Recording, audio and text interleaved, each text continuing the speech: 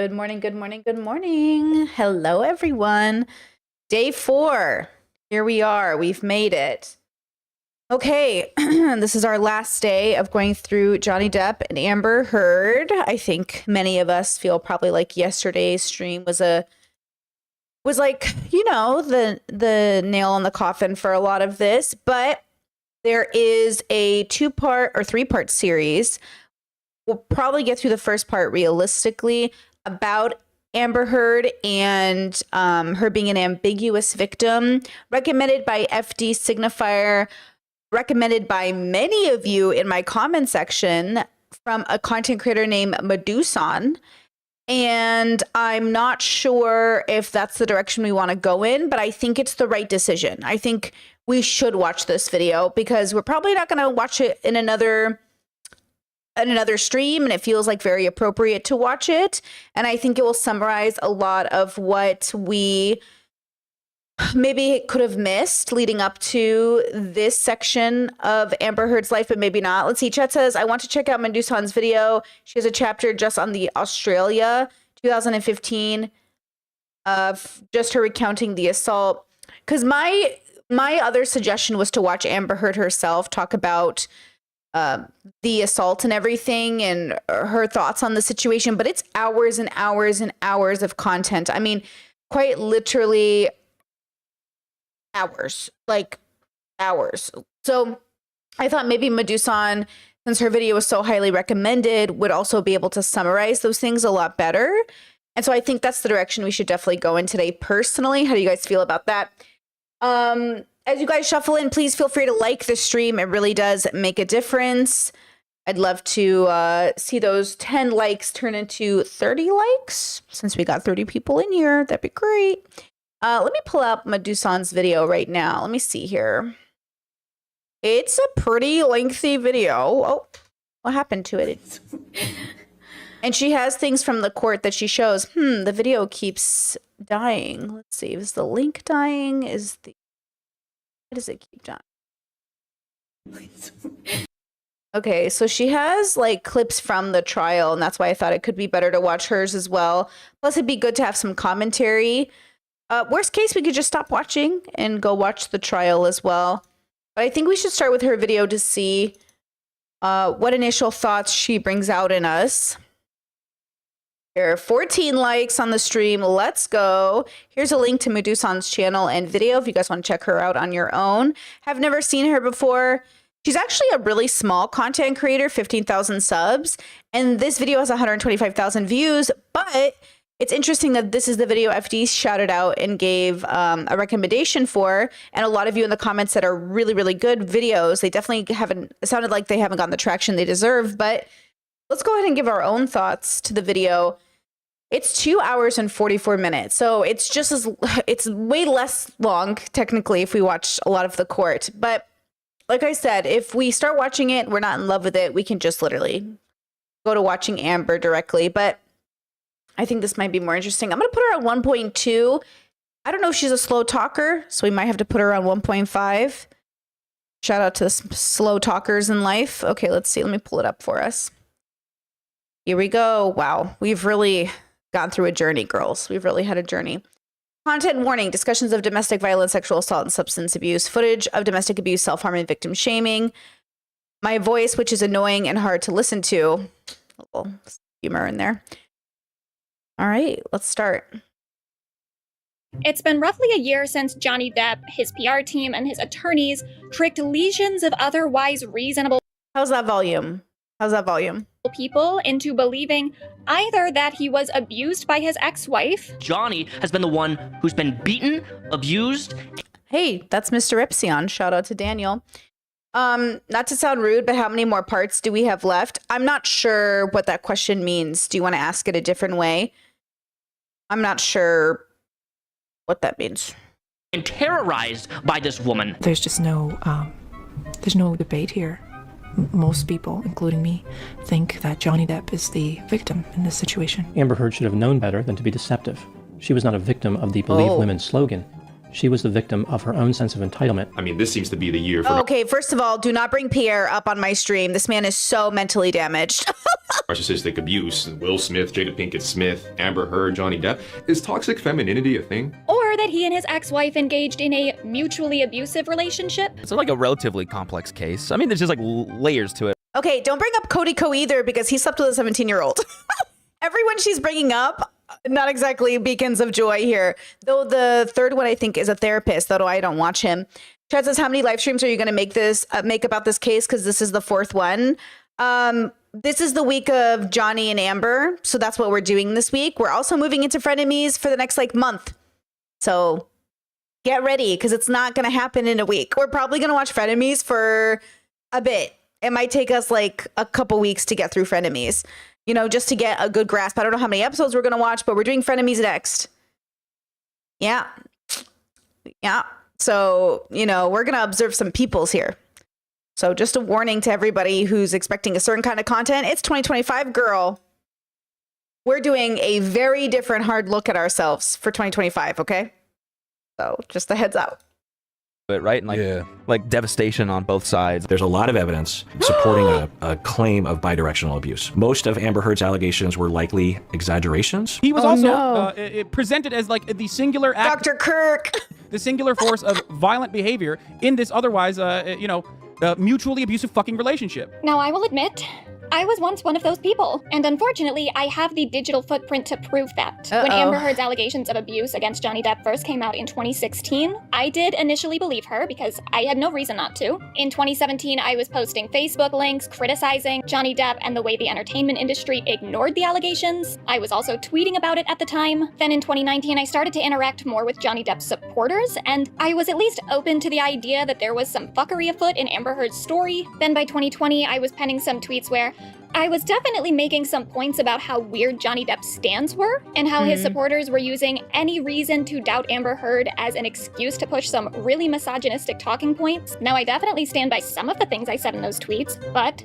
I was certainly starting to tiptoe a bit into the mutual abuse camp. And then by April of last year, I was coming around to Johnny's side a bit more. He said something in the trial at Marilyn Manson's expense that kind of tickled me, at least. It endeared me to him, a little bit. So then around that same time, I made probably the worst 2 Instagram stories of my life. And I literally have uploaded photos of me peeing on Instagram before. So after discussing the allegations against Blac Chyna, who allegedly wrapped a cord around Rob Kardashian's neck and I guess threatened Kylie Jenner's life, I wrote on Instagram, and y'all know I'm a girl's girl, but in another legal battle where I just got a side with the male ex over the batshit woman. And in this post, I posted a link to a Def Noodles Instagram post, just to make sure that nothing not Def Noodles in this story could age well. And I said, Blac Chyna and Amber do not qualify for my sisterhood. Gross. But then it gets worse, because 2 minutes later I shared another pro-Depp Def Noodles post and said, if I believed in hell, I'd be 100% sure that Amber Heard and her legal team are headed straight there. And oh my god, I want to die reading that. Now Man, it's really been a humbling week for all of us, hasn't it? Started to feel a little differently pretty much immediately when the Fairfax trial verdict came in. So this video was posted a year ago, just for context. I remember hearing the verdict as it happened live and just feeling disturbed by it. I didn't necessarily disagree with the idea that Amber had been abusive to Johnny, whether it was mutual abuse or if she was the actual aggressor, but I still couldn't get behind the idea that the statements Amber made in the Washington Post article that she was being sued for could possibly be considered defamatory or actionable. I mean, the statements from that article were written in such a delicate, precise way, where Amber didn't even refer to herself directly as a victim of abuse or Johnny as an abuser. She just referred to herself as a public figure representing abuse, which was true, and she said that she watched how men accused of abuse were protected, which was also true. She was a public figure representing abuse, and she had accused Johnny of abusing her, and he continued to get jobs after that. So objectively, those statements are just true. And even if Amber had said, I am a victim of domestic abuse in that article, abuse is kind of a matter of opinion anyway. Plenty of actual abusers think that they are victims of abuse. So deciding that Amber had defamed Johnny by saying all of that just had some really weird implications for how we understand our First Amendment rights. And I also just couldn't ignore how so many people were using any doubt over Amber's story to push some incredibly misogynistic and victim-blaming rhetoric, especially with all the body language experts evaluating this trial. The problem with Amber in her testimony is that she does all these start-stop sentences. This is congruent with someone who is being deceptive. I don't think that a person who is on trial for alleged assault accusations involved in a relationship would just be casually snacking and acting like she's so unenthused about what's going on. This is a threat or perceived threat is what's happening in her brain at this moment, and she's trying to control her anger. And then the crinkling up and the face down, that's fine, but it comes and goes and comes and goes, not in a natural progression. If she's actually the victim, why is she not more passionate about it? What is borderline personality disorder and what signs and symptoms that Amber Heard exhibit? We're going to break down borderline behavior and what Amber may have in common with Jeffrey Dahmer. That's next. So I Okay, relax. found the outcome of the trial disturbing. And at the time, I had recently started a podcast where I talked about like pop culture type stuff.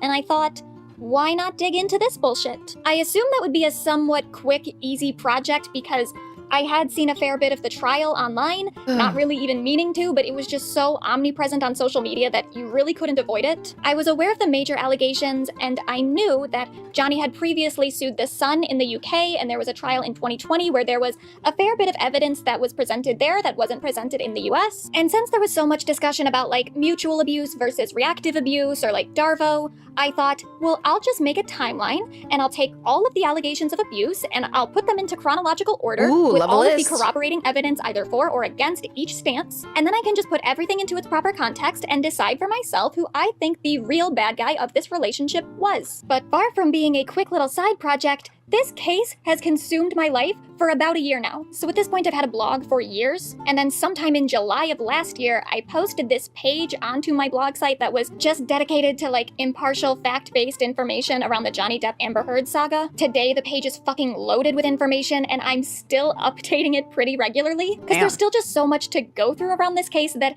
I'm constantly finding information that I somehow missed. And even currently, just more information about this case becomes public like every couple weeks. So I have now done multiple episodes of my podcast talking about this shit. One of those episodes was 5 hours long, and that was before all the unsealed documents became public, which filled in quite a lot of the initial gaps of information that I had. And the most striking thing about this case is, the more and more information that I get about it, the more confidently I can say, the evidence is just undoubtedly and overwhelmingly in Amber Heard's favor. Now, whenever I say something like that, I will inevitably get hit with the exact same response. That being, did you even watch the trial? And I find that some people online... Dr. Kirk!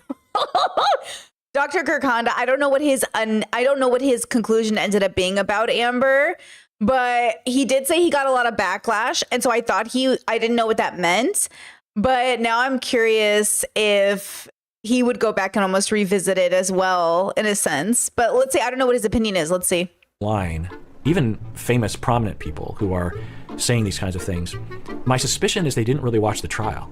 So when I see those tweets or those news reports of some prominent person saying like, this is a backslide for women and this is a backslide for me too, I'm like, did you watch the trial? Because I don't know if anyone watching the trial would say that Amber was clearly a victim of Johnny Depp's abuse.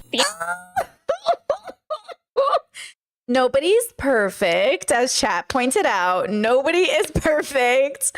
Wow, that's just so human of us. What a humbling moment for all of us. What a humbling moment for all of us. Yeah, what a great week it's been to humble our passionate opinions. Wow. Yeah, we all said that. We all said, like, did you watch the trial? Did you watch it though? Yep. Well, humans are gonna human. Even Dr. Kirk, even me, even everybody.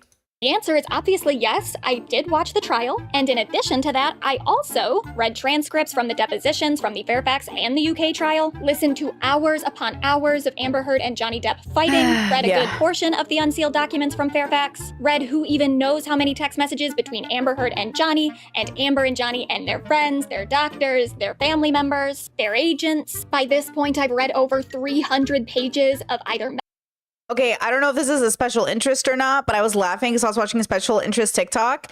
And every time I think to myself, like, oh, what kind of autism do I have? I'm like, I don't think I have a type of autism. And I literally created my own philosophy system. I was like, Brittany, there's autists that do lots of research. There's autists that like make up a language, and then I just like made up a philosophy, but I just don't, you know what I mean?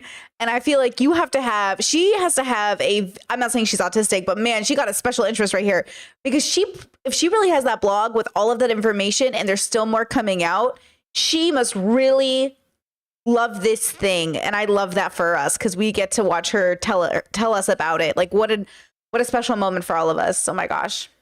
Medical or mental health documents for Amber and Johnny. I've seen the evidence that was used in the UK and for some reason was precluded from being used as evidence in Fairfax. I've seen evidence that wasn't presented in either court. I've read into the allegations of hush money. I've looked into the very pro-Depp involvement of the Hollywood fixer Paul Baresi. And I also just understand how media works and how the theatrics of a trial can overpower the actual facts of the case. I know more about Amber Heard and Johnny Depp than any person should ever know about two people that they have never met. And I can tell you with absolute certainty that if it wasn't for Johnny Depp's excellent legal team and his very manipulative PR tactics, plus all the other interested parties in the media that decided they had a stake in casting doubt on Amber Heard's story, like the Daily Wire, who spent tens of thousands of dollars promoting anti-Amber propaganda, then it would be clear to any reasonable person that this case is about as open and shut as they come. Johnny Depp is a wife beater. Amber Heard is a victim. The only way it could possibly be seen as more complicated or nuanced than that is if you actually believe that any woman who fights back against the oppressively violent environment she's been confined to has just lost all right to call herself a victim and is to blame for any abuse that she faces in that relationship, no matter the severity and no matter the power imbalance. And you don't believe that, do you? Do you? So since the last time I talked about this timeline was before a lot of these unsealed documents came out and before a lot of the information we currently have was brought into the public consciousness, I'm just gonna go through it again. Now, a couple things before we get started. First, this is an invasion of privacy. I'm not gonna act like it's not. We're gonna be talking about things that happened between two people that should never have been made public. Really, the only person I feel bad for in that sense is Amber, because her contributions to all this have been pretty minuscule. The only reason that any of this even happened is that Amber filed for a restraining order against Johnny in 2016, around the time that she filed for a divorce. But then quickly after that, her and Johnny signed an NDA where they said that they just weren't going to talk about the relationship anymore, and Amber pretty much stayed true to that. Johnny actually broke the NDA first when he did an interview with GQ in October of 2018 and made references to Amber. And then in December of 2018, Amber did this op-ed with the Washington Post where she referred to herself as a public figure representing. And the story around the narrative around this is that Amber started it with that op-ed instead of thinking about everything that came before, which was obviously so much more interesting.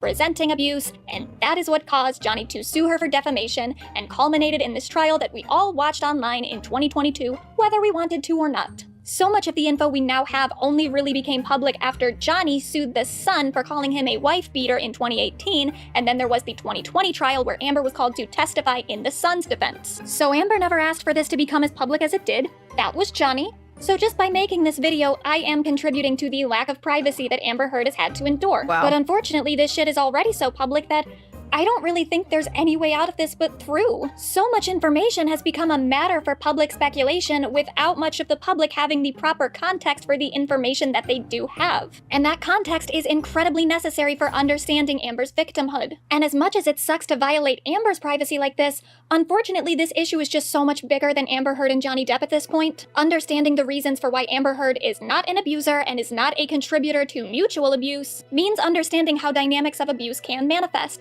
and that affects way more than just Amber. What Johnny did to Amber's reputation isn't an uncommon thing for abusers to do. Most abusers, though, just don't have the stage that Johnny had to do this on such a large scale, or the bagging of right-wing media networks hoping to undermine the entire Me Too movement by pushing the agenda of one famous man's case against his ex. The second thing I should address is that because I would like this video to come in sometime below 5 hours, I'm not going to be talking about every detail or every allegation or every piece of evidence. I don't think there's anything that I'm omitting that would severely impact the average person's view on this case, but I'm sure Johnny Depp supporters will accuse me of purposefully missing some vital piece of information that they think proves Amber Heard is a liar. So just know that for every piece of corroborating evidence of Johnny's that I don't mention, there's probably like 5 other corroborating pieces of evidence for Amber's story that I also have skipped. In fact, Johnny is already being benefited by the fact that I'm just gonna skip over any sort of background info on these two and just go straight to when they met. So our timeline starts in 2009 when Amber and and Johnny met on the set of The Rum Diaries, a movie that has now caused quite a lot of trouble for something that I don't think anybody really watched. Now, when they first met, Amber was still with her ex Tasia Von Ray, and Johnny was still with Vanessa Paradis, who was the mother of his 2 children. Amber and Johnny supposedly did not start an affair on the set of their film, but they were kind of flirty with one another. He kind of playfully kind of pushed me down on this like bed sofa that was in his trailer, just playful and flirtatious, and he said, yum. Ew. Ugh. Let's remember that Amber was like 22 or 23 at the time, so I don't think her ick radar was fully developed yet, but that's maybe a worthwhile thing to bring up. The age gap between Amber and Johnny. So when they met, Amber was about like 22, Johnny was about 46, so over 20 years apart. What are we gonna do without all the men? We need good men like Johnny Depp. And to me, that's not even like a primary concern. I don't think a large age gap necessarily dooms a relationship, you know, like depending on the ages involved. There are plenty of adults who have relationships with people where there is an over 20 years difference in age, but their relationships function perfectly fine. But with large age gaps often comes some sort of disparity in experience and power, and that's incredibly relevant in the relationship of Amber Heard and Johnny Depp. By the time Johnny met Amber, he had much more experience with serious romantic relationships than she did. Amber did have a life partner when she first met Johnny, but Johnny had already been married and divorced by the time that Amber was born. By the time Amber was 13, Johnny had been engaged to like 4 or 5 other women in his life and was expecting his first child. And obviously Johnny was more established as an actor with more wealth and fame than Amber. Before Amber turned 18, Johnny had already starred in Nightmare on Elm Street, Edward Scissorhands, Cry Baby, What's Eating Gilbert Grape, Ed Wood, Fear and Loathing in Las Vegas, Sleepy Hollow, and the first Pirates of the Caribbean movie. Damn. I can't say that the age gap was a motivator in Johnny's decision to pursue this relationship, even though he does have a pattern of dating women significantly younger than him. Maybe he would have been just as interested in Amber had she been his age. But for sure, he did take notice of the age gap and spoke about it in a way that was a little sus. Part of that is, Jennifer, you're welcome. I was confused as to the fact that whatever her age was at the time. This is Emily Baker, right? I'm almost positive this is Emily Baker. I don't watch her enough to like fully say that with my full chest, but I'm pretty sure that's Emily Baker, who I think by the end of this trial did take Johnny's side pretty passionately, right? These various arguments, she was mid-20s to late 20s and into 30s. I couldn't understand how I had somehow arrived at where I'd arrived from where I came from in the beginning of my life, and worked for 30 plus years doing these things. It was astounding how wrong I was about everything that I've experienced. So captivating within the film industry or within. He's a storyteller. Every answer is a journey. This was actually, when did it start? No, I'm captivated. I listened to every word.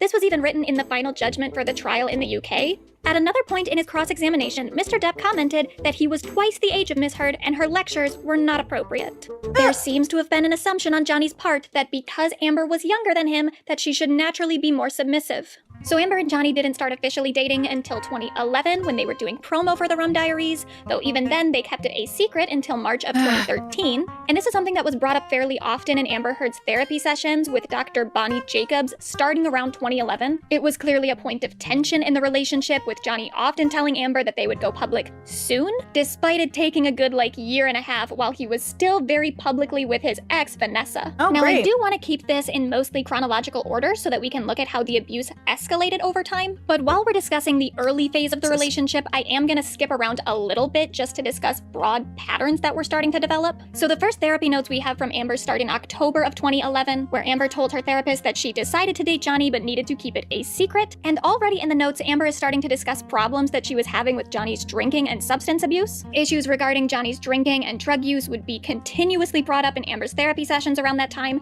and that is really relevant to Amber's later claims of abuse. And it's also important to understanding why Amber stayed as long as she did despite the abuse that she has alleged. Amber specifically believed that the abuse she allegedly faced was directly tied to Johnny's using, and she thought that if she could just get Johnny sober, everything would be fine. Okay, just for the record, that is, in my anecdotal opinion, most of the reasons we stay. I tell you right now, every reason I've ever stayed friends, stayed connected, maintained relationships with anyone was thinking that if this one thing got fixed, everything would get better. That is so exactly what my thinking was. And every relationship, every friendship I've had, and it, like, even now, I still struggle with knowing, like, okay, if this thing gets fixed, like, are you gonna get better? And then that's why I'm like so strong with open with boundaries, because every time I think, well, if they get this fixed, if they go to therapy, if they do this, maybe it will all get better. But it's not even about all get better. It's about this person going on a journey that's gonna take some time for them to really come into their new selves, right? To change. But that is exactly what you tell yourself. If my partner just gets therapy and fixes this thing, I can't tell you the way this is why therapy really helped me realize I can't save people. Like, I cannot actually. So therapy gave me the initial tool, but I think philosophy really made it clear to me. When I created the levels, I was really thinking about that problem. Like when I was creating the levels, I related it to people. And I kept thinking to myself, like, why does this person, regardless of how much help they've been given, resources, just won't get better? Why won't they get better? And a big part of it is because it's not just a one thing fix. It's them. They have to want it to some extent. Like, Johnny doesn't want to change, so Johnny won't change. And it's hard for me to imagine someone not wanting to change back then. But now this version of Brittany, 35-year-old Brittany, knows people don't change if they don't want to.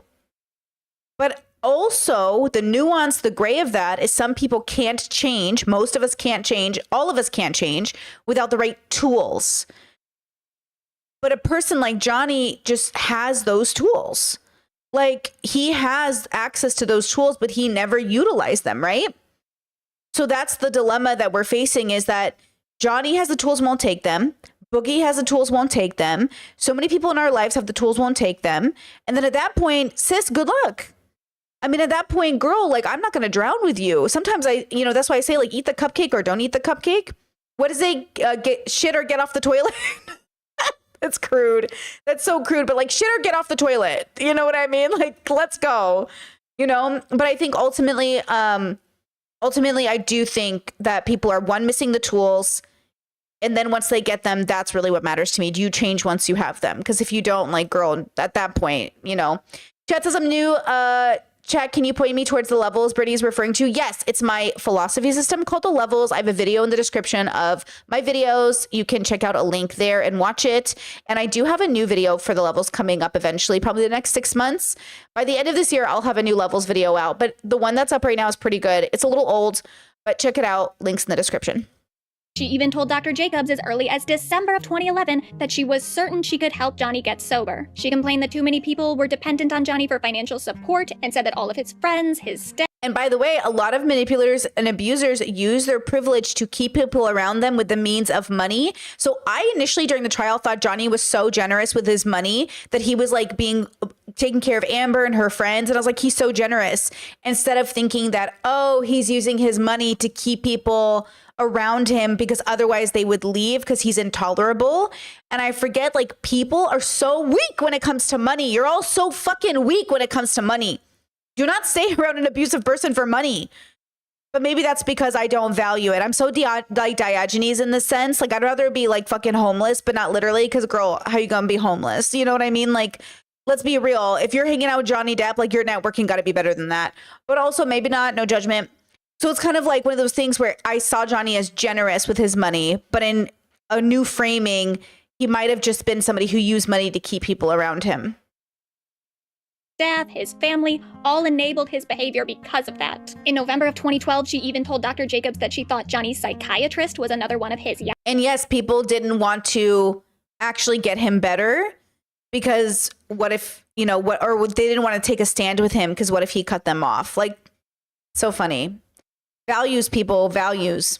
Yes, men, and this became one of the first big points of contention in their relationship, with Amber telling Dr. Jacobs on April 10th of 2012 that Johnny becomes enraged at Amber because she nags him about drinking and drugging. Still, there are times in which Dr. Jacobs told Amber that she was also enabling Johnny's drug use. She said that Amber was helping him get to bed when he was too intoxicated to get there himself. Amber was apparently keeping track of Johnny's appointments because he kept missing stuff or being late to jobs because he was so fucking drunk or high all the time. And according to Dr. Jacobs' notes, Amber had a very very hard time refusing to see Johnny when he was using. In August of 2012, Amber told Dr. Jacobs that she couldn't bring herself to go home or not go to Johnny's house when he was drinking or on drugs because she was afraid that Johnny would get hurt if she wasn't there. Later audio recordings will show Amber and Johnny fighting a lot about Johnny's alleged splitting. By splitting, they're referring to Johnny's tendency to just abruptly leave situations, especially if him and Amber are fighting. And this became a big part of Johnny's allegations of abuse against Amber. And it was portrayed by his team that Johnny would just retreat whenever the couple would start fighting because Amber would get so violent and so provocative that he would leave to preserve the peace and Amber would just follow him to provoke him more.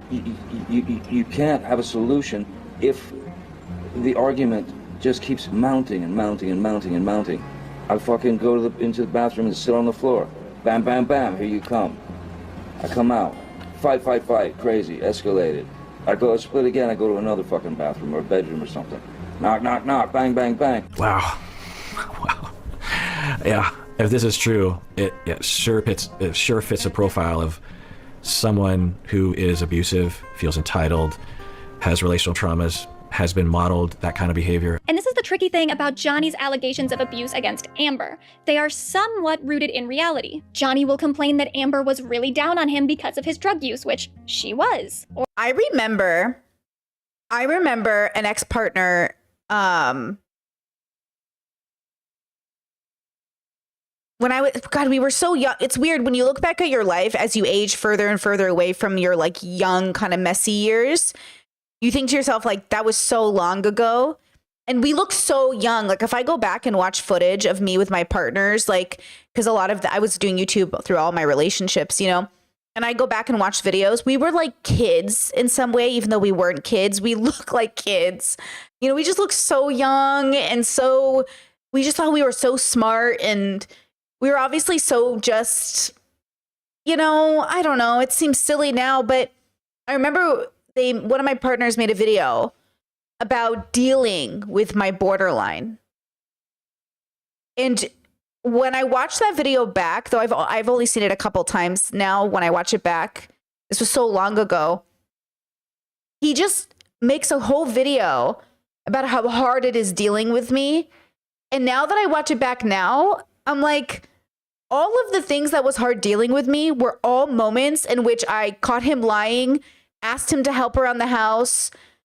I would get bogged down by the stress of being in that relationship.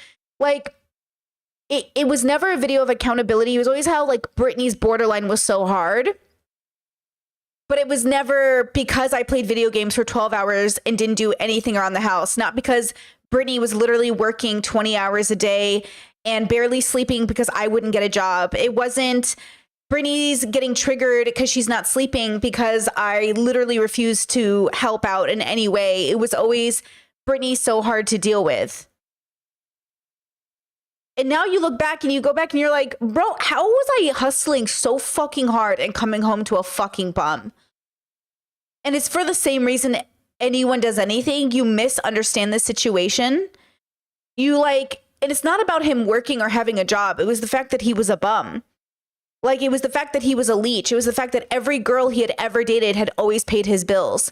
It was the fact that he never contributed to the household of anyone he had ever dated.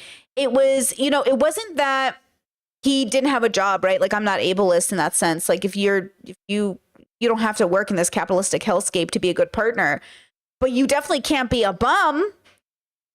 And how did I go? And it was that idea, like, you're only stressed because of your borderline. It's because you're sick. And I asked him time and time again, can you please, like, go get checked up, go to therapy, get yourself checked? Because, like, I think something's wrong. And now looking back, I'm pretty sure, like, I could name some of the things that might have been wrong with him. But either way, he wasn't going to do that because he didn't want the diagnosis, right? He didn't want the label. But yeah, it's interesting, like, looking back, the way that, and he would make really what sounded like good arguments, you know, like, oh, this is why this is happening and this is why this was happening. It was just so interesting, like, in hindsight, and thank God, like, we're years away from that. Like, thank goodness that's so in my past. Like, I was such a young person at the time in so many ways, but it is interesting to think about how many people are in that situation right now. And all I wish I could do is be like, get out, girl, get out. But you can't just get out. You have to realize Like, it's never going to change. And not only is it never going to change, but it will always be your fault. They will always find a reason to blame you, and it will never change. And now that I'm like married to a very healthy person, we have a very healthy dynamic, it's like, oh my God, it's what I wish for everybody who's in love. I hope everybody who's in love can feel as safe and secure in a relationship as I feel today. And if I could go back and talk to that Brittany in her 20s, I'd be like, it's okay, girl. You're going to get so much better. It's going to get so much better. And you know what got better? Because I got better. It didn't get better because anybody else in my life got better. It got better because I got better. And I stopped romanticizing dysfunction, which is so pushed as the narrative in everything I was reading, watching, music. Oh my God, go listen to music and listen to the lyrics. And listen, I love a jam, but half those songs are very dysfunctional, if not all of them. Love music, love art, but man, the way we romanticize dysfunction. And then we raise our children without thinking about how they're going to internalize that information. Oh my God. Yes, chat says we all went through our Lana Del Rey moment. Girl, the way I worshipped Lana Del Rey, the way I was obsessed, the way I would cry and like listen to Lana, love her videos, just like if I could have swam inside of her music video, right? If I could just like, yes. And yeah, praying for SZA, like, girl, I love all of them. But the dysfunction, it's like, okay, when are we going to be healthy? When is it going to be healthy? And who knows? Because you hear all of these women who stay with all of these men. I mean, how did we feel when Jay-Z stayed or Beyonce stayed with Jay-Z? It's like, oh, you're not going to leave him? Okay, I guess. And it's like, you know, time and time again. So just remember, if you're romanticizing dysfunction, make sure you keep it in the fantasy land and not in real life. Because in real life, you don't want it, girl. Or he'll say that Amber would provoke arguments or wouldn't let him leave situations in which they were already fighting, which sometimes was true. Later therapy notes do indicate that Amber does have an intense fear of abandonment. She didn't like being alone from Johnny, or really being alone, period, it seems. But that's still not the full context as to why Amber would so often try to stop Johnny from leaving during an argument. Regularly in her sessions with Dr. Jacobs, Amber would complain that Johnny would just disappear and go on benders for days at a time when he was doing drugs and drinking with his friends. When these benders would occur, Amber allegedly received no contact from Johnny whatsoever. On February 27th, 2012, Dr. Jacobs writes that Amber said she becomes panicked when Jay takes off for days and she doesn't hear from him. Amber apparently tried to talk about that with Johnny's sister Christy, who just told her that Johnny does that on occasion and it's not really something to worry about. As the fighting started to escalate, Amber started to wonder. And please note that this is obviously not a team effort. Like, Johnny is not a team player. It's I, Johnny. Like, disappearing on your partner for days on end and that's just how it's gonna go? Absolutely not. No. If Johnny was punishing her for getting mad at him by disappearing for days and not contacting her. In early 2013, Johnny went to a Rolling Stones concert without Amber, and Dr. Jacobs wrote in her notes, Amber felt very hurt that he would leave her out knowing she loves the Stones. She kept asking why he would do that. She feels uncared for and unloved when he does those things and feels punished for complaining about his using. Dr. Jacobs even warned Amber in April of 2012 that Johnny's behavior was pretty manipulative and controlling, which Amber reportedly did not understand. In March of 2012, we can start to see reports of Johnny's alleged jealousy, with Dr. Jacobs writing that Johnny had begun getting angry and jealous anytime that Amber was photographed eating food with men. By May, Johnny's jealousy... No, Lana Del Rey Ride came out in 2012? 2012? Oh my God, I was so young. Yeah, we were all so young. Oh, the way that video had a grasp on my soul. Wow. Oh, the way Lana Del Rey's visuals had a literal grasp on my consciousness. Wow.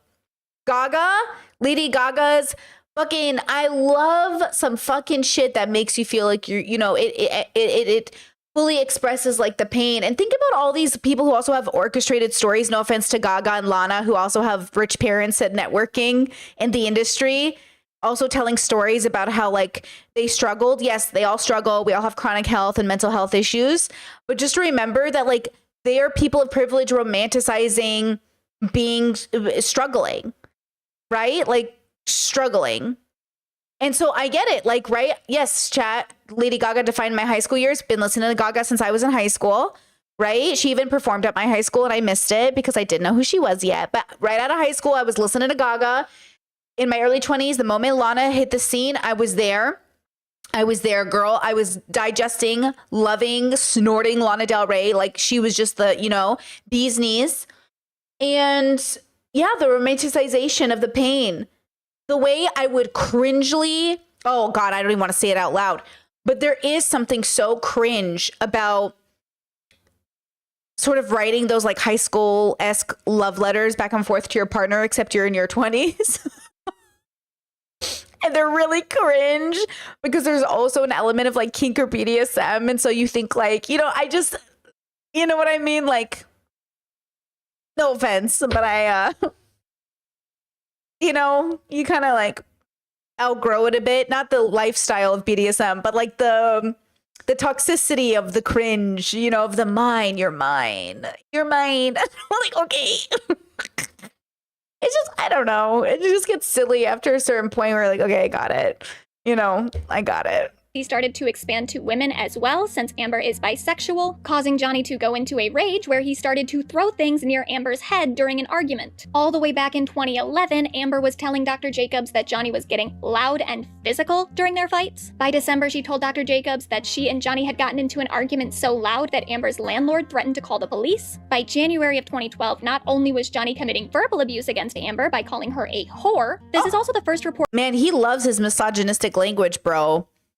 Oh, he loves it. We get of a physical assault when Johnny allegedly hit and pushed Amber to the ground, after which Amber did admit to screaming back and throwing a pan at him. Now, this next part, I definitely feel weird about discussing. This is something that should be private. It shouldn't have to be a part of public discourse, but unfortunately, it already is, and it is in a very distorted, uninformed way. So during the Fairfax trial, there were two major allegations of sexual violence, one being during the alleged Hicksville incident where— Yeah, Chet says so much for Southern gentlemen. Well, didn't you hear, guys? Chivalry is dead, so he had to beat her. You know, Johnny wants to be a gentleman, but since he's not allowed to be chivalrous anymore, chivalrous, I cannot say this word. He had to do it. You know, if the feminists didn't take away chivalry, he would have been, you know. Where Johnny allegedly— High sarcasm for my autist, high sarcasm. Ripped Amber's clothes off and then did a cavity search on her. The other being the alleged assault in 2013 in Australia when Johnny allegedly raped Amber with a bottle. We'll talk more about that incident in a bit, but as it was presented in the trial, these almost seem like two isolated incidents. There didn't really appear to be a precedent for this kind of behavior from Johnny, even though there was already. I think it's also worth noting that there's been a misconception about the Australia incident where people think that Amber only talked about it for the first time in Fairfax. While Amber never publicly claimed to have been sexually assaulted by Johnny prior to the UK trial, she did talk about the alleged rape in the UK. That testimony was never made public because Amber didn't have to do it in front of cameras like she had to do in Fairfax, and the judge in that case understood that event to be one of severe trauma that Amber did not want publicized. So that testimony was kept sealed. But even before either court case, Amber was alleging— Oh, interesting. Because, you know, that's the first thing they say. Why'd you wait so long to say something? Why didn't you say something the moment it happened? Why didn't you do this? Why didn't you do this? It's like, that's the first thing, like, people say. It's like, why didn't you talk about it right away? It's like, bro, relax. Okay. Chet says, where the hell does this narrative come from that men aren't allowed to be gentlemen anymore? It's a cognitive dissonance game people play with themselves because they're so gendered. The heterosexuals are so fucking gendered. That's why gender is such a threat to them. Gender fluidity, non-binary, it's such a threat to them because they don't know who they are if they weren't a boy. Like, they don't know who they are. They rely so heavily on the identity of gender that they don't know how to be. Like, they are a shell of a person because society has made them into a shell of a person. So many people are shells of people because they literally like, who am I supposed to be? I am a man. I must do these things. And it's like, what if you were just a person doing lots of things? It's like, no, I'm a man. I must only do these things. And then when women changed culture, when feminists changed culture and allowed women to do things that weren't necessarily for women, according to this gender binary, men started to ask themselves like, hey, you're taking away the thing that lets me know I'm being a good man. And now I don't know who I am. And now they're, instead of just deconstructing and deciding to be somebody brand new or recontextualizing their whole existence, they just go, who am I supposed to be if not this person? And I'm like, anybody else. But it's scary. And I know empathetically, I know it's scary to change. I know all those things. But that's why this binary idea of life is so dangerous, right? Even with these fires happening in California, which is so devastating, right? The California fires that are happening right now, Fox News is using this as a way to be misogynistic and saying the female women or whatever who are in charge of the fire departments, anything to do with the fire, that's why everything is failing, because women are in charge. When that's not true. You know what I mean? But they're using this as an opportunity to be misogynistic. And that's the point. Like, humans are going to human. And this is why I say with peace and love, you cannot allow the world to dictate your happiness or your joy. Because I know it's easier said than done when you don't have the tools. But are you going to let these people decide if you're happy today? You can be so much stronger and more focused if you do not use all of your breath to fill your head with this misogynistic bullshit that all of these people are spending all their time doing. And yes, their groups of people are being filled with it, but like, that's not your responsibility. Go do your own thing, girl. Because these people they're gone. They voted for a rapist. They don't give a fuck. They don't give a fuck. Sexual violence in her therapy sessions with Dr. Jacobs as early as 2012. In May, Dr. Jacobs wrote that Amber gets uncomfortable when Johnny touches her while he's drunk because Johnny sometimes had trouble maintaining an erection and would get angry and sometimes violent when that would happen because he blamed Amber for his failure. In September 28th of 2012, Dr. Jacobs wrote that Johnny had started throwing things at True. Chad says the first book in the Bible trains people to blame women. That's how deep it goes. True. That's why if you believe in Abrahamic religions and you go off in any way Adam and Eve, you start off your life literally blaming women for taking you from paradise. If a woman never ate the apple, we'd still be in paradise. That's the narrative you learn about. That's the narrative you get taught growing up. If it wasn't for a woman, you would be in paradise. Somebody call Aaron Yeager because he's crying in the corner somewhere. Please, for the love of God. Amber while they were arguing, with one of these alleged fights starting because Johnny was upset about Amber's clothes, prompting Johnny to rip Amber Heard's nightgown off of her and throw her on the bed where he tried to have sex with her but couldn't get an erection. 2 months later, Amber complained to Dr. Jacobs that Amber's own father was a misogynist who said horrible things about how women should be treated to Johnny, to the point that after Johnny spent time with Amber's father, Johnny would become verbally and sexually abusive and had thrown Amber on their bed to have angry sex with her. The notes also state that Johnny would have trouble getting erect if he had been drinking, which would cause him to get angrier and then prompt him to blame Amber for his incompetence. Guys, not to be such a YouTuber, but we have 37 likes on the stream and 150 your viewer here. Please like the stream, guys. It really does make a difference. Thank you. And also Johnny Depp for being an alcoholic and having like erectile dysfunction, which like no shame in anything, but to blame Amber when it's literally probably your fucking addiction, obnoxious.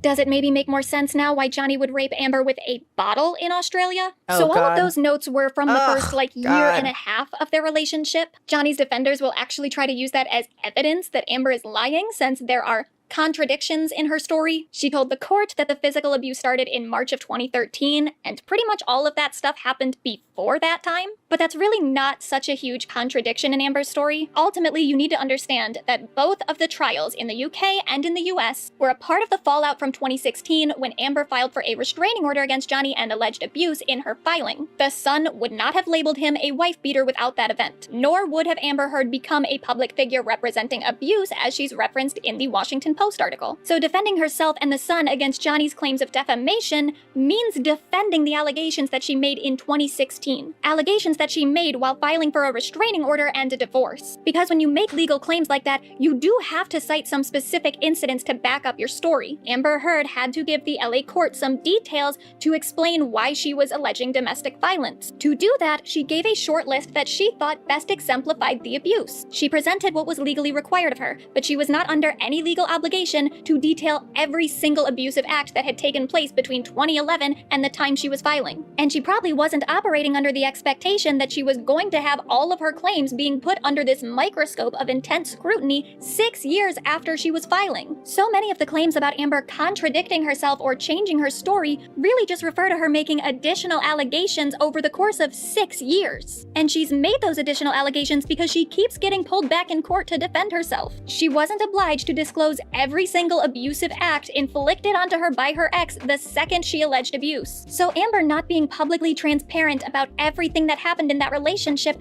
doesn't make her a liar. And in any victim's account of abuse, we need to really temper our use of words like contradiction or refutation. You are always going to be able to find some minor error in allegations like this. Memory is not infallible, and keep in mind that Amber in Fairfax was testifying about some events that had happened almost— Okay, you know how— sorry, she's getting really passionate. I love it. Great video so far. You know how yesterday, or when in the middle of one of my streams, I said, you know, if Amber DMs, you don't answer. It's like a theme on our channel, on my channel, where I talk about like people we don't answer the DMs of, no matter how tempting. I don't care how famous they are.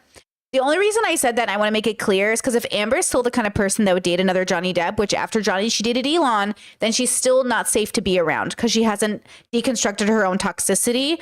Not that Amber will always be this person. My hope for Amber and all these people is that they deconstruct their own toxicity to stop the cycles of their desire to move towards these reliving trauma situations, right?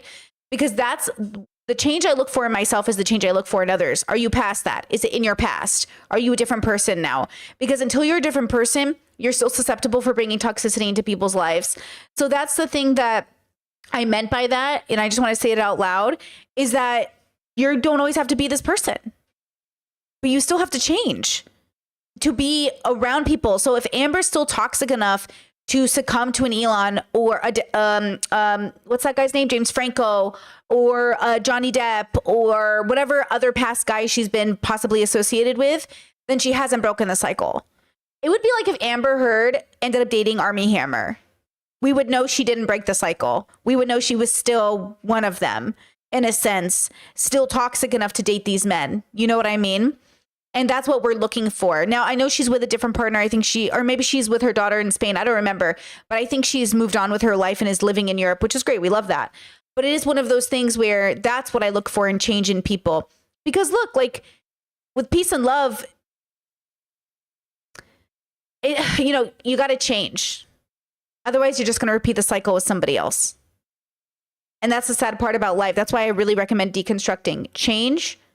So, you can become a different person, 10 years ago at that point. She's not going to be able to remember everything perfectly, especially well enough to be able to give an audience specific dates for each event. According to Amber's therapy notes, the relationship was pretty volatile from the start. It only evolved in intensity. It's going to be extremely hard for a victim in a case like this to parse exactly when certain lines were crossed, especially when Amber is not a perfect victim and was definitely reactive in a lot of the arguments that her and Johnny had. Even in the first incident of a physical assault in January of 2012, Amber was admitting to her therapist that she screamed back at Johnny and threw a pan at him. She could possibly have conceptualized that as a fight between the two of them rather than an act of violence that was inflicted onto her. Whereas the slap in March of 2013 that Amber did call the first act of abuse was, according to her, completely one-sided. She said that Johnny hit her 3 times. The first time, she didn't even realize that he was serious. I asked him about the tattoo he has on his arm. I didn't know what it said. And I said, what does it say? And he said, it says wino. And I laughed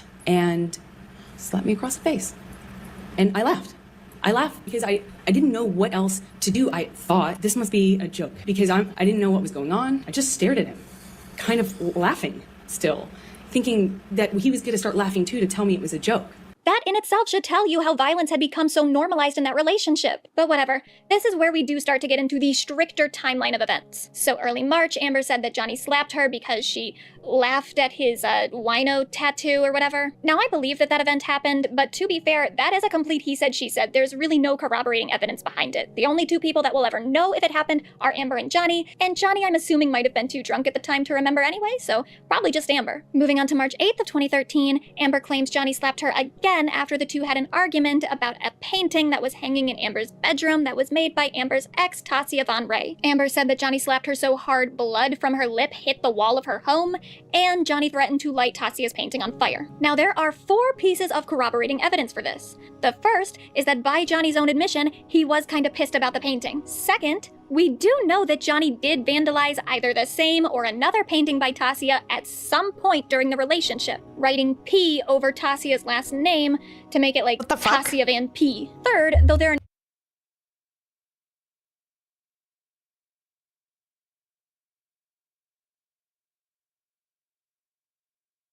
Do you see why by the time I'm 40, we have got to grow up with our language? We can't be 50 years old. You know what I mean? I don't want to be that person who's like 40 years old and I'm still streaming and like, your mom.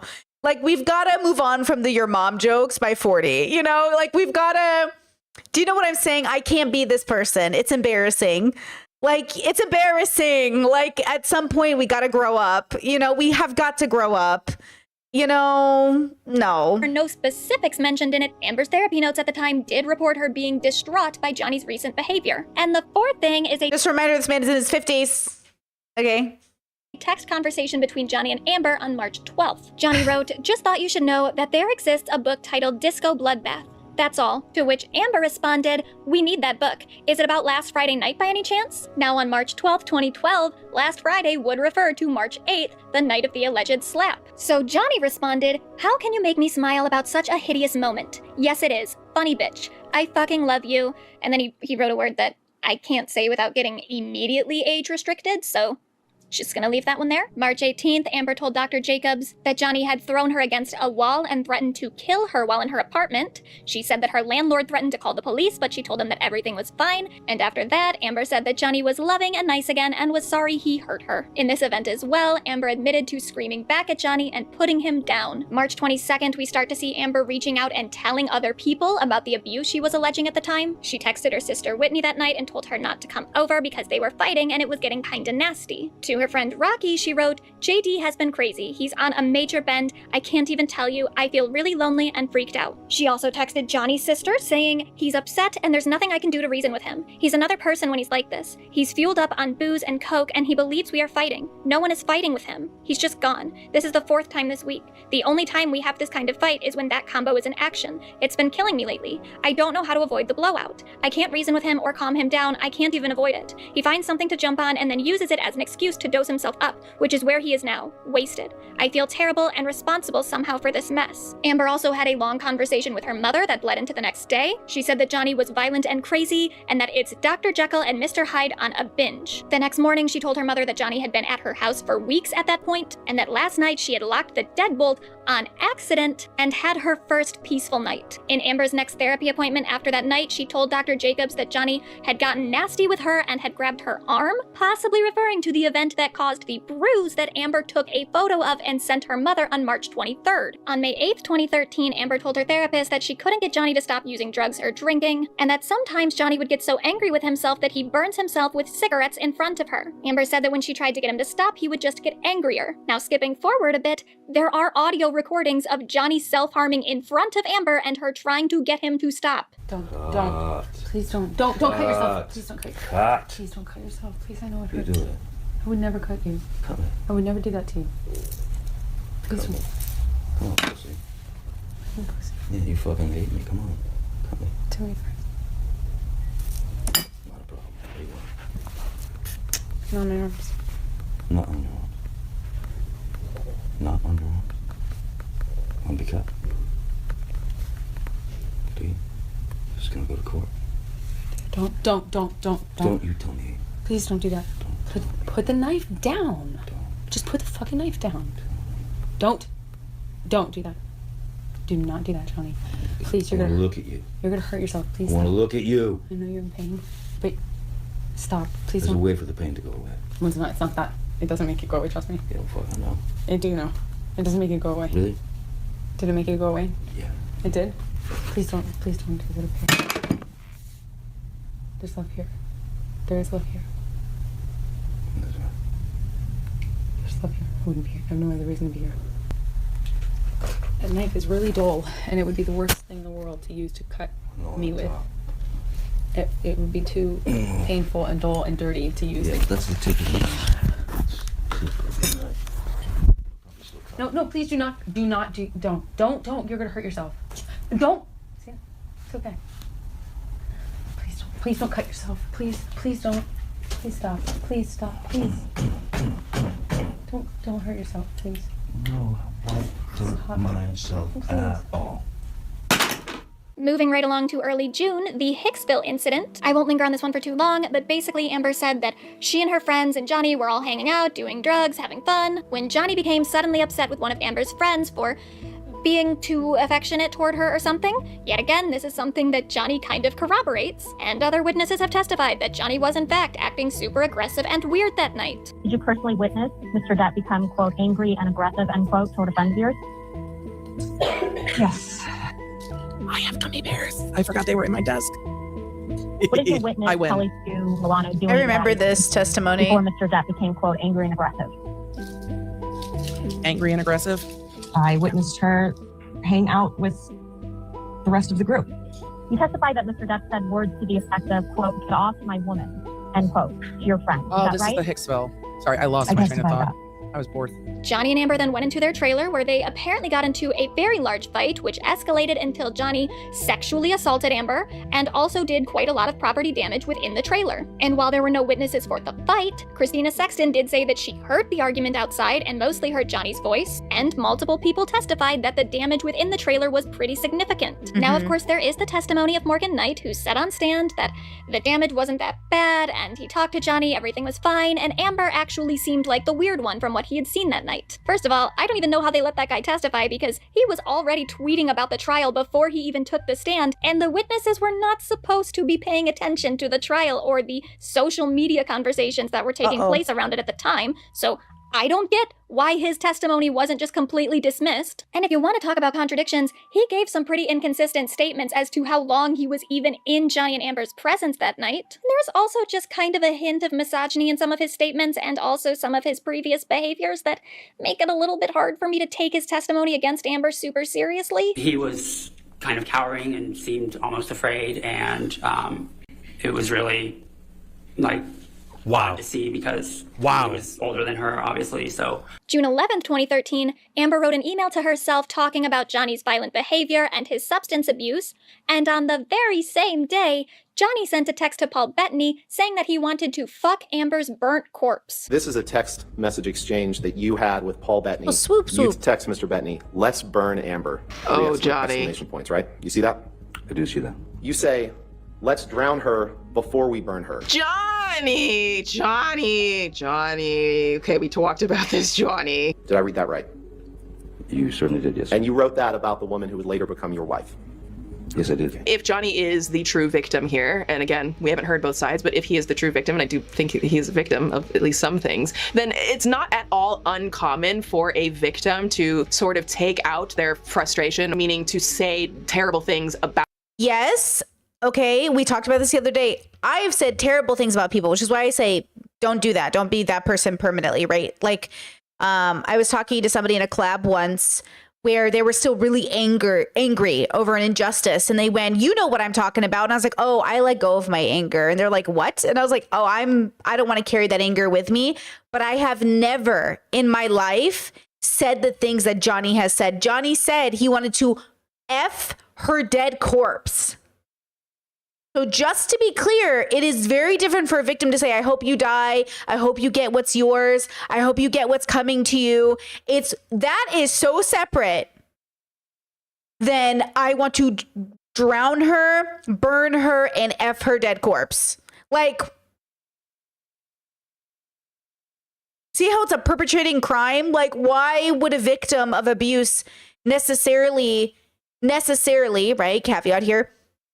Think of physically, do you know what I mean? Like, I don't have thoughts of, I have thoughts about getting away from people, not thoughts of, hurting people. So, you know what I mean? Chad says, I just got an idea. Isn't he trying to be edgy and cool with his friends? He's a 50-year-old man. I don't give a fuck what he's trying to do. You're a 50-year-old man. I don't give the flying fuck what you're trying to do. That's just proof to me you are still abusive and toxic because you haven't grown up. Grow the fuck up.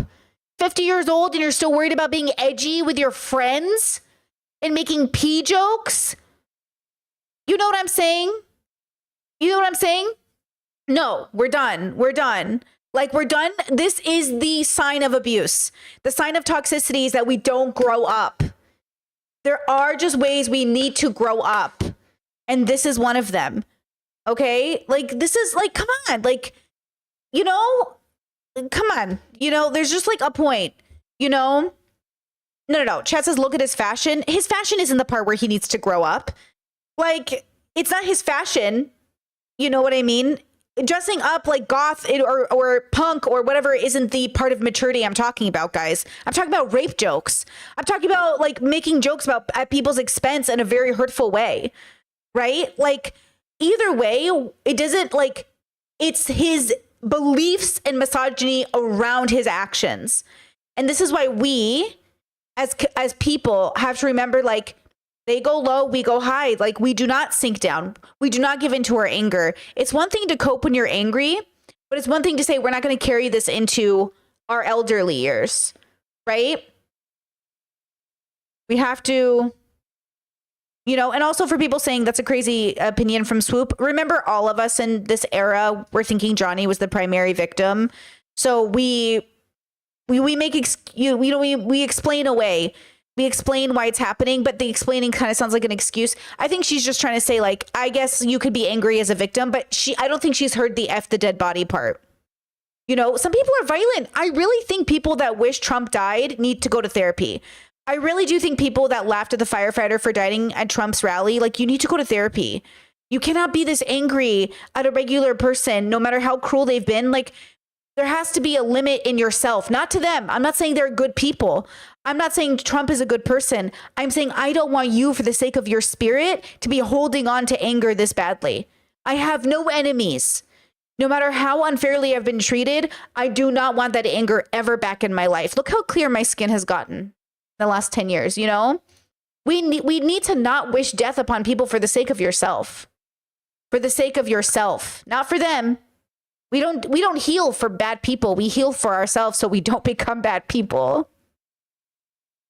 Out the abuser. This is his trauma response to the abuse that she has been allegedly afflicting on him. He told the UK court, I was resentful of the fact that Miss Heard was very aggressive and quite insulting about my use of alcohol, or if cocaine came into the picture. She did not like Mr. Bentley, and I'm afraid she did not really like me that much either, and she was constantly harping on things that did not even exist.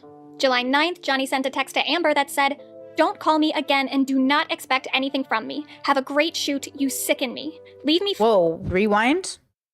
Things that did not even exist.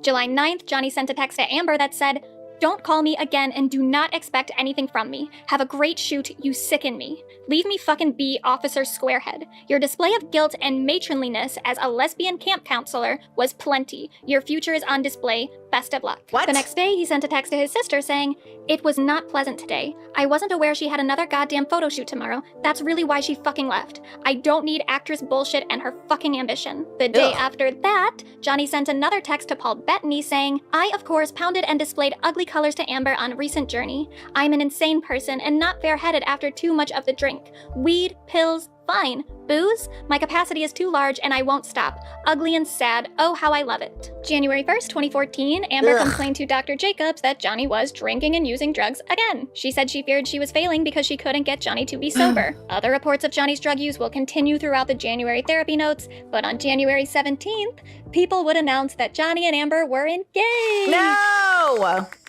Fuck. On the 30th. Bro. And this is why when I talk to people, I've been there. My friends have been there. You know, you're dating a person. Your friends ask, like, why are you with this guy, dude? He's obviously not treating you good. Or why are you with this woman? She's not treating you good. And it's like, man, I know a part of her you guys don't know, though. I know a part of them that's so good you don't even know. And that part of them I think is real. But again, if it's not the majority of them, if it's not 99% of them, then that's just an unhealthy person you're with. Like I said, you can love anybody you want. That doesn't mean they're your high compatibility partner. Loving Johnny wasn't the problem. Staying with Johnny was. And then, of course, it's, I can't believe you abandoned people. So, literally, like somebody, I like when people critique, like I see it in people. My heart goes out to them. I see women all the time.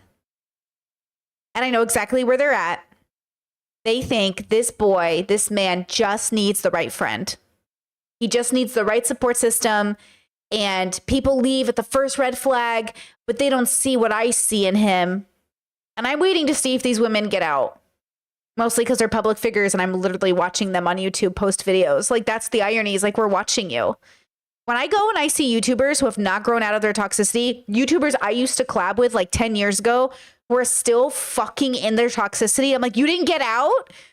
Like, it feels weird being one of the few who got out, because it's really hard to get out when you don't realize, like, it's you. It's your justification of the mindset. It's your lack of relationship with self. It's you thinking, I just need to go on a travel adventure, or I need to buy this thing, or we need to do. It's you. And that's why it's amazing to see people really change, because you're like, oh, you got out. But when you see people try to meet those people, girl, the way I'm with the way I'm hoping when I check back in 5 years, they're out. I want them all to get out. I want every single person to get out. But just like my friends and family begged me to break up with my boyfriends, with people I dated, even my girlfriends, you know, I just was like, well, what if I just do this one thing? Or what if I do this? And by the way, the reason I don't talk a lot about the girls I've dated is because the breakups were pretty great. And the relationships were pretty okay. Like, it was just the 2 men that I dated that it was like really hard. But like, every girl, every non-binary person I've ever dated, like, I just don't have bad stories from those relationships. So I don't talk about them that much. You know what I mean? But yeah, like I get it. Everyone has to go through their own journey of learning the lesson. You know, you're not abandoning people because they've already abandoned themselves. You know?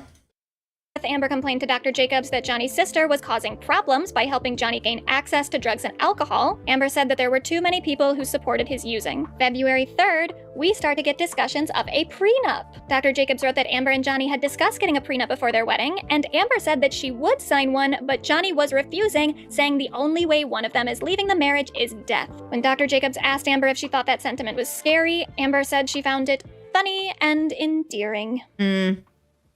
Toxicity. We'll come back to that conversation later. May 10th, 2014, Amber sent an email to her then assistant Kate James, asking Kate to ensure that Johnny didn't see any of her one-liners for her schedule that day, out of concern that Johnny would notice the romantic nature of the scenes with James Franco and become really angry. May 15th, 2014, Amber told Dr. Jacobs that Johnny had gotten really mad at her after seeing a photo of Amber and James posing together on the set of their film, causing Johnny to threaten breaking up with Amber, while then throwing things at her and cutting and burning himself when she left to go to a friend's house. When Dr. Jacobs told Amber to call an ambulance when Johnny was self-harming in front of her, Amber said she couldn't do. No, chat says, were these two trauma bonded? No.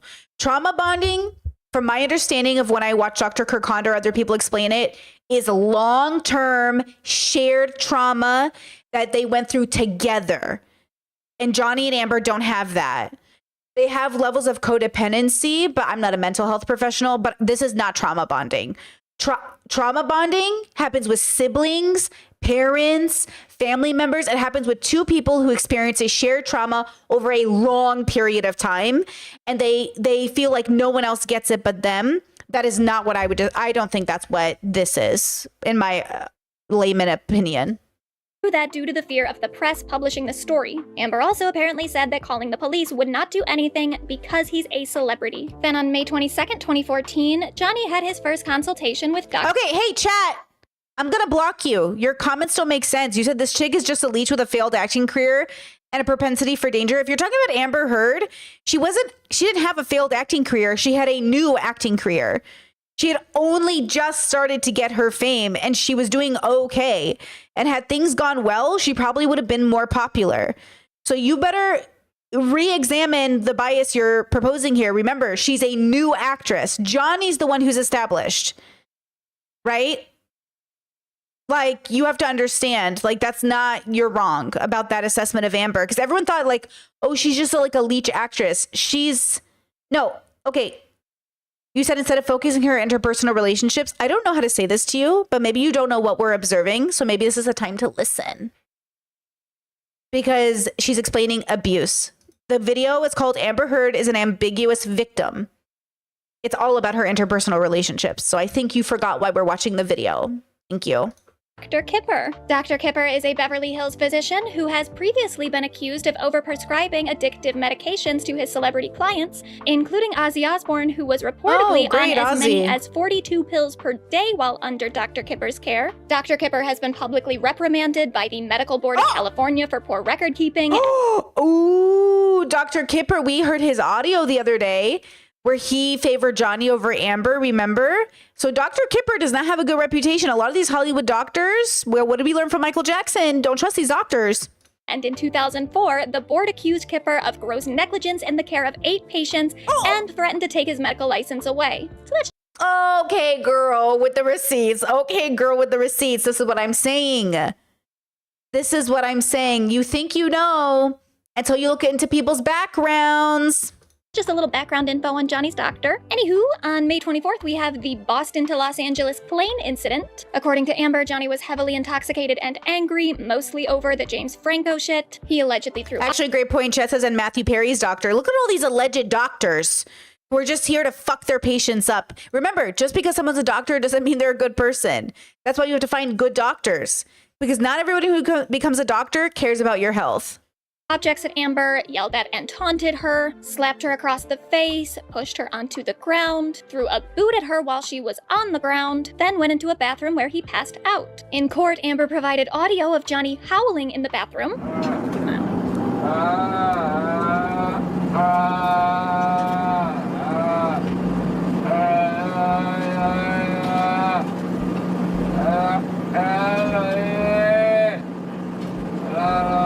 Sad, bro. And what's really funny about that recording is, in the sad, bro, addiction sad. UK trial, Johnny tried to challenge the legitimacy of that recording by saying that maybe it wasn't him. The next day, Johnny sent a text to Amber saying that his illness had crept up on him and he was so sorry, so sorry. He wrote that at 10:42 a.m. Just over 2 hours later, he sent Amber a follow-up text writing, "I see that understanding and forgiveness ain't on the menu. I'm disappointed to see that, but not too surprised, I suppose." Then about 30 minutes after that text, he wrote, "I hear sadly through others that you will be flying to NYC tonight. Unfair for you to run away, but perhaps you're right. Again, I'm sorry, but I don't deserve this. It's an ugly decision." Now let's look at the text exchange between... FYI, just a note on doctors. I've had really good luck with doctors, so I feel very blessed. Also, I only work with female doctors. So I feel really lucky. One family doctor I had growing up was a man. He was good. But as an adult, I've only ever worked with females, women, assigned female at birth people, okay? Like, that's my preference, okay? And it's always served me great, in my opinion. And something I learned recently, bubble pop, about surgeons is they will do things to you under the knife that you didn't ask for because they think it would make you look better. Brooke Shields recently is going after her doctor because she had a labiaplasty or some surgery down there to fix some stuff. And he took the liberty of giving her a little something extra she didn't ask for. And she's pissed, as she should be. And that's the bullshit you have to remember. When I say do your research before doing anything, I mean on the person you're working with. Make sure they have a reputation that understands your consent. And like, you don't want nothing extra when you wake up. Okay? You want exactly what you asked for. Nothing more, nothing less. Humans are going to human, guys. No matter how professional or educated they are, they're still just people. They're somebody's uncle, somebody's crazy cousin, somebody's friend. They're just people. Between Amber and Johnny's assistant, Steven Duders. Steven, he's incredibly apologetic and knows that he has done wrong. He wants to get better now. He's been very explicit about that this morning. Amber, yes, but I don't know how to be around him after what he did to me yesterday. Steven, he wants to see you so much. He's distraught. Amber, look, he thinks he doesn't deserve this. Obviously, he has no idea what he did or to the extent that he did it. If someone was truly honest with him about how bad— Excuses, it's not Johnny's fault. He didn't even know he was doing it. Now, what's the difference from somebody saying, oh, I was triggered and I was in an alcoholic rage and I didn't remember what I did? The difference is that when you're triggered, it's not that you don't remember. And you don't become abusive just because you're triggered. You might just be unable to be in your wise mind, right? to be regulated, but it doesn't mean what you're saying when you're triggered is wrong. It just means like maybe you're not the most grounded. You don't become abusive because you're triggered, and nothing that's happening while you're triggered is necessarily like negative, or, you know, it doesn't. Same thing with like having an alcohol problem or being an addict. I'm not going to say, oh, all addicts are abusive. That's not true. But I would say that when you are triggered or in an alcoholic rage and take it out on people, it doesn't matter if you don't remember it. Your body did something while you were under, right? So if you're in psychosis, I'm going to take that into consideration and hold you less accountable than somebody who deliberately did it with intention. But also you need to apologize to people, whether you remember it or not, for doing the things that you did because your body did it. Even if you, the consciousness, didn't do it, your body did it, right? You need to apologize. There needs to be amends made. But more than that, you need to be a person who now works diligently to never repeat that behavior. And Johnny repeats it time and time again, with no stopping. You know, I wonder if to this day he does drugs and alcohol. You know what I'm saying? So again, with all of this, it's that Johnny has a pattern of being held accountable, apologizing, and doing it again. Held accountable, apologizing, do it again, doing it again, doing it again. And that's the issue. The issue is that you keep doing it. When are you going to stop? When am I going to check back in with you and you're a different person? Right? When am I going to hope you're better? Everyone should want everyone to get better, but we can't make people get better. They have to, once they've been given the tools, make a choice at some point. And the question is, are they going to lose their battle to addiction, which is a real thing, or are they going to be able to survive past it? It's a very hard journey, but I think Johnny, given his relationship with his addiction, I could argue is the best example of somebody who could change if he wanted to. But then that begs, you know, the question about free will and a biological experience and how much free will does he have with it? Who knows? I don't know. He can only be who he's going to be until he decides to be someone different, you know? It really was, he'd be appalled, and definitely wouldn't say to me that he doesn't deserve it. I'm sad that he doesn't have a better way to really know the severity of his actions yesterday. Unfortunately for me, I remember in full detail everything that happened. Steven, he was appalled. When I told him he kicked you, he cried. It was disgusting, and he knows it. I wasn't with him when he sent you the second text. He read it to me, and I said it was the wrong text to send. He then sent the third one and sat and cried again on the bed. He's a little— This is the text messages that when we watched court yesterday, they wouldn't let the therapist talk about. These ones where he's appalled, when I told him he kicked you, he cried. These are the messages from Johnny's assistant to Amber. And this is the you remember yesterday in court, they're like, objection. And they wouldn't let the therapist reference this text message as proof that Johnny kicked her. This is the text message. I guess because it's considered hearsay. But I mean, Jesus Christ, how is this not just a witness to the crime? You know what I mean? Little lost boy and needs all the help he can get. He is so very sorry, as he should be. Amber, he's done this many times before. Tokyo, the island, London, remember that? And I always stay.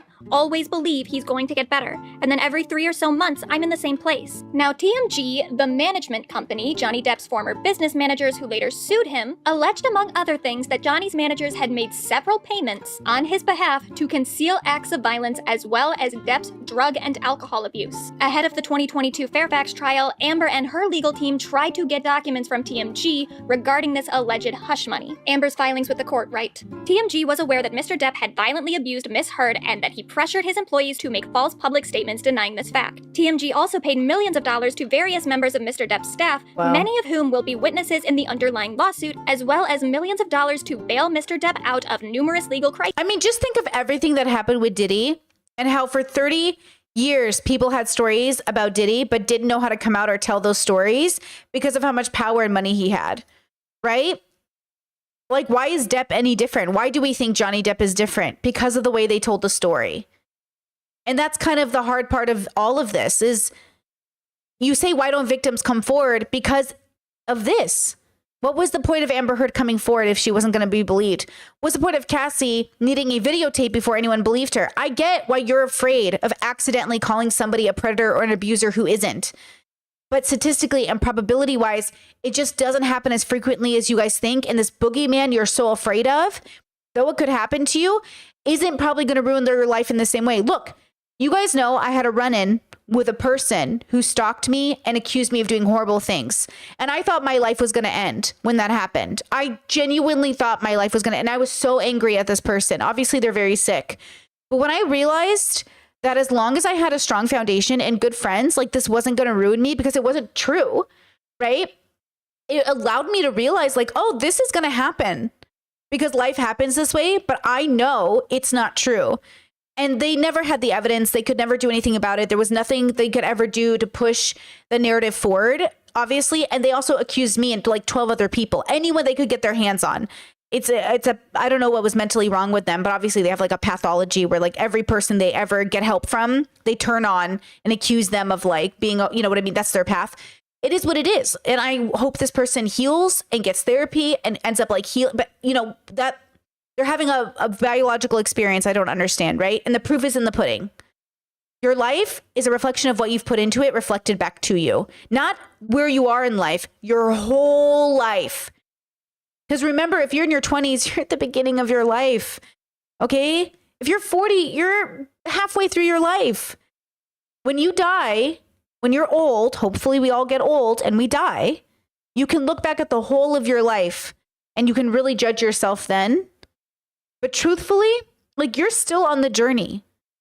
And so there's no wrong time to start to be a better person. No matter how many awful things you've done, there's no reason to start now in terms of like not being awful. But more than that, you have to realize like people are on a journey. And that's why I think of people as like these like energies that end up meeting each other. And then I have to decide like how to act and react and move around. And it will hurt. You'll cry about it. You'll feel about it. You'll feel like, wow, I can't believe this person is lying about me when I'm like, I've never done that to them. It doesn't matter. That's their journey. And as long as you realize it, you can move past it. It might take some time.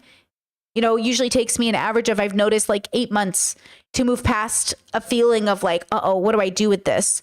That feels like a long time to me, but hey, it's better than the 10 years I held on to anger for things people had done to me. You know, it's better than the 5 or 6 years I've held on to anger. 8 months ain't too bad, you know, to hold on to frustrations. It's not even like anger at this point. I notice I just get frustrated with people, you know?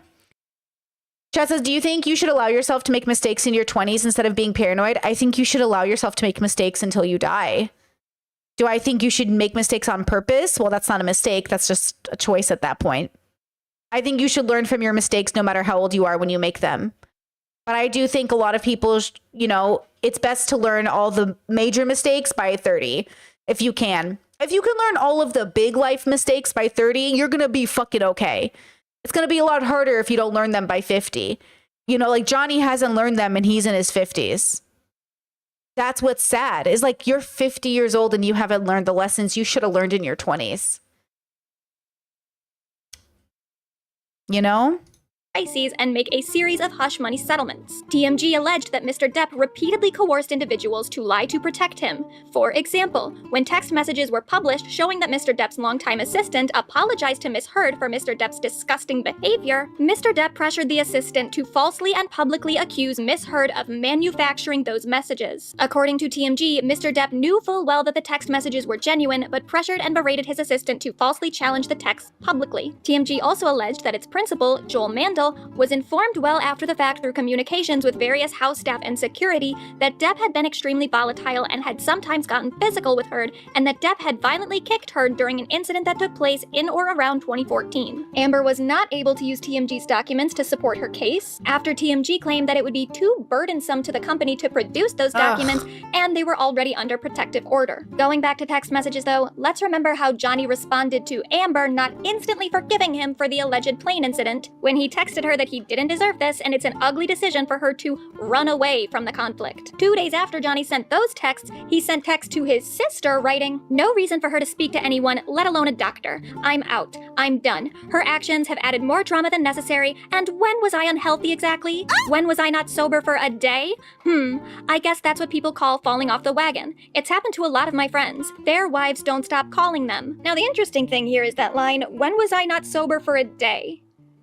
like all the time. Yeah, like In literally, fact, what? 3 days after that text, he sent a text to Paul Bettany saying, I'm gonna properly stop the booze thing, darling. Drank all night before I picked Amber up to fly to LA this past Sunday. Ugly mate. No food for days, powders, half a bottle of whiskey, 1,000 Red Bull and vodka pills. Do you see the way they all fucking lie? When was I ever not sober? All of the time. So which one is the real one? Are you lying to Paul or are you lying to your sister? Like, who are you lying to? These people, bro. When was I ever do that? When did I ever do that? When did I ever do that? I love the infamous, I'm sorry, people tell on themselves so much. What was the infamous line from the streamer? Why does Brittany think all my relationships were abusive? I mean, yeah, I cheated on all my partners, but I mean, like, what is she talking about? And I'm like... I'm not gonna lie, that shit's so good. I'm seeing a lot of parallels, but you know, I'm seeing a lot of parallels with the trauma. You know, this is so funny. It's like, what do people? God, man, this is mental health. You know, that's what I'm saying. Well, peace and love. And these are the people that are like, I'm grown, I'm logical, I know I'm a good person. Girl, you on a journey, girl. 2 bottles of champers on plane, and what do you get? An angry aggro, word I'm not gonna say, and a fucking blackout screaming obscenities and insulting any fuck who gets near. I'm done. I am admittedly too fucked in the head to spray my rage at the one I love. For little reason, I'm too old to be that guy. But pills are fine.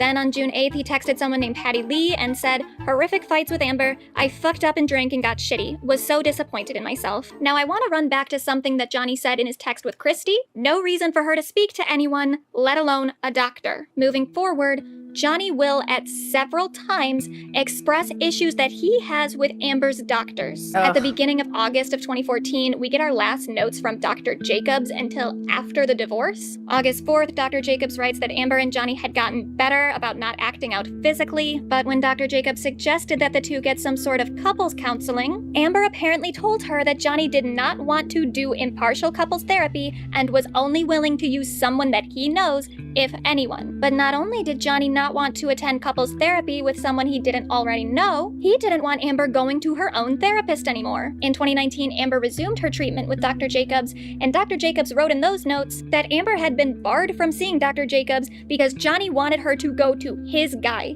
who gave her medication that Amber said didn't help and allowed Amber to receive very little talk therapy. Amber said she felt blamed by the psychiatrist hired by Johnny, and she told Dr. Jacobs that she believed everything was her fault during the marriage. So by mid-August 2014, Dr. Jacobs is out. From this point forward until the end of the marriage, all of Amber's medical and mental health treatment would be at Johnny's discretion, paid for by him and under the umbrella of Dr. Kipper's care. Even notes from Johnny's own nurse talk about Amber's mental health treatment as if it's a part of Johnny's treatment. On the 27th of August, Debbie Lloyd, Johnny's nurse, wrote about how Amber now had a registered nurse overseeing her treatment and said that RN was going to help Amber with her anxiety and put her on new mood stabilizer medication. This is brought up in Johnny's notes because Johnny thought that Amber's new treatment was going to help his stress. But again, it's not like Amber wasn't getting any sort of mental health treatment prior. She did have a therapist. The problem was, it was her own therapist. She wasn't being treated under Johnny's medical staff supervision. Even then, though, he complained about the therapist that Dr. Kipper assigned Amber. On July 15th, 2015, he texted Dr. Kipper and said, I've just got quite a lot going on with business stuff, my Keith film, and some Amber issues. By the way,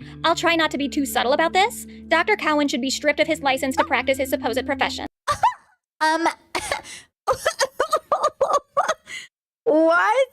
I'll try not to be too subtle about this. Fire that bitch. And then he should be stripped and spray painted whilst handcuffed to a stop sign. He's so violent, bro. Best a fraudulent, irresponsible turd of monumental proportions. Then a few days after that, he wrote Dr. Kipper again and said, Hey dear pal, Amber is happy with Cowan. I just don't know what truth he gets, and I don't know what his manners and strengths are. I think she listens to him because when we argue, she slathers me up in the most condescending psychiatric trophy lines like, your fear is so visible. What are you scared of? Why are you letting your fear and your ego control your life, etc.? Hippie shit. Makes me want to rampage against anyone wearing Birkenstocks. Then after Amber filed for divorce, Johnny sent an email to her previous RN and said, I was the client ultimately. If you and Debbie are able to at least speak of me, who I really am and what, I was the one who asked for you to calm her down and keep her under control. Not because she was kicking drugs, it was to take her pressure away from me. Same reason that I hired her shrink, who, by the way, only made her worse. And this is why the mutual... You know what is so interesting? Is and I've said this often, but let me tell you, when I was in my worst relationship, he was like, you're crazy.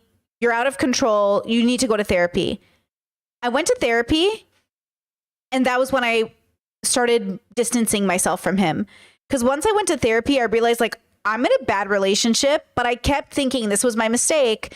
I didn't learn. It took me a couple years to learn the lesson. I kept thinking, well, if he goes to therapy, eventually he'll be better. And then we did an on again, off again thing for like 2 years, right? It was a whole thing. And it was funny that therapy made me realize I was in an unhealthy relationship. Like therapy did make me realize the relationship was toxic. So then I thought, and this is why I didn't learn my lesson yet, it took a couple years for it to sink in, where I was like, oh, we're in a toxic relationship because I keep thinking if I just get him the help he needs, he'll change. But that's not the thing, right? That's not, you know what like, isn't that kind of crazy? Like, that's the thing. My therapist made me realize, oh yeah, I'm in a bad relationship. But that's what they're kind of supposed to do, is help you be better. So that's why Johnny's upset, right? Chat says, is there a way to send you a personal message for long-winded thoughts? No negative intentions? Absolutely not. I'm so sorry. Open with boundaries, but no, do not personally message me. I don't want to hear your thoughts. With peace and love, I don't want to hear them. Thank you. I'm gonna put down hard boundaries, but like in no way is that appropriate to contact somebody at their work and be like, can I give you thoughts about your job? Like, or any thoughts at all? Like, no. Thank you. Abuse claim is such bullshit. Johnny Depp controlled everything about Amber's life. By the time that they married on February 3rd, 2015, Amber didn't own any property. Multiple sources have claimed that Johnny wanted Amber to completely quit acting and just be financially dependent on him. Some of Amber's friends even would go on to live on Depp's properties rent-free. Maybe that was just an outcome of Johnny's genuine generosity. Or maybe he was ensuring that Amber and all of Amber's loved ones were dependent on him financially so that Amber had no real power in that relationship. A month before the wedding, Dr. Kipper emailed Dr. Cowan, Amber's therapist, and said that Johnny had confirmed his need for a prenup. Right after the wedding, however, Dr. Cowan wrote in his notes that Johnny had apparently fired Amber's prenup lawyer prior to the wedding. Oh my God. Johnny would later do the same thing when Amber tried to hire a lawyer to draft a postnup agreement. What, if any, communication did you receive from Mr. Depp in connection with the postnup agreement? I received one telephone call. And whom did you receive that telephone call from? Mr. Depp. Please describe the telephone call from Mr. Depp. My recollection is that he was very mean, that he called me names, and that he fired me on behalf of them. When you say that he was very mean, what did you mean? Well, my only exact recollection is he called me a bitch. So when Johnny says that him and Amber were fighting about a prenup or were fighting about a postnup, they weren't fighting about whether or not there should be an agreement in place. They were fighting about whether or not Amber should have a say in the agreement. And Johnny's coercive control of people didn't just extend to Amber. I'm gonna read a text conversation between Johnny and his assistant Nathan from March of 2015. Ooh. It starts with Johnny asking Nathan for more cocaine, to which Nathan basically responded like, hey, you're doing a lot of cocaine. You might want to slow down because this is starting to get a little risky. Here's the interaction that follows that. Johnny, I don't need you for that. No more. That is not a part of the job description. And I'm telling you now, I just want to say, because I don't believe in prison systems in this sense, and I don't think we should criminalize drugs, but I think it is just so frustrating. And I say it for myself as somebody who has done drugs and has talked about it, that we can all tell these stories, but like people are really being put away for like marijuana. Jesus Christ, guys, get our shit together. You know, like we need to get our shit together. Not that I think you should go to prison for doing any of these drugs, but the fact that we openly allow people to we bring them on talk shows to talk about their drug life. We see the text messages. We know they're doing drugs. We know right now people are, and then we sit there and we allow people in without the resources to get seen as guilty for having drugs on them or for selling, and we let people moralize it. It's so frustrating. Like, again, I want to decriminalize things, but it feels like as a society we're not moving in a direction to heal people. We're just moving in a direction to punish. I don't want to punish Johnny Depp, for the record. I just want him to not get away with causing more harm than necessary. We want to harm reduce, right? So I don't want Johnny Depp to get punished. I want Johnny Depp to be held accountable within reason. But the way he just drugs, and it's just like I'm so frustrated. The fact that people in certain American states go to prison for not paying medical bills, I'm so frustrated with the system, as many of you are. And the system is a reflection of us as a whole. Stop electing people that don't give a fuck about you. Like, they don't give a fuck about you. And we just voted him in, bro. We just voted him in. Like, he's not going to help you. It's not going to help you. Also, not a big fan of Joe Biden, but also shout out to the Biden the presidency for, not that it matters too much, but it does, because credit scores are a construct we've decided to play with, apparently. Though, you know, you don't need a credit score to actually make life work for you. It's just like, you have to learn the system well enough to know the difference. You don't need a credit score, but they make you think you do, but you don't. But also, if you care about your credit score, which I do, because I want to win at both games. Thank you. I want to be good at not needing it and having it, but having a good credit score. Your medical debt will no longer ding your credit score, which is cool, because I think it was bullshit that it did in the first place. If any of you guys start to lecture me, I just do not want to hear it. No stupid bullshit about sappy bollocks. I am a grown fucking man and I will not be judged. And by the way, Johnny Depp needs compassion for his addiction, right, Chad? I see you say addicts need help, not incarceration. Absolutely. But also he needs to be held accountable for beating a woman.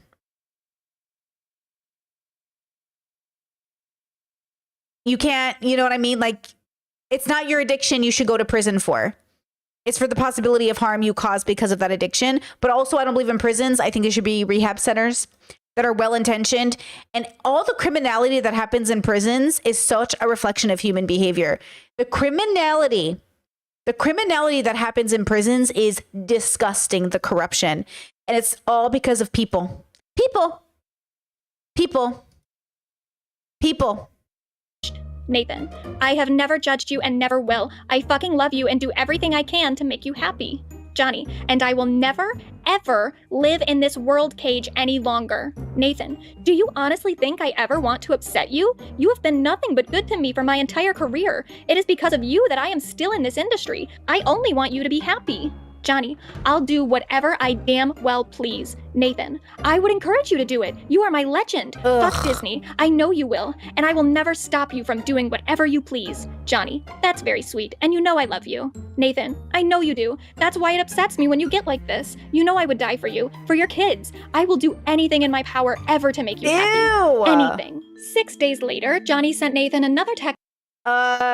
Could you imagine if your employee talked to you like that? Celebrities are so fucking narcissistic. God, what a little fucking narcissist. Who lets anyone talk to them that way? That's his assistant. If your assistant talks to you like that and you think it's good, you're fucking crazy. Fucking crazy. Text message saying, need more whitey stuff ASAP, brother. I feel like if anyone talked to you that way, it's crazy. Man, and the e-business. Please, I'm in bad shape. Say nothing to nobody. And that leads us directly into the Australia incident of March 2015, when Amber said that her and Johnny started fighting because he brought out a bag of MDMA despite promising to be sober. He pulls out a bag of MDMA. I asked him what it was, and he told me it was MDMA. And I was surprised because at the time, that was, you know, like there was no question mark as to how I would respond to that, or so I thought. It's like, why would you even think that that's okay? It was the exact opposite of what I expected and what I wanted, and it just seemed delusional at the time to me that he would even suggest this to be something that I could participate in with him. Like it kind of started an argument, and we get in an argument, and I shove past him, just stomp off, and he grabs me. We have an argument about me walking away and am I walking out of this, and in my head I was like, I actually wasn't thinking of leaving yet, but that would later be going through my mind. And we had another argument that was a spin-off from that. It was just kind of this on-off sort of thing that I remember. I know what part of her face makes people mad. It's her mouth. It's her mouth. I think it pisses people off for no reason because we're stupid animal brains. It's her mouth. She does this thing. It's her mouth. I swear to God, it's her mouth that pisses people off.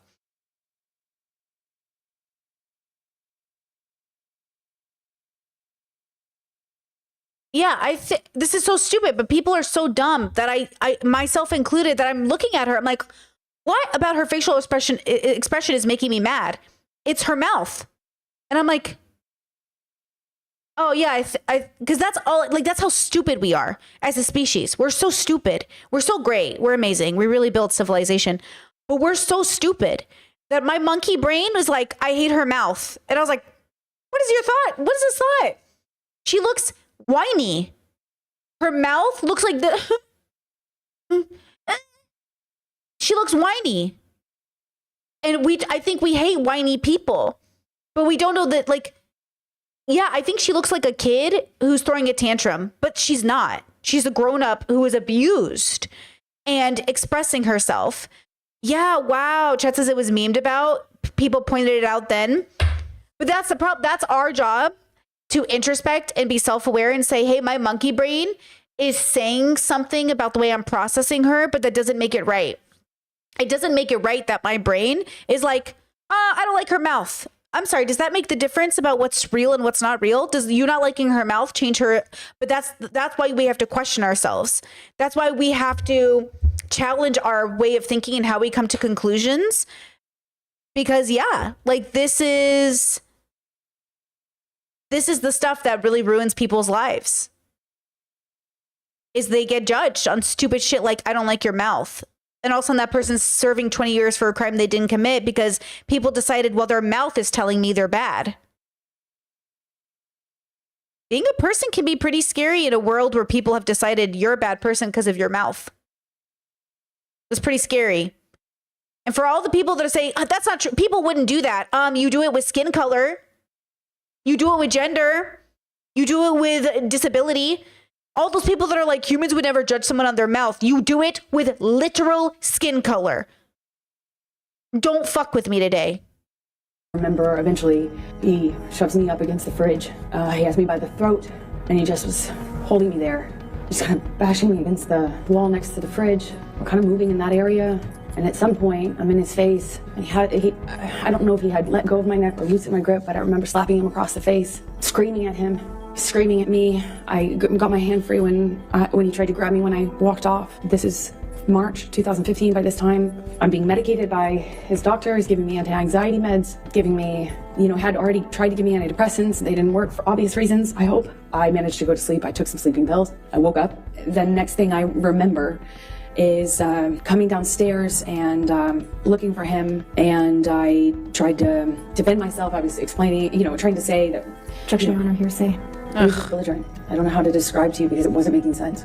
I don't know how the next part of the violence actually even initiated, but again, he has me up against the wall, and I remember this time he slams me up against the wall hard. I remember the name calling, the whore, the slut, the fat ass. I remember slamming my head up against the thing. He had me by the neck, squeezing my neck, and it got really nasty. It went from like, oh, no one likes you, no one likes me, everyone warned me about you.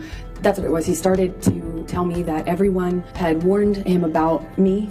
No one liked me. I am in a struggle with him where I'm holding his shirt lapel, and he kind of just flings me, for lack of a better way to describe it, throws me across the room. I land on a games table. It's like a ping pong table. He gets on top of me on the games table and is just whacking me in the face, like repetitive. He holds up this bottle to me, and he is telling me that I can't control him anymore, and if I really wanted to, try, take it. And then he's like taunting me to take the bottle from him. I'm saying, go on, and kind of gesturing with the bottle towards me. I pick it up and I slam it down on the ground right in between us, and I smash the bottle on the floor, and that really set him off. I don't know if he backhanded me or hit me normally. I don't really recall, but I remember it sent me down to the ground. I remember by the time I picked myself off the floor, I stand up. He's got a bottle in his hand. He threw it at me. It missed, thankfully, but I kind of pulled myself back into the bar area. I don't know how much time passed, but at some point he had a broken bottle up against my face, neck area by my jawline, and he told me he'd carve up my face. It wasn't the first time he said that to me. He said that to me on the plane as well. I honestly don't remember if I threw anything in his direction. I don't think I did. I just remember him having me by the nightgown one point, he has me up against the wall and he's punching the wall. He had my, nightgown and it kind of ripped it off my chest. I remember at one point he's teasing me, taunting me that he has my breasts in his hand. My nightgown came completely off. It was ripped off of me. So I was naked and I'm slipping around on this tile and trying to get my footing. And I remember slipping on this tile with glasses underneath me, and I remember just trying to get my footing. I felt really destabilized and felt really vulnerable. I'm naked, and he's flinging me around, and at some point, I'm up against the wall, and he's screaming at me that he fucking hates me, that it ruined his life.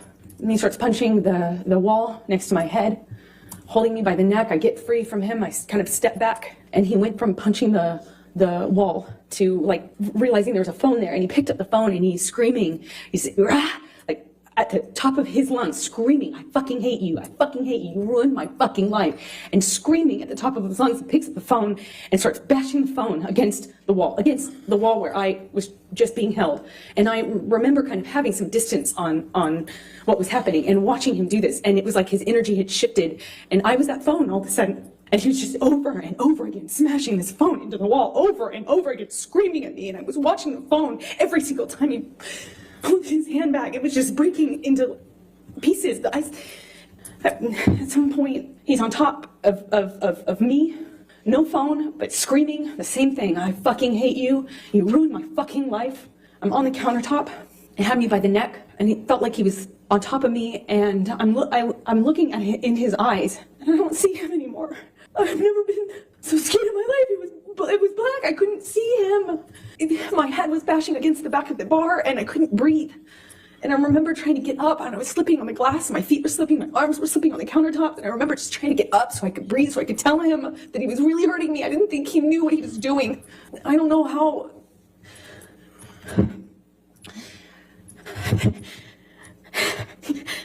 Sorry. I'm sorry. I couldn't breathe. Please. I don't. Please, I don't want to do this. I don't want to do this. I couldn't breathe. I couldn't get through to him. I couldn't get up. I couldn't get up. And I don't know how that ended. I don't know how. I don't know what happened next. I don't understand this.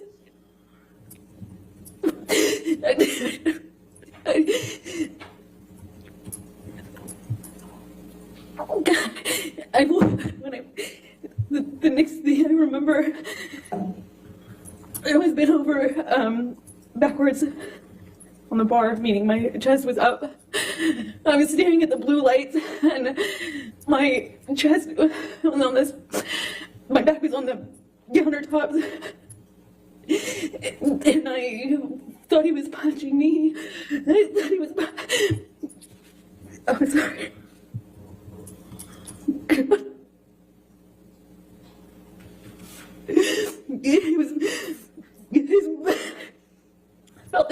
I felt this pressure.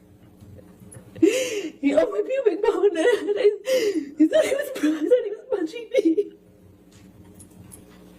I just saw his arm. I could feel his arm moving, and it looked like he was punching me.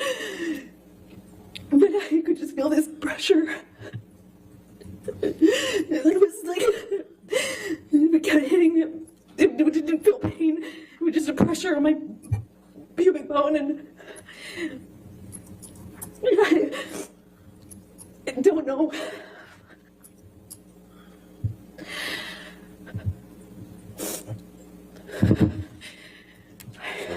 Yeah, you don't slip on broken glass on tile when you're barefoot. You might sustain all sorts of cuts. Yeah.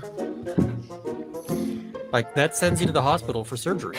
Off to the left. This doesn't really make sense. If the guy's gonna lose his mind over a single bottle of alcohol being broken, I find it very hard to believe he would start throwing tons of alcohol at her, wasting even more.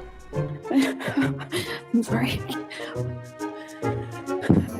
I'm trying to listen, but her voice is not cracking. So as she says, "I'm sorry," and is breathing heavily, her voice is still steady, and that's hard for me.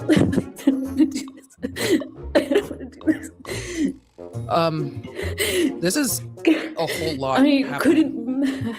Where is security? I couldn't breathe. I couldn't get through to him. I couldn't get up. I couldn't get up. And I don't know how that ended. I don't know how. But where's Ben I King? don't know what happened next. Where's security? There's Chet, or I think there's this text from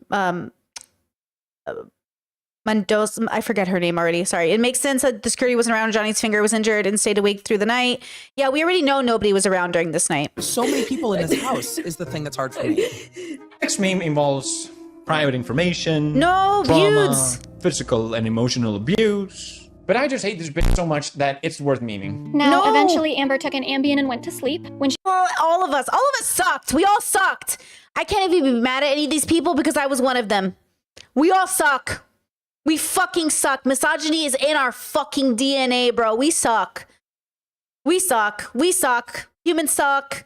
All of us. I can't even be. I was one of them. Fuck. she woke up, Johnny had cut his finger and had written I'm messages. sorry, and we wonder why Trump got elected. We wonder why America elected a rapist. It's us. The world is a reflection of us as a whole. And I participated in the misogyny just like everybody fucking else. Fuck.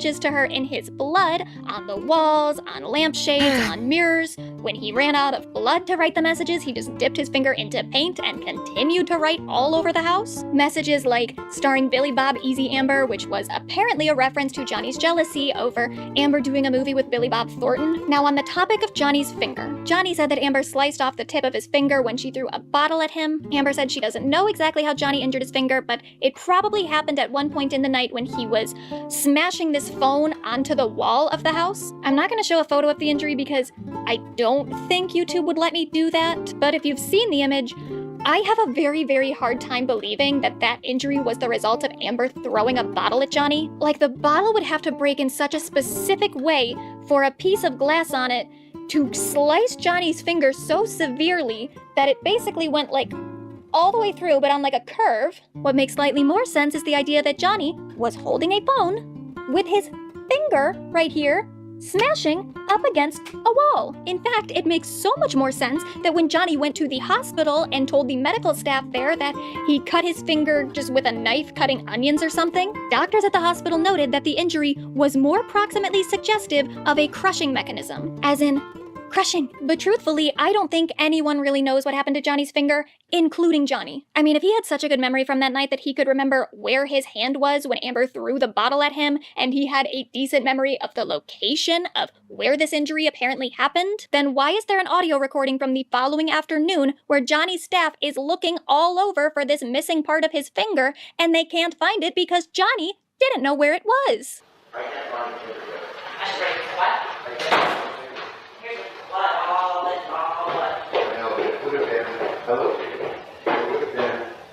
Where the initial injury, well, actually, it could be in here too.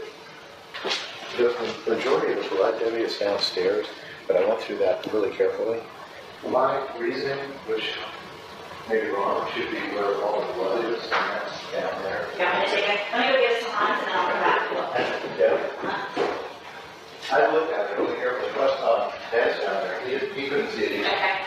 Especially in the UK testimony, Johnny's recollection of events is highly questionable. His memory of his own coherence sometimes wavers from sentence to sentence. In the plane incident, for example, with Johnny's first witness statement saying, "I remember the flight from Boston to LA in detail," despite him then admitting under cross-examination that he probably did black out during parts of the trip. Now for the Australia incident, the UK documents state, the claimant denied that he had delayed seeking medical help. This is referring to medical help for his finger, which is obviously not true considering he stayed up all night writing messages on the wall with his blood. He didn't call his security staff until the afternoon after the incident occurred. So clearly, he delayed seeking medical help. The documents then write, there are in evidence photographs of some of the graffiti which the claimant drew. Part of this read, starring Billy Bob Thornton, Easy Amber. Mr. Depp agreed that he wrote that. He also wrote on a lampshade, good luck and be careful at the top. he agreed he had done so at a time when he was severely injured. It was put to Mr. Depp that he did not know what he was doing. He replied, "I knew exactly what I was doing." Johnny has gone on to claim that the only reason he wrote all of those messages at the time was because he was in shock over his injury. But a man who's in shock doesn't sound like a man who knew exactly what he was doing. Now, I guess sometime after that, Amber's friend Ayo went over to Johnny's house to confront him about his behavior in Australia. So on March 12, 2015, Dr. Kibber sent Amber a message blaming Amber for Ayo going over to Johnny's house, which then caused Johnny to be so sleep deprived that he missed his appointments the next day. Now, Amber wrote a message in response, and since this was written prior to Ayo's transition, I'm just gonna change all of the pronouns that Amber uses to he, him pronouns, even though Johnny couldn't be bothered to respect Ayo's identity on the stand. Who had identified as she was born a female, if that's the right terminology these days. Born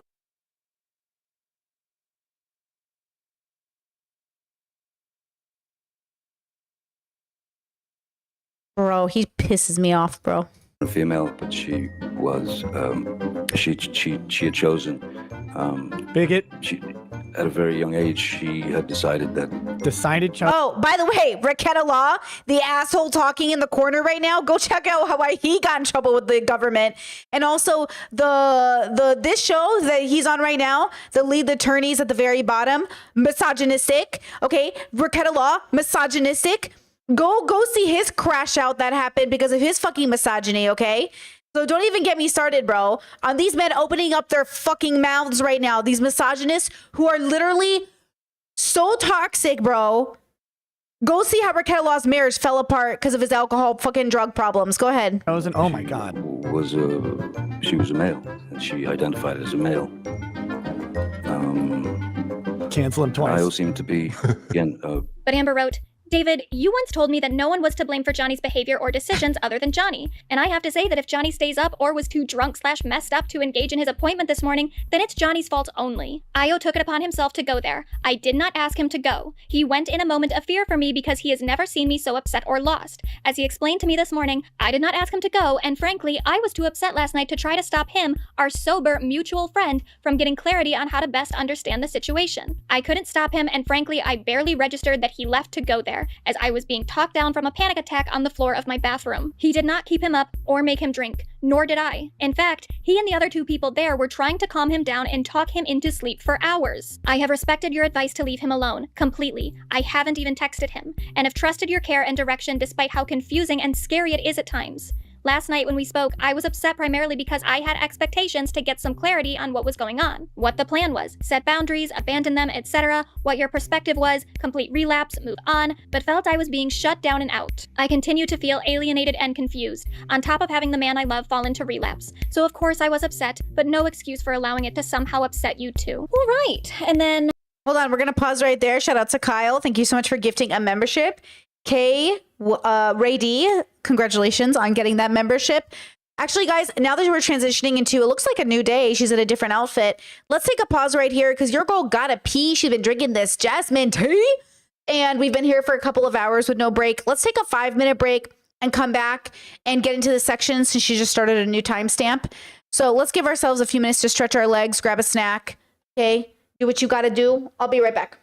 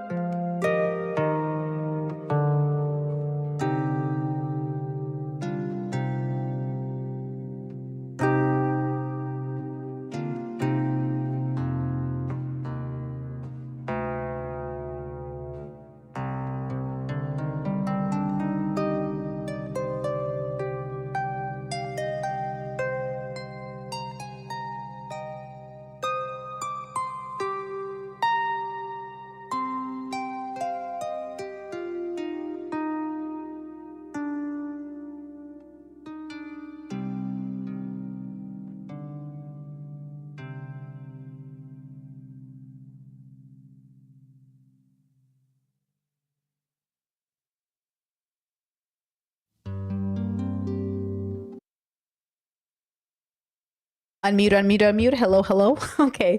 We are back. We go back to video. March 23rd, 2015. Oh, and thank you to My Undead Love membership for 3 months. Let's remember to like the stream. Guys, 100 likes, 150 of you are here. Thank you for liking the stream. It does help. Amber discovers some text messages between Johnny and someone named Rochelle. That, of course, ignites a physical fight between Amber and Johnny, this time on top of a staircase, which Amber's sister Whitney tries to get into the middle of. Now, while all three were at the top of this staircase, Amber admits to assaulting Johnny because she says she was worried Johnny was going to push Whitney down the stairs after hearing a rumor that he had done the same thing to Kate Moss. Whitney has corroborated Amber's version of events. The sisters also claim that after the fight, Johnny went into the penthouse and destroyed a lot of Amber's clothing. Whitney took photos of that at the time. She sent it to Kevin Murphy, Johnny's estate manager. Whitney also claimed that after the incident, Johnny asked her to sign an NDA, which she refused. The only people who have contradicted Amber and Whitney's claims are the 2 people that were there that day that are still on Johnny's payroll, and their stories are also littered with contradictions, especially that of Debbie Lloyd, Johnny's nurse. So in court, Debbie claimed that Amber was the aggressor in the situation and that she was the only person who was violent, not Johnny. However, the day of, she sent Stephen Duders a text message that said, "Bad night last night, they got into it and it got violent again. I had to separate them. He took his meds and went to bed, but then she found the text to Rochelle and all hell broke loose. He had Travis get me back there around 4. Good thing he called or they would have hurt each other. We had to physically restrain both of them." Shortly after that, Amber contacts Dr. Amy Banks to act as a couples therapist for her and Johnny. Dr. Banks briefly treated them from April 22nd to May 6th of 2015. Dr. Banks later stated, "My understanding was that Heard was in a relationship with Johnny Depp and that it had gotten violent and out of control. I think she loved him deeply, and when things were going well, they had an incredibly deep and resonant relationship. And when violence would happen, it would escalate quickly and pretty extensively, and I think she felt she couldn't do that anymore. I would say she was engaged. I would say she was very sad at times, very concerned about the relationship. I think she worried that it was ending or that she couldn't do it anymore. Scared at the escalating violence, but also very concerned about Mr. Depp and was there anything to do to help him. When I was talking both with him and with the 2 of them together, they both acknowledged the violence. And again, Amber would acknowledge that when it would start, she would fight back. It was clear to me that it was a violent relationship. What I can tell you without a doubt is that Amber Heard told me that Johnny Depp was involved in violence with her when he was using substances particularly, and that she would fight back. And those statements were made also in front of Mr. Depp without anybody contradicting them. July 27, 2015, we have the train incident. The following day, Amber wrote a diary entry that said, "Last night was particularly bad. We finally fell asleep with one another smashed together in desperate childlike anger. Fear and love finally succumbing to exhaustion and ultimately unavoidable futility. Our fight was terrible. Jay finally at one point found himself with his shirt wrapped around my neck. Amazing to think about the precision/coordination that required considering the circumstances. He hit me several times. I don't even know how I wound up with this huge, rather annoying knot on the back of my head. I hate that I allow it to by never using that as a line for which I stand my ground. Where are my cones? Do I have any left?" Now, Johnny, of course, would go on to claim. Wow. Right there. Why don't I leave? Why haven't I left? Why can't I let this go? Ugh. Wow.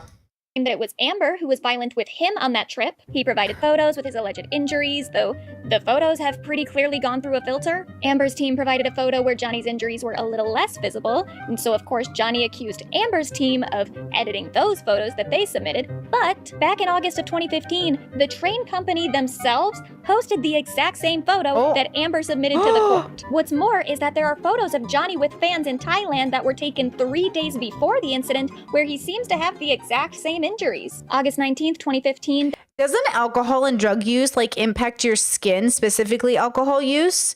I always felt like Johnny, because he had rotting teeth. Remember how Johnny Depp had rotting teeth? His hygiene was very, very bad. Could be from the ADHD. Sometimes ADHDers struggle with hygiene. He had very bad hygiene, right?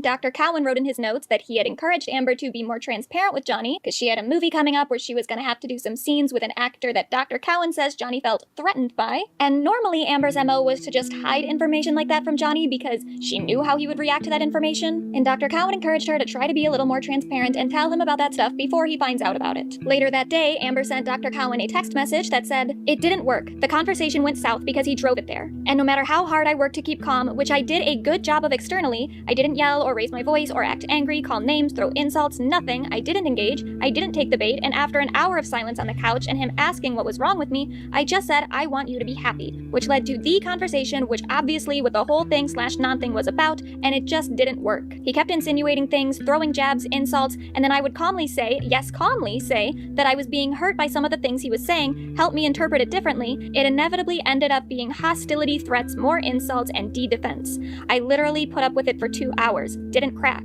didn't get mad externally, and nothing worked. He was just hostile, angry, mean, and insulting, and then walked away to go to bed. So now I am pacing in my closet room, vibrating and crying on what to do or how it could go wrong. I didn't chase or yell or fight or do anything I normally give into doing, yet I feel terrible. August 29th, 2015, Johnny sent an email to his agent saying that he was going to ruin producers of the film London Fields if footage of his was not removed from the film along with any of Amber's filmed nudity. Then on September 26th, we have 2 audio recordings that I believe happened on the same day, but I'm not entirely sure. They definitely seem to happen somewhat close to one another. It's mostly just the same back and forth between the couple as usual, but there is something that happens in these recordings that ended up being like a big part of the trial and a big part of the campaign against Amber. I said to Travis, I said to you, hey, tell Travis what just happened. Oh, you told me to do it. You told me to. You said, go do that. I said, no, tell him what just And happened. I lied. And that you punched me in the You're right. fucking thing. And You figured it out. And you said, no, fucking, I didn't. What the fuck are you talking about? And I watched you lie. And then I didn't punch you, by the way.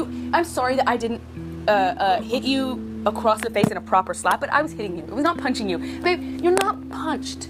Don't tell me what it feels like to be punched. You know, even a lot of fights, been around a long time. I know. Yeah. Oh, when you fucking have a close You face. didn't get punched. You got hit. I'm sorry I hit you like this, but I did not punch you. I did not fucking deck you. I fucking was hitting you. I don't know what the motion of my actual hand was, but you're fine. I did not hurt you. I did not punch you. I was hitting you. How are you talking? What am I supposed to do? Do this? I'm not sitting here bitching about it, am I? You are. That's the difference between me and you. You're a fucking baby. Because you started. You're such a baby. Grow the fuck up, Did you Johnny. start physical fights? I did start a physical fight. Yeah, you did, so I had because, to get the fuck out of there. Yes, you did. So you did the right thing, the big thing. You know what? You are admirable. Now, I don't believe that the full audio recording has ever been made public. There's definitely some editing here, especially with the second clip. It's only like 2 minutes and 45 seconds long, and it's certainly chopped from something larger. But while we might not have the full recording, we do have a transcript from the recording, which can be found in the unsealed documents from the Fairfax trial. And the rest of that recording seems to add quite a lot of necessary context to what the jury and the rest of the public heard. So the incident in question, where Amber admits to hitting Johnny but not punching him, seems to have taken place outside of a bathroom door. So Amber is standing on one side of the door, Johnny opens the door, and as he opens it, it scrapes the top of Amber's toes, causing her to push the door back into Johnny's head and then hit him. Now, she admits to hitting him, but in the rest of this recording, she talks about why. She said, I hit you, yes, after I felt like that barrier was broken down. When the door slammed on my foot, I went, oh shit, it's going down. I reacted to the pain. The fucking door caught me. And I thought, he's getting violent. I thought we were going there in my head. We've been there before, and I reacted. Last night, the last 3 fights all in Toronto, I didn't react, and I felt fucked over, royally fucked over. No one was in more pain than me for that entire week following, because I heard everything that you just cannot imagine to somebody and I didn't react. I didn't stoop to that level. I didn't call you names. I didn't tell you I didn't love you. I didn't do any of that shit, and I suffered for it. So I have learned, probably in a bad way, that it doesn't do any good when you take the high road, and you're the only one doing it. You get hurt more. And so I feel like that didn't work. I really tried hard in Toronto. I walked away with all the fucking bruises, and the second I felt physical pain, it just went, in my brain went something different than the emotional pain. And I went, shit, this is going down. And I don't know. I did not mean to hit cause the door to hit you. I did mean to hit you with my fist or hand. I didn't mean to punch you. I meant to hit you. I'm sorry I didn't open my hand. I'm actually sorry I did it at all. I should never do that. I should never get physical. But in my defense, I felt that pain. I went, this is physical, and I just thought we were going there. And I didn't last time. I got hurt more for it. My brain just went there, just clicked, and I should have controlled it better. It's my fault. Then in October of 2015, Amber and Johnny decide to see a different couples therapist, this time Dr. Laurel Anderson. And Dr. Anderson is kind of where we get the mutual abuse thing in the trial. She said that Amber hits Johnny back out of pride, and sometimes she starts fights herself. Now, whether or not mutual abuse even exists is one conversation, but specifically in this case, I definitely don't think that applies, especially as we get into our next fight. So this took place on December 15th, 2015. Amber has described described it as one of the worst nights of their relationship. Amber said that she told Johnny if he ever touched her again, she was going to call the police. I don't know if that's what actually started the fight or if that was happening somewhere after the fight was started for a different reason. I'm not quite sure. But what allegedly happened during this argument is that, according to Amber, Johnny grabbed her by the throat, pushed her to the ground, punched the back of her head, pulled her by her hair, slapped her in the face, and started screaming, "I will fucking kill you." Johnny then headbutted her, hitting her nose with his forehead. Amber was worried she had a concussion. She saw a doctor who informed her she didn't have a concussion, but she did suffer headaches for about a week after the assault. Now, it's somewhat important to note that while Amber said that she kind of felt like her nose might be broken immediately after Johnny headbutted her, she didn't then later claim that her nose was broken. Totally. It just hurt, you know, like in the moment. And that's important to point out because the next night Amber would appear on The Late Late Show with James Corden, where a whole bunch of people— And everybody kept using, the lawyers kept using this against Amber. And I even said in these streams this week, I was like, she never said it was broken. She said she felt like it was broken. It's very different. It's very different. You know, that's like what's so frustrating, I think, from my perspective of like language use, is like someone can say like, dude, I think my foot is broken. And then people will be like, you're such an exaggerator. Oh my gosh, you only want attention. It's like, also, I'm just telling you what it feels like because I'm not sure. And then that's why we doubt ourselves when we don't go to the hospital because everyone's like, you're exaggerating. You know it's not broken. You just feel like it is. It's so confused. It's all of it's confusing, you know? And then what's worse is, yeah, Chets goes, she's just being histrionic, remember? And the worst part is that, again, the way that this is being explained and displayed, this is what I want to do. After this video, we're going to watch a video called Proving All of Amber Heard's Lies. It's like 30 minutes, and we're going to watch the other side of it, debunk, quote, Amber's lies, and see how we feel about the evidence they bring up. Because what's cool, well, horrible, but what's cool is to see their perspective in their bubble, because, again, we must have come to these conclusions for a reason, but now that we're watching her and we've seen the trial in a different light, it's like, wait a second, how was my bias and prejudice playing into this? I want us to have an opportunity to see like how monkey brained we all are and how we have to remember our monkey brains.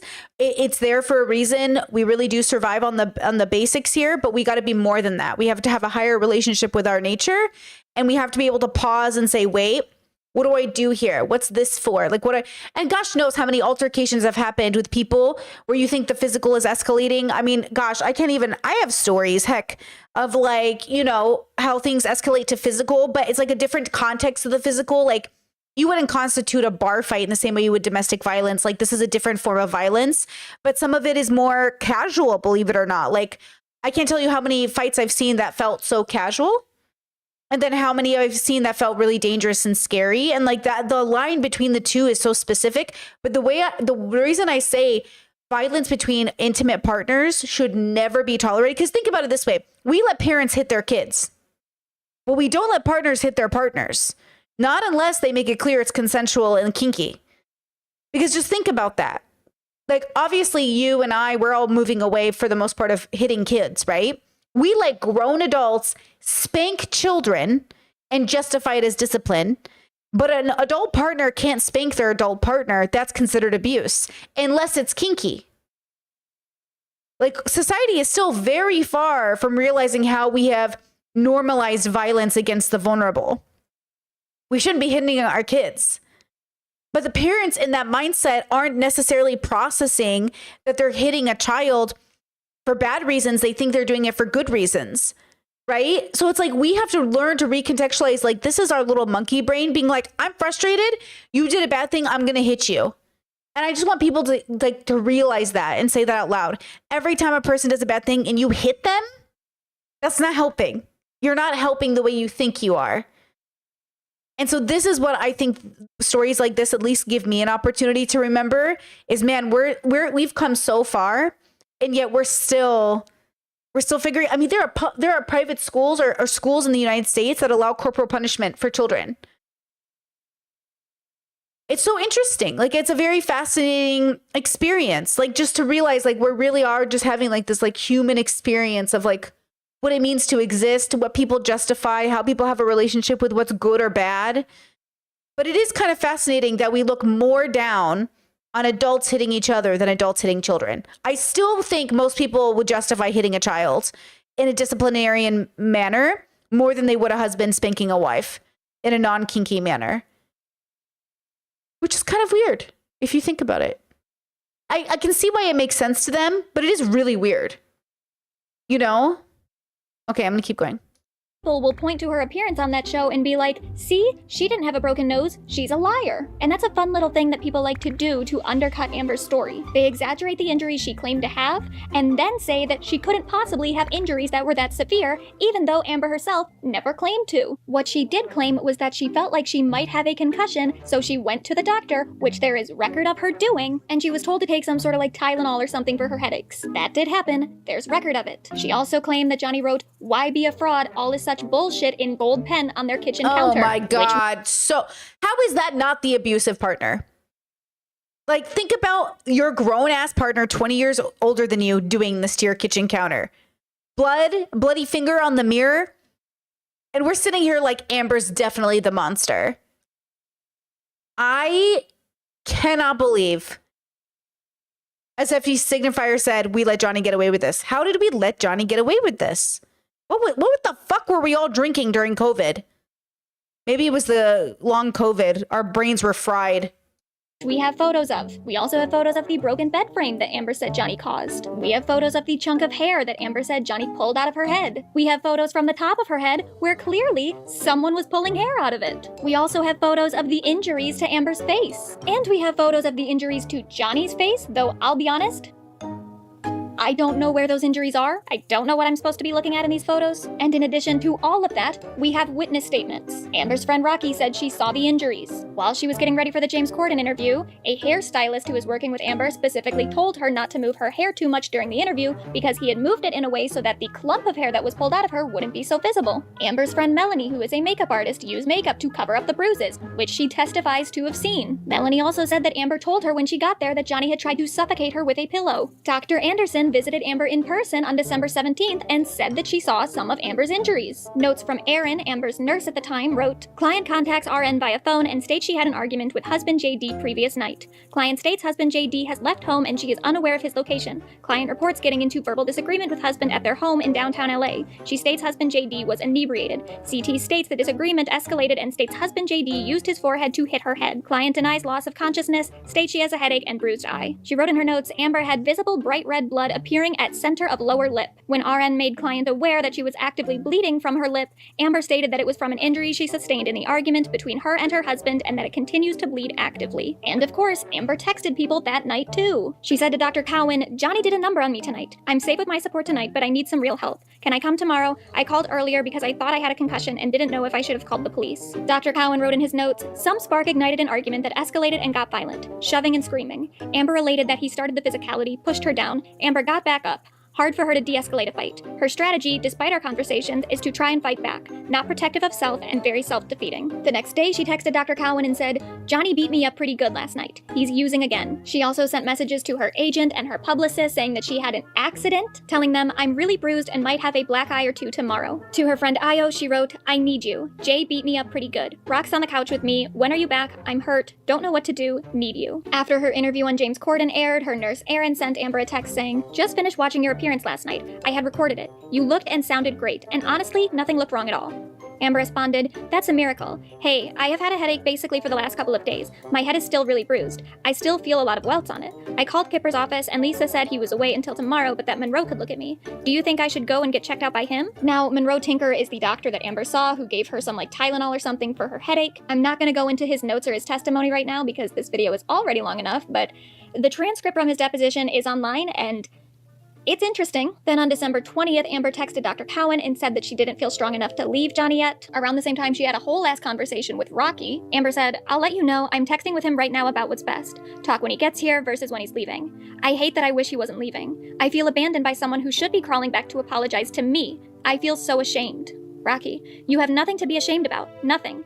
Amber, I said, you headbutted me, and his response, I gave you a little knock with my head, and then left the room after saying what a fuck up he was and such, fucking feeling sorry for himself. Poor him. Can't take any responsibility. Rocky, does that make it a little easier? Amber, just like Josh said, he doesn't know how. Amber, he's crying, now playing the sorry I fucked up and am so fucked up card. Rocky, yes, because he's losing you for real. Because he knows you mean it. This means you are communicating clearly. Keep going. Do not let him stay there tonight. Speak from strength, not from desperation. Listen to what your gut says will serve your strength.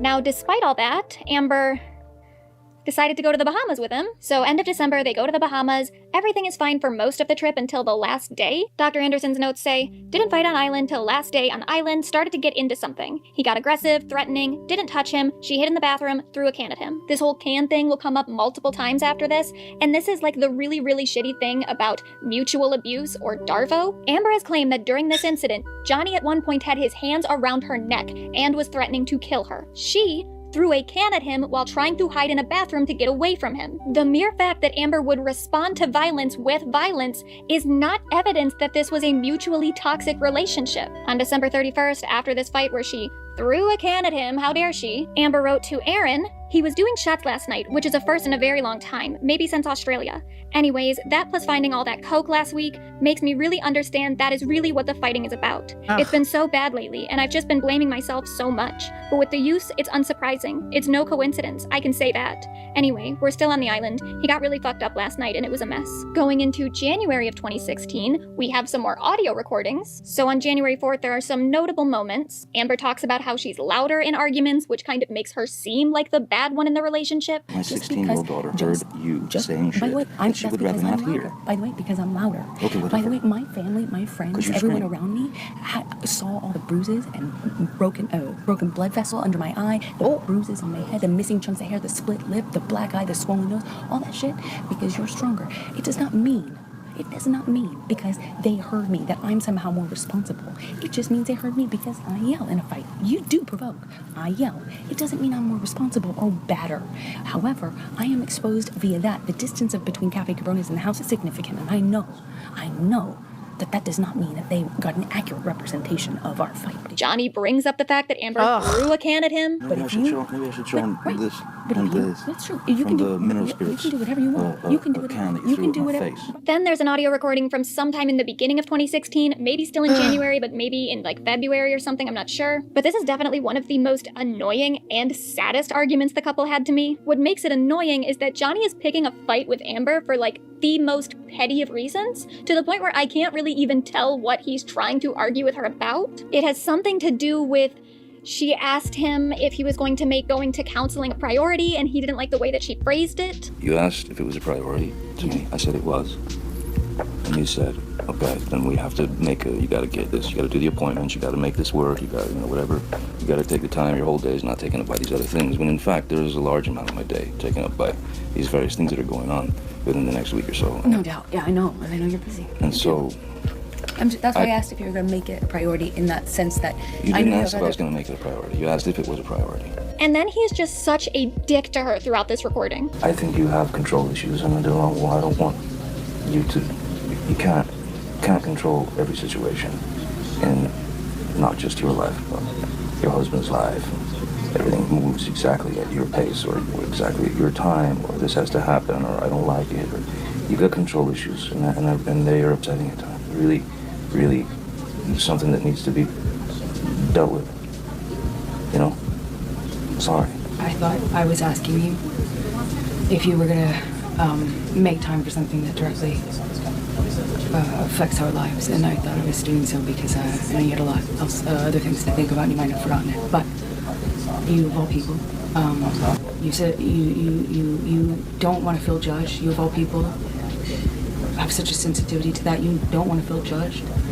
No, judged. It's a bit prejudged. But you don't want to be. What I'm trying to say is that you have such a sensitivity to being judged that I think you of all people should know how terrible it makes me feel when you judge me and call me a control freak or say I have issues.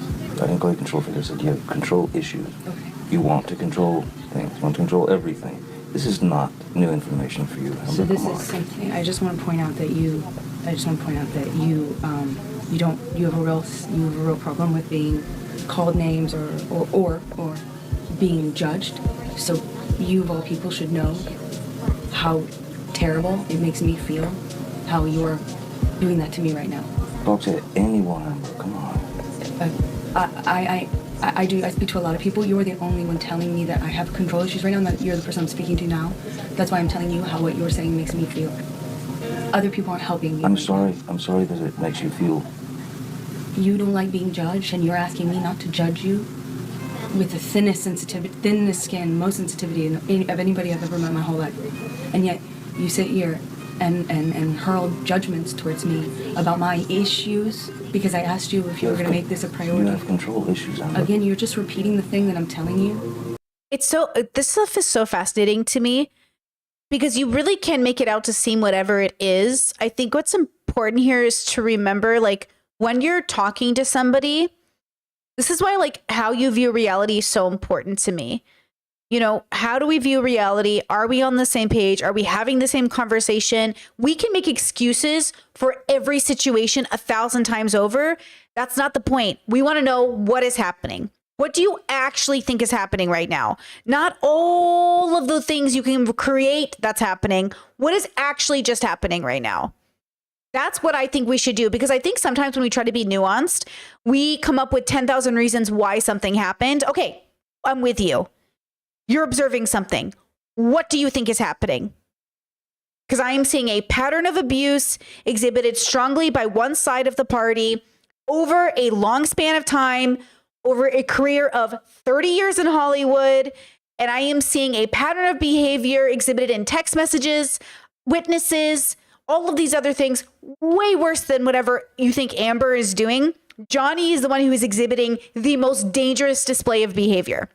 So even though I can come up with all of the things that could make him do all these things, he's the one doing them at a much greater rate than she is. That's what's so shocking, is the original part of this case made it sound like Amber was doing so much more. But she's not the one writing threats in blood. She's not the one accusing him of sleeping around. She's not the one with the text messages. She's not the one whose assistant is saying Amber kicked Johnny. Like, she's not the one at the highest rate. She has some things, but he has a lot of things. Like, if we brought the receipts forward, hers would be so long and his would hit the floor and go into the next fucking country. And then we're sitting here saying, yeah, but what do you think is really happening? Okay, guys, at some point, it's a numbers game. It's a numbers game. And Johnny has a high fucking number. So again, we can always create reasons why things are happening. We can create all of these scenarios. But at this point, like, I'm going to need to see some receipts where Amber is doing literally more than Johnny. And this is the same shit that's happened throughout my life, throughout your life probably, where people will say, well, you did this and you did this and you raised your voice and you did this. Listen to me when I say this. I have screamed my head off, and I was never in the wrong for it. I was in the wrong for being emotional. But when you're told day in and day out, okay, that you're going to hell, that you being attracted to same-sex people is bad, that, you know, you've been brainwashed by the liberal media, you're going to fucking scream your head off. So I don't want to hear people say, like, screaming is the issue. Screaming isn't the issue. The issue is, why are we screaming? And if the why is you've been berating me for 4 fucking days, okay, I'm going to start being loud. Okay? I got in a conversation with a misogynist once, and he started to accuse me of things, and I was like, I just want to be very clear, you cannot continue that sentence because what you just said is not true. And they were like, you're raising your voice. And I was like, I'm making it very clear you will not go further with that sentence until you clarify something that's true. That sentence is not true. And they're like, people should not raise their voice. You are raising your voice, and I won't talk to you until you are more dignified and don't raise your voice. I want to make it clear that this was me raising my voice. And if this is raising my voice, we're not having this conversation, because that is the bullshit that I have to deal with from people when they make bullshit claims about you, and then you make a very you must restate that statement in a way that we can agree on what is true, because that is not true. You are asserting an idea about me that you know is not true. That's your feeling. So use an I feel statement, and I can let you go with that, because that is not true. And they're like, you're raising your voice. Okay, listen to me when I say this. Some of the best people I know are misogynists, and that's the problem. All of the people in our life who exhibit misogyny, whether we love them or not, doesn't make it less misogynistic. Okay? And that's the point. And that's the problem we have to deal with. No matter how you want to spice it, so far with all of these receipts, like Johnny just has too many numbers against him. But we really wanted to hate Amber. We really wanted to hate this woman. And I can't even remember why. Why did I want to hate her so badly? Why did I want to hate her so badly?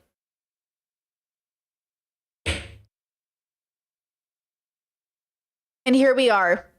So again, it's interesting that when you know, they'll be like, well, why don't you like Johnny? And I'll give them 10 reasons. I can come up with, I don't like the way he talks to her. I don't like so many things about Johnny Depp. Writing things in blood? What are we talking about here? Are you crazy? Hi, have you lost your mind? They're like, yeah, but like, what about when she did to him? Do you know what I'm saying? Like, I think I have like 20 reasons to not like Johnny Depp at this point. And I have like 5 not to hate or not to like Amber.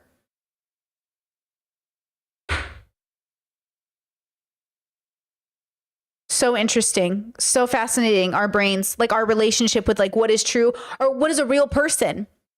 Like what's a real person? Who's their real self? You think as a girl who didn't grow up, like who grew up with all these people around me, I saw them as babies.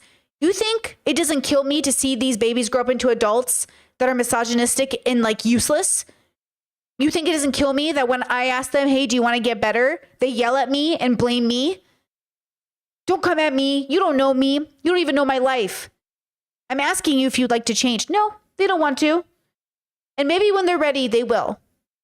But I'm not going to sit here and drown with them when they create excuses for all of their bad behavior. It was that bitch's fault. It was that woman's fault. Who the fuck you've been talking to? When you confront a man about his problems and he blames a girl and calls her a bitch, I don't care what she did. Because at that point, that's the point of his character. And that's what Johnny does. She's a whore. She's a bitch. She's a cunt. He even called his ex-wife a cunt. Look, I'm a sassy gay. I love calling people cunts. But when we're being very dead serious, why are you calling the mother of your children a cunt? What could she ever have done to you? And if it was really that bad, you should speak on it. But even so, maybe he's just angry. Because once again, a woman couldn't put up with his fucking bullshit. So he has to demean them and use misogynistic language. And I'm not saying any of us are perfect. We've all been angry. And that's why we cannot continue to be angry. But what's Johnny's excuse for his anger? And why does he bring in the misogyny? Why is he misogynistic? Why does he rely on that to make him strong? If you need to rely on misandry or misogyny to feel strong, ladies, we need to go to therapy. We need to go to therapy. We need to help ourselves. We need to meditate. We need to renegotiate our sense of understanding about our place in the universe. Nor misandry, nor misogyny is ever going to be the foundation of your strength of character. Ever. Is making me... Again, you're repeating the thing that I'm telling you is making me feel bad. So you repeating it? It's not news to you. You're not going to tell me this has never come up in your life You're just reiterating the thing that I'm telling. I'm not arguing with you, am I? I'm telling you what you're saying to me is bad. It makes me feel bad, and you of all people Okay, what you're saying to me feels bad. What, by telling you that you're hurting me? No doubt. Earlier. That's all I'm telling. All I asked you is if you're going to make it a priority, and that is giving you full license to sit here and hurl insults at me. You didn't ask me if I was going to make it a priority. I did. You asked me if it was a priority. Yes, that's asking you if you're going to make it. Me. That's no, exactly. not if you're going to make it one. How are they different? Exactly. If you have a priority, you have a priority. If you have a priority, you don't have to make it a priority. Because it's a priority already. Midway through the recording, Johnny just falls asleep. And if you listen to every minute of these hours upon hours of audio, Johnny Depp falls asleep constantly. Like just mid-conversation sometimes. This idea that Amber was exaggerating his drug use just to nag him and start fights is so ridiculous. He is And by the way, keep in mind, that was my problem with the debate space. Every time men would get frustrated with women, their only response was misogyny. That's why the debate space is bullshit. Because their default attitude was misogyny. She's crazy. She's BPD. She's cluster B. It's a woman. You know women. And they'll even say things like, I don't want to be a misogynist, but oh my God, it's always a woman. The debate space is so fucked on YouTube because they don't know how to be without their misogyny. They built a community on misogyny. Richard Dawkins, who's supposed to be this great, wise leader, depends on his misogyny to be successful and continues to use it.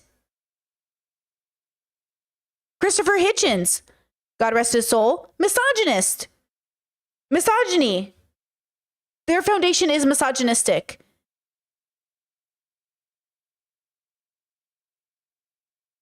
Constantly going in and out of consciousness because he's doing so many drugs all the time. Either that or he just has like narcolepsy or something, but I feel like if that were the case, we would have heard about it in his like decades of being an actor. There's this part in this recording too where Johnny falls asleep with the TV playing in the background, and it's playing this like true crime thing that seems to be about a man who probably killed his wife. As David Ditto's murder trial begins, prosecutor Claudine Ruiz wants the jury to focus in on the horrifying details of her version of this case. She scratched at him with both hands, but he pinned her arms back, and he restrained her with his body. Then he slammed the back of her head, and her head started bleeding. And there's a part of the recording where Amber comes in and reacts to it. If you were on the jury, what would you think of David Ditto's emotional testimony? Chat now on Facebook and Twitter. Bullshit, his testimony.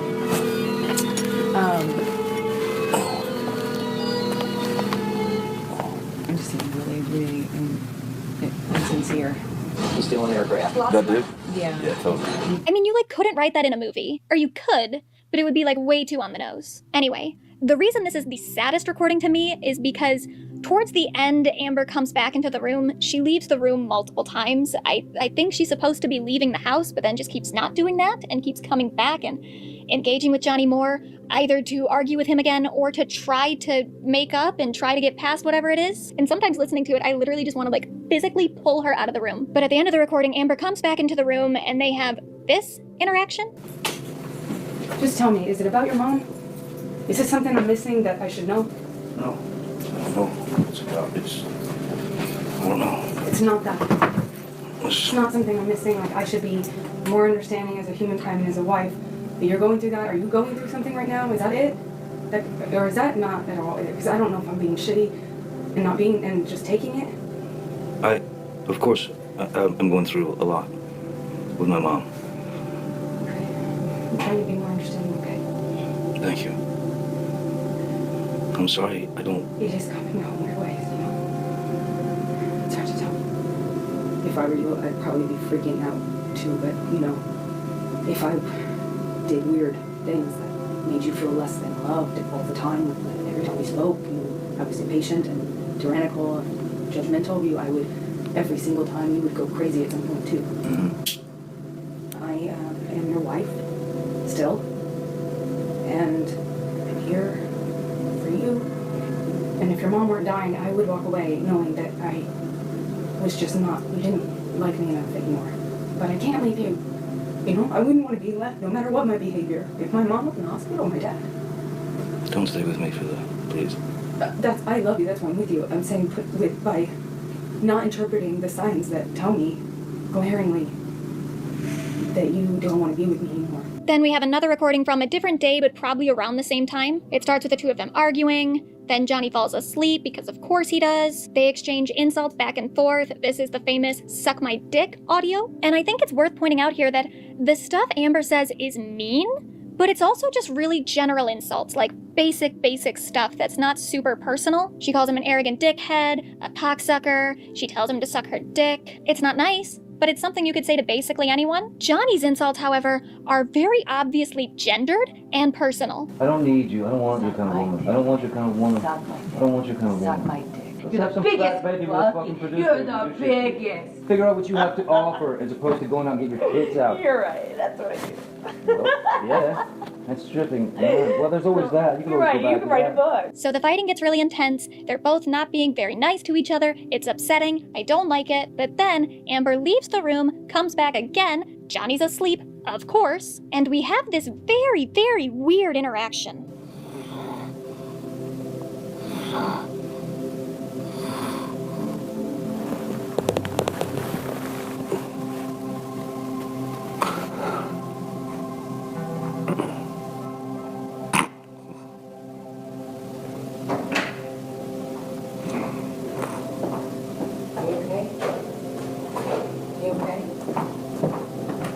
Johnny,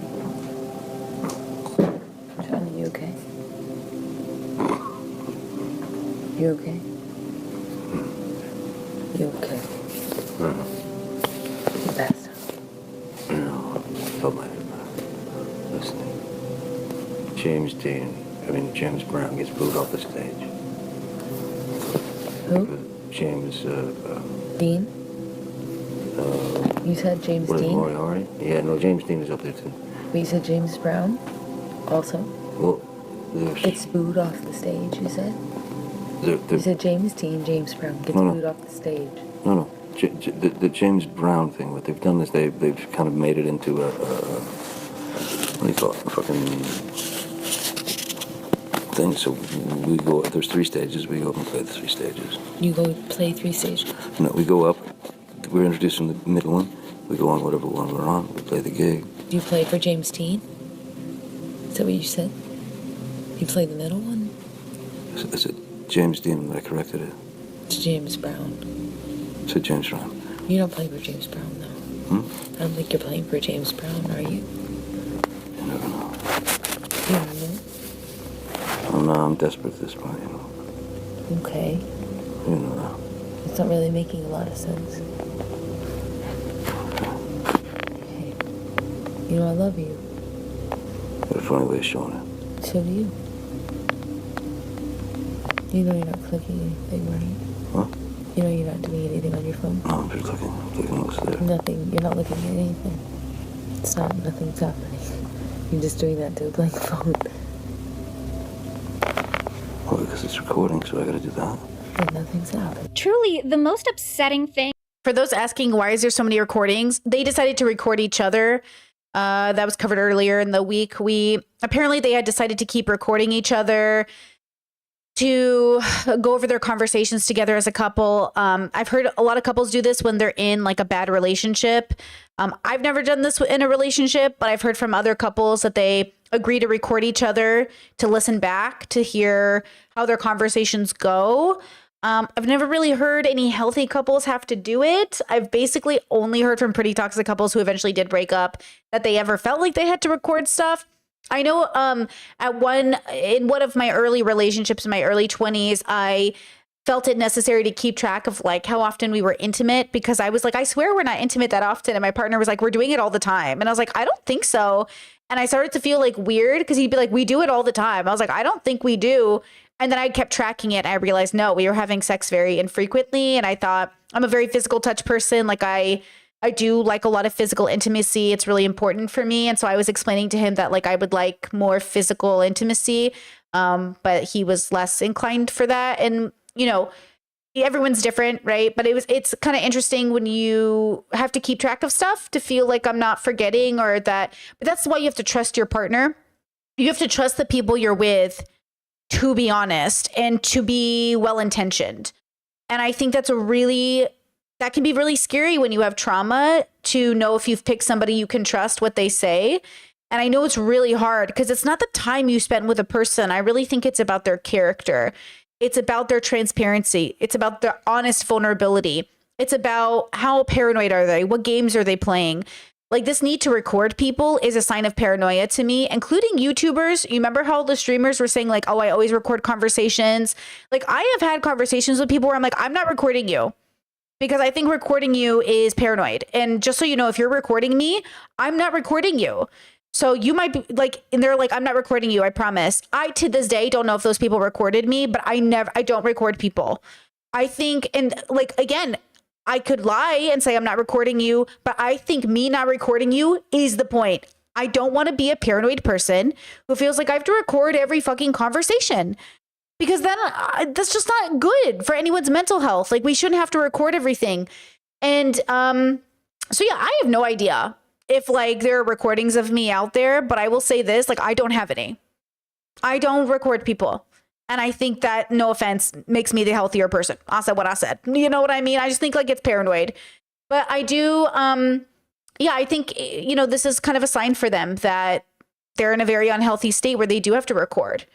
They do have to document, you know? And that's the point, is like, you can't trust your partner. That sucks. That sucks to feel like you're in an environment where you could be unsafe in that sense.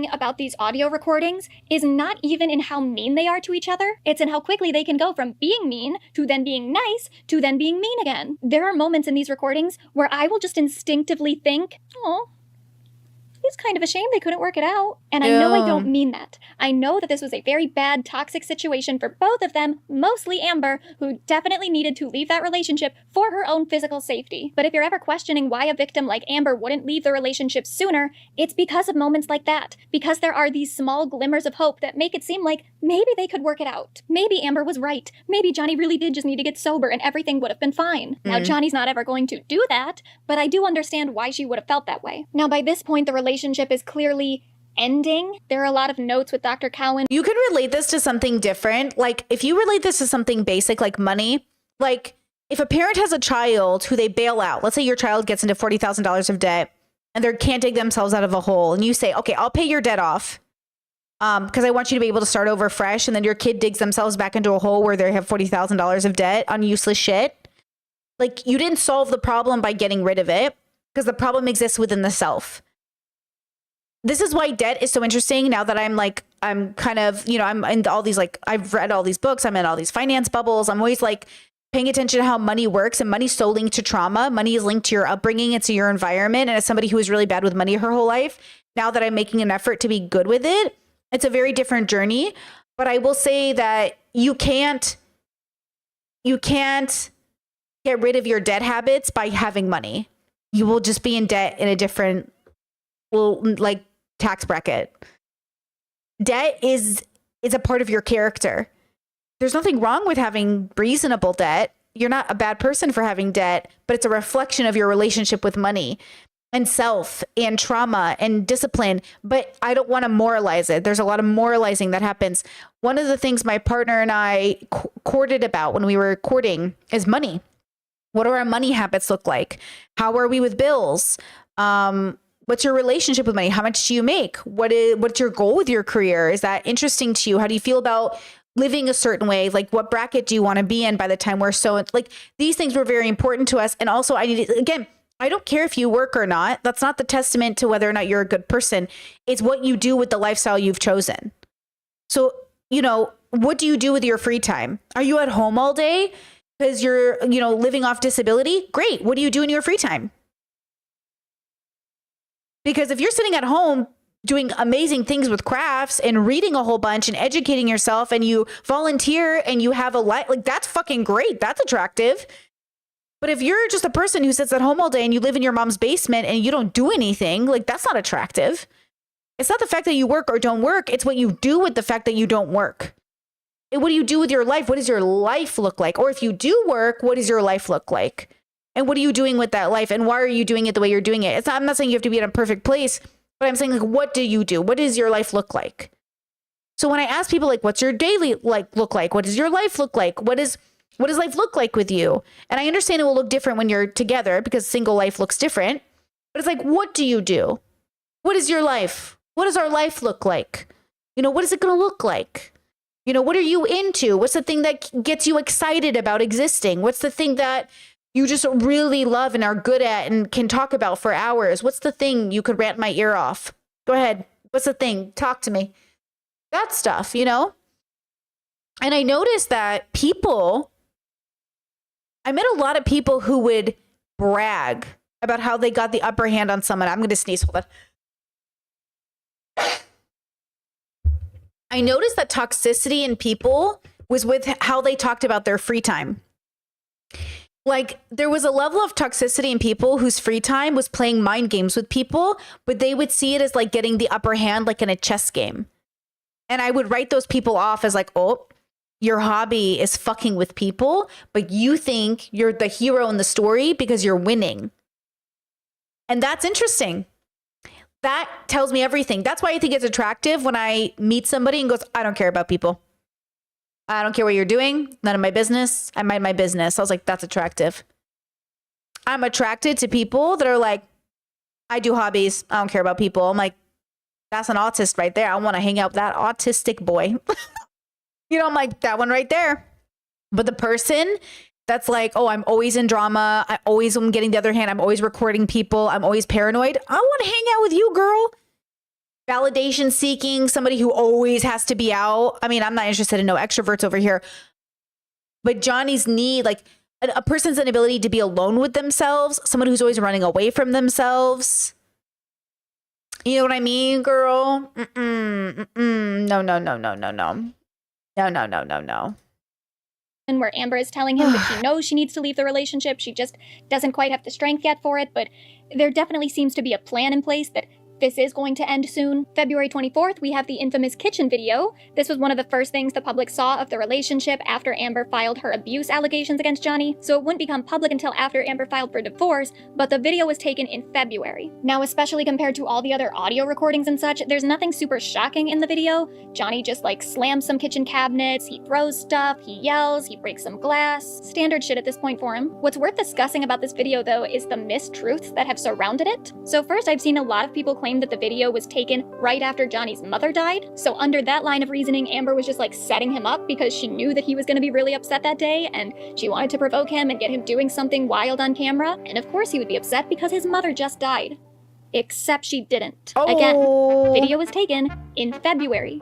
Johnny's mother died in May. There's also the claim that Amber... See? Even that happened to us earlier in the week. Someone was like, his mom just died, which by the way, does not make it better. But his mom just died. But then his mom didn't just die, girl. Sent this video to TMZ and that she was working with TMZ and feeding them info somehow. This theory has become especially popular because of the testimony of Morgan Tremaine during the trial. And Mr. Tremaine's testimony drives me fucking insane. He does not actually make any allegations against Amber. He just says some things that are like technically true in a very manipulative way. So for one thing, they try to use the fact that Morgan says that he called paparazzi to the courthouse when Amber filed for her restraining order as proof that Amber was lying when she said that TMZ keeps staff within the courthouse, something that is, by the way, absolutely true. Ms. Heard was filing a restraining order at a courthouse in downtown Los Angeles, so I dispatched camera people to that location. How did you know? How did you know? Under what circumstances would you normally send paparazzi to the courthouse? Only if we had been informed prior. It's not by any means a celebrity hotspot. We would only ever send people there if we had been tipped off that something was occurring and there was something paparazzi there regularly during the time I worked there, and I worked there at the LA courthouse on May 27th. There was a piece that the New Yorker published about TMZ in 2016 where they specifically said that TMZ keeps 3 reporters stationed full-time at the courthouse. 2016 is the year that Amber was filing for a restraining order, so literally during that time, they had 3 full-time reporters at the courthouse where Amber filed. The fact that Morgan had to call paparazzi to then take photos of Amber coming out of the courthouse is not evidence that she was wrong or lying. Paparazzi is different from a court reporter. What most likely happened was that the TMZ staff who was already in the courthouse saw Amber and got wind of what she was doing there and then called Morgan to bring cameras to take photos of her. That would make sense and would not have to involve Amber. Yo, fuck the paparazzi, bro. Like, fuck the police, fuck the paparazzi, fuck your mom. I hate the fucking paparazzi, bro. So unethical. You want to talk about ethics in society? Paparazzi, unethical, bro. Unethical. Amber tipping TMZ off. Then Morgan Tremaine and Camille, Johnny's attorney, try to do this thing where they keep bringing up the copyright issue of the video that TMZ published. If we receive a tip through the tip line, it could take a while because that would need to be, if it was a tip, we would need Man, she really got footage from every fucking streamer to verify it. If it was media, such as photos or videos, that would need to be extensively verified to ensure that the person sending it is the copyright holder and that we would have the legal ability to air it and distribute it. That makes sense. And they're trying to make it seem like because Amber owns the copyright because she was the one that took the video, she must have given TMZ her permission to publish it. But that's not how that works. Yes, TMZ would need permission from the copyright holder before they publish just some random video, but this wasn't a random video. This was a video of 2 celebrities who had just filed for divorce where one of them was alleging abuse, fighting with each other, in which the person accused of abuse is being pretty obviously aggressive and violent. Meaning, the video is newsworthy content that corresponds to a story that was already public. Under freedom of the press, TMZ had a right to publish that video whether or not Amber gave them permission for it. And if you know how TMZ works at all, it is just out of the question ridiculous to think that Amber or her legal team were in cahoots with them this whole time, or ever for that matter. See, one of the ways that TMZ gets exclusives, other than just keeping staff at the courthouse to go through different documents and report on things before any other outlet can get to them, is that they cozy up to sources. They will be very, very nice to people that give them information that they want. So especially in any sort of dispute, the exclusives that TMZ gets, they will write in a flattering way to whoever is giving them that information. So if Amber Heard had been the one giving TMZ this information, TMZ would have been quite a lot nicer to Amber. And they were not nice. They were not nice at all. Even when Amber just filed for divorce, they were already putting a very clear spin on that story to make Johnny seem like a victim. They wrote, Amber Heard has filed for divorce from Johnny Depp, shockingly 3 days after Johnny's mom died. It's especially harsh because Johnny was extremely close to his mother. Ugh. She says in the divorce docs that they separated on May 22nd, 2 days after Johnny's mom passed. As if that's not enough, Johnny's new movie, Alice Through the Looking Glass, opens Friday. So just make Johnny look like a victim and also like slip in a little promo. Then, once Amber was officially alleging abuse, of course TMZ got the exclusive for that, and they wrote in their opening 2 paragraphs, Amber Heard showed up in court with a bruise on her face claiming Johnny Depp physically assaulted her and she's the victim of repeated domestic violence. And the judge issued a restraining order requiring Johnny to stay 100 yards away from her. Sources connected to Johnny are calling BS, saying Amber is an affront to real victims of domestic violence. So already they're publishing these stories. And that's why, okay, I've been saying this in my work because I started noticing it myself. Another form of misogyny that often comes out, or victim blaming, is like, this is really offensive to real victims. And you'll notice when I covered Katie and George, people kept saying that to me. Brittany, this is so offensive to real victims. Brittany, this is so bad for real victims. We're going to change our language when it comes to this. That's why I was very careful about Katie's case, where I was like, you got to stop saying that. You got to stop saying this is really bad for real victims because you do not know what a real victim is. If like our bias is playing a role, like what is a real victim? What does that mean? Because they want real victims to look a particular way. We run into our bias and we say like, well, she can't be a victim if XYZ, right? And there's so much more that goes into these things. Like you wouldn't, like, there's so much that goes in. I know because, Amber Heard, I guarantee you this woman's autistic. I'm telling you right now, I'm getting autist vibes, bro. I'm getting pure autist vibes. I'm telling you she's autistic. Amanda Seales, autistic. Me, autistic. And we are unlikable. Like, I know what it's like to go through life being a woman who's likable and unlikable. Like, I am so liked. Amber Heard was so liked. Amanda Seales was so liked until we're not. And that's the difference. And like the reason I put us in the same category is because we're all very there's a masculinity to all of us. Amber Heard has a masculine energy. She has masculine energy that is just, men fucking hate it. Now that she's with a woman and she's a bisexual queen. Amanda Seales, same thing. There is something about us that people love, and then they fucking hate us. And a part of it is that eventually we're like, bullshit. Eventually we're like, bullshit. Or maybe we're socially awkward, or maybe we don't perform in the way that they feel is the right performance. But it's something that I fully experience. I've gotten that feedback, for parts of my life where, like, again, people really, really like me. And then the moment I go, I disagree with you with this, they're like, wait, what? It's so weird. I go through life feeling like people want my approval. But men, especially people raised male, the moment I disagree with them, they're like, what the fuck? They love it when I'm like, you're great, you're wonderful. They're like, Brittany likes me. That means something. But when I don't like their behavior, it's like, you're a fucking bitch. You're a narcissist. It's your borderline. I can't believe this. And I'm like, what's going on here? What's this pattern? What's this pattern? They love it. It's so weird. And I swear to God, it's like, it is what it is. Hey, what are you going to do? It is what it is. But just to make it clear,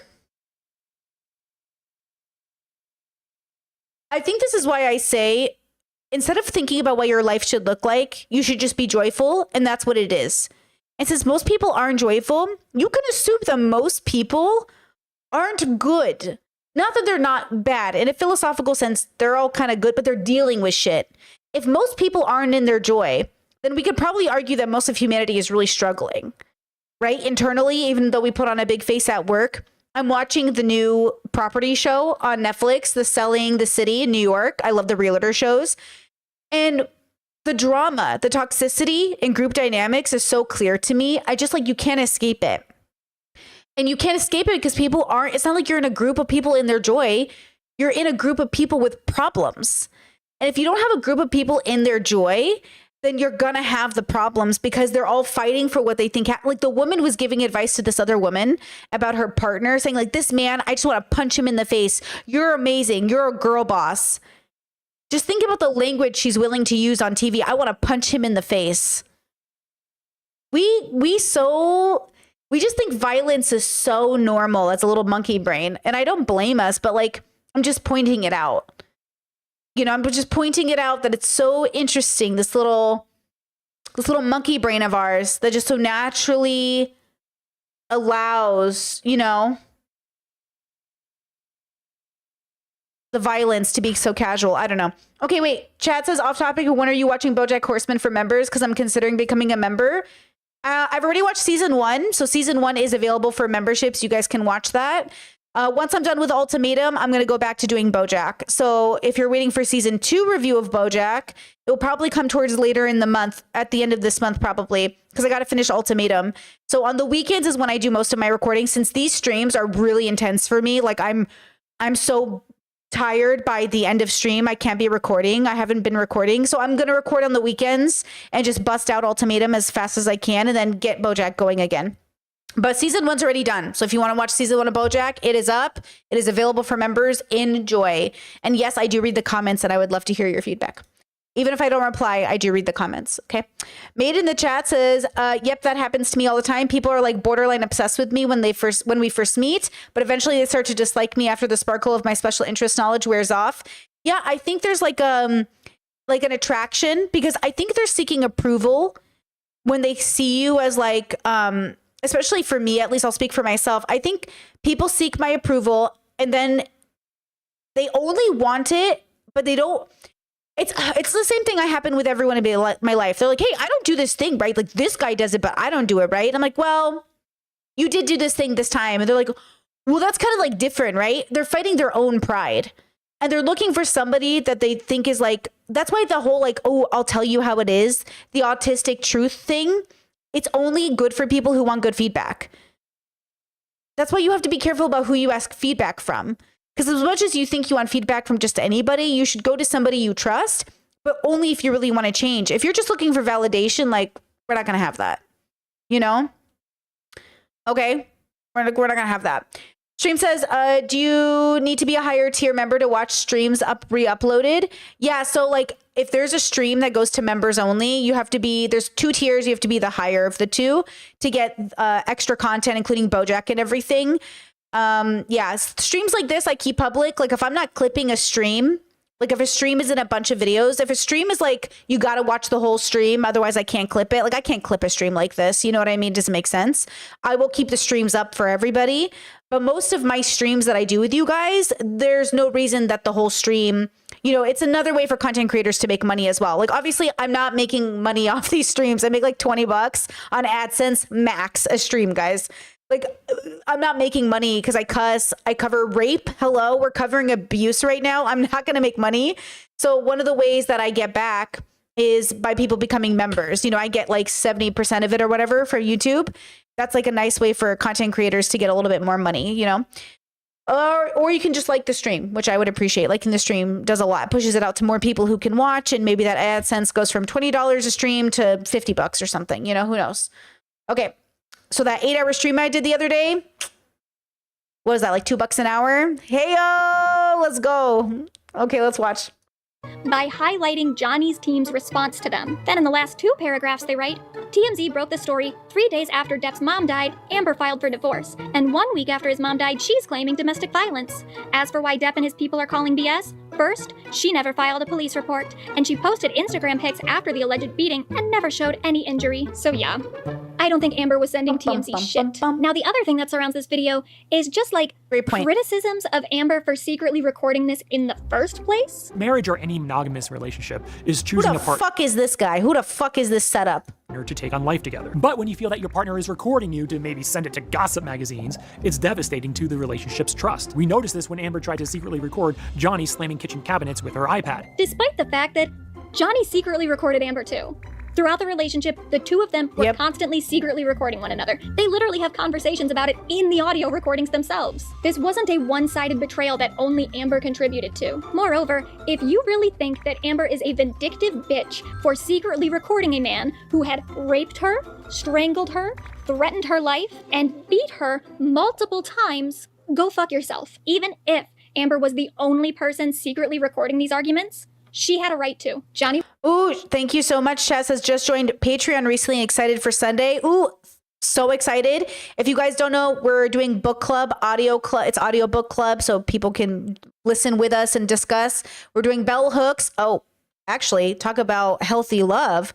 It's called All About Love. We've already done the intro, which I recommend you listen to, the prelude, and this chapter 1, which if you're, just catching up with us, we're only on week 2. So come join us on Sunday, and we're doing yoga in the morning just before that. So come join us. Thank you so much for supporting. I really appreciate it. Oh, and make sure you're 18 plus, because I don't want to deal with children.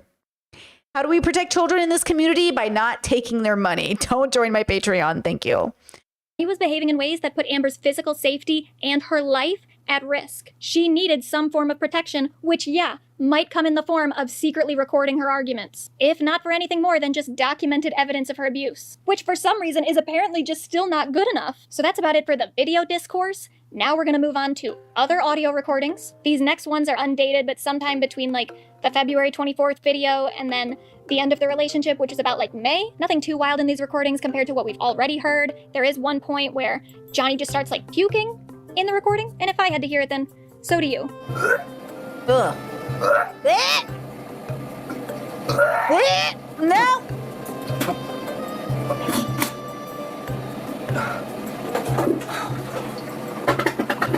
He also calls Amber a stupid fuck, tells her he hates her. Just normal stuff. Skipping forward to April 21st, 2016, we have Amber's birthday party. Happy birthday, Amber. So apparently this fight started because Johnny was late to her party. Amber was pissed off about it. After the guest left her party, it escalated into a physical fight, prompting Johnny to leave the house. And then Amber went to Coachella with her friends for a couple days after that, the next day. So the fight itself happened in private. We're never really gonna know what happened there. But there are a couple interesting things about this one. So for one thing, Johnny claimed that Amber was the one to initiate the fight. And he submitted photos in the UK of his injuries. By that, I'm assuming he's referring to the dark spot on his cheek. And okay, could be something. I don't think that injury is very. Hold on. Could be something. Could be a pimple. Could be a bruise. Okay, let's be nuanced. Could be a lot of things. He's referring to the dark spot on his cheek. And okay, I don't think that injury is very significant, but, it takes a lot for some injuries to actually show up on someone's face. It doesn't mean that there wasn't some sort of violence inflicted onto him. That's fine, that's whatever.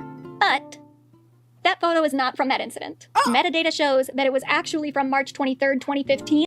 What a motherfucking punk, bro. What a motherfucking punk. So a whole ass year and 1 month prior, the same day as the staircase incident where Amber admits assaulting Johnny to try to protect her sister. The second interesting thing is that Amber went to Coachella with her friends afterward. That doesn't seem that weird right now, but put a pin in it. And then the third is that this fight is what leads into the accusation that Amber pooped in Johnny's bed, earning her the name Amber Turd. He lost his career, and she, I guess, is lying. I don't really know, right? But the whole thing that anyone can focus on is the fact that she shit in his fucking bed. Yeah. Johnny Depp and Amber Heard are going through a really messy divorce, as many of you probably have heard. It's making big headlines. And one of the stories is that Amber Heard apparently used to take big steamy dumps in their bed. Amber Heard, also known around these parts as Amber Turd. We just don't like you, Amber. That's Asman. That is one of them. And the last one was Amber Turd, right? that is another one. Okay. So like I said, Johnny had already left the property the night of the fight. He went to one of his other 11 properties. Amber then went to Coachella, and the poop was found by Hilda Vargas, who was Johnny's housekeeper. Hilda sent a photo of the poop to Kevin Murphy. Kevin then texted Sean Bett. I need to see a picture of this poop. I'll tell you right now whose it is. One of Johnny's bodyguards. Sean then told Johnny about it, and Johnny was pissed. Now, Amber claims that she did not poop in the bed, because why would she? It was also her bed, and Johnny had left that house the night before. Literally, what would her motive have been? Johnny was not going to find the poop, and again, this was her bed. What Amber said happened was that their dog, Boo, pooped in the bed. Boo, who had known issues with controlling her bowel movements and who was constantly just pooping places. On October 11th, 2013, Johnny texted his assistant Steven and said, "Will you squat in front of the door of the master bedroom and leave a giant coil of dookie so that Amber steps in it and thinks that one of the dogs, primarily Boo, has a major problem? It'll be funny." Then October 29th, 2014, Amber texted Kevin Murphy saying, "Last night she shit on Johnny while he was sleeping, like all over him, not exaggerating." The she, in this case, is Boo. So not only was the dog already known for having very poor bowel control, she's pooped in their bed before. So all this shit about like, the bed was too high for the dog to get up there. Dogs can be picked up. What I imagine happened was that she was already sleeping in the bed with Amber. You know, guys, the internet is showing me a picture of the poop unedited. It's much smaller than I thought it was. The pictures we saw earlier that were blurred, I swear to God, made the poop look huge, which is why I thought it was a human poop. But these photos, if this is the poop by TMZ, and TMZ is blurred, never mind, don't go there. But the other pictures, like, I thought it was a big poop. This is not the big poop, and it looks like you know how dogs sit on the I worked at a vet out of high school, so I'm like, I really know these things. That's high sarcasm. You know how the dogs sit and then they scoot their butt like this on the bed? That kind of looks like what happened, because there's like a smear streak. Yeah, it's like a tiny little turd. It's like a tiny turd, and it looks like it got smushed a little bit, like there was a scoot. You know? Yeah. If these are the pictures, it doesn't look like, I mean, it just looks like dog shit. Okay. Yeah. That's my professional opinion. Amber, and before Amber could notice, she pooped on the bed and then got down. The most convincing evidence that Amber somehow planned this, or that she herself pooped in the bed, is that Kevin Murphy told Johnny that Amber told him that it was just a prank. But once Johnny confronted Amber with Kevin Murphy's claim that she did it as a prank, Amber and Kevin had a whole back and forth via text, where Amber wrote, "I am shocked. What have I ever done to you? How could you say that? I never expected such a thing from you. I never told you I had anything to do with it. I never said anything like that to you, and you know it. I just can't understand what you have against me that would make you lie against me in such a way. I don't understand, Wow. Kevin. I really don't." Kevin responded, "Look, first of all, I did not even go directly to Jay about our conversation. He was told by someone else, and then he questioned me days later, so I had to answer. I had no knowledge of any of yours and Jay's conversations about the incident, so it doesn't even make sense for me to just make something up. Furthermore, at the time, I didn't even think it was a big deal that it was being described as a prank. If I was going to fabricate something, it would certainly be better than that. I merely answered his questions without any malice or intention of hurting you, or him for that matter." Amber said, "You literally told Johnny in front of me that I told you it was a prank, and now you want to explain? How could you? That was a complete lie, and you know it. You cannot look me in the eye and tell me we had that conversation. I can't believe you. What did I ever do to you?" What's extra interesting about these claims, though, is that actually, in the original allegations against Amber, Johnny wasn't accusing Amber of pooping in the bed. Johnny was accusing Amber of having her friend Ayo poop in the bed. Johnny also told Amber at one point that he was going to have the poop tested to see if it was human. Either he never got that testing done, or he did and he didn't like the results and he didn't tell anybody about it. Either way, there is no logical reason to think that Amber Heard pooped in her own bed. It was most likely the dog known for pooping in beds. Now after that, Johnny's mom dies on May 20th, 2016. The following evening, Amber and Johnny have their final physical fight. Johnny came to the penthouse that Amber had been staying in. He said he needed to get a few things because he was going on tour with his band. But when Johnny arrived, Amber said that he was drunk, high, and angry. Specifically angry about the prank. That's when Amber called Kevin Murphy to confront him, and then they had that whole text exchange that I just read a minute ago. They continued to argue. Amber said she started to get worried for her safety, so she texted Rocky and said that she might need her to come over because Rocky was staying in one of the penthouses next door. Then, Johnny wanted to confront Ayo, so Amber called Ayo, put him on speakerphone. Ayo called the accusation ridiculous, and then when he and Amber started laughing at Johnny, because why wouldn't they laugh at Johnny for thinking something so fucking stupid, Johnny got really mad, started insulting Ayo, threw the phone on the ground, ran upstairs, and then while Amber and Ayo were still talking to each other, Johnny came back down, super angry still. He then grabbed the phone, threw it at Amber's face, allegedly, but also Johnny does kind of admit to doing that. We'll talk about that in a second. Then he grabbed Amber by the hair. Amber told Ayo to call 911 because he was still on the phone. Ayo did do that. Shortly after Rocky arrived, she tried to get between Amber and Johnny. Johnny, I guess, grabbed Rocky and started yelling at her and Amber. Johnny then grabbed a bottle of wine, took some swigs out of it, damaged the apartment in a few ways, damaged another penthouse that was next door that he also owned. Then Rocky's fiance at the time, Josh Drew, came onto the scene along with, I guess, their friend Elizabeth. Josh at one point said he even confronted Johnny's bodyguards and asked why they didn't do anything about the fact that Johnny was beating the shit out of Amber, to which they basically said, like, it's none of our business. Then around 9 p.m., 2 police officers... I don't think Ayo was there. I think he was on the phone. Right? And Amber screamed to call the cops. Right? Or no. Yeah, because Amber was on the phone, and I think he was on speakerphone. And so Amber said, call the cops. Right? That's my understanding, is they were on the phone. Show up on scene. They talk to Amber for a little bit. They leave. Amber says she didn't really give a statement to the police officers because she didn't want any of it to be leaked to the media. Then around 10:28, a different pair of police officers arrive, this time wearing body cams. Same thing. Amber says that she doesn't want to make a statement. They walk around for a minute. They leave. Now, there are multiple witnesses backing up Amber's story. Rocky, Josh, Ayo, Elizabeth, and then later Whitney too, who says that she saw Amber's injuries the next day. Amber also told Dr. Anderson about the fight. The only information that contradicts Amber's story is testimonies from like a couple random witnesses who said that they didn't see any of Amber's alleged injuries, but also these are just like people that worked in the apartment building that they were in, not people who were intimately involved in Amber's life. So I would have to assume that Amber was in fact wearing makeup whenever she left the apartment during that week. The injuries were pretty bad, but not anything that couldn't be covered up with some decent foundation. And I don't know if you've ever been a woman with a very, very visible bruise on your face, but it's not really fun to... I'm sorry. Are we all fucking stupid when it comes to makeup? I just had a realization so dumb and obvious. Have none of y'all ever covered up a hickey with your makeup? A hickey is a bruise. And we cover it up with makeup all the time. Literally. Why are we acting like makeup can't cover a bruise when we literally cover our hickeys up like no one's business, bro? Walk around in public like that? People make assumptions, and they would definitely make assumptions if you're Amber Heard and you are famous and married to a very famous person. So yeah, Amber saying that she was wearing makeup every time she went out after that incident isn't weird. It makes a lot of sense. And all the people that will say she didn't look like she was wearing makeup, how the fuck would you know? Chat says people didn't believe her because the exact palette she said she used apparently didn't exist. I don't know what that means. You know what's funny is like, because I don't know what that means, right? Like I've heard this too. Did she say it? Like, this is why I'm always skeptical of human beings, because when you're very, very accurate, then people are upset with you. But if you're inaccurate, people hold it against you. Like, did she mean to say that palette? Did she mix it up? Was she sure it was that palette, but she was just wrong? Like, have you ever been so sure about something and you were just wrong? But then, like, you know, what does that mean? Was she like, yes, I remember doing it with this palette.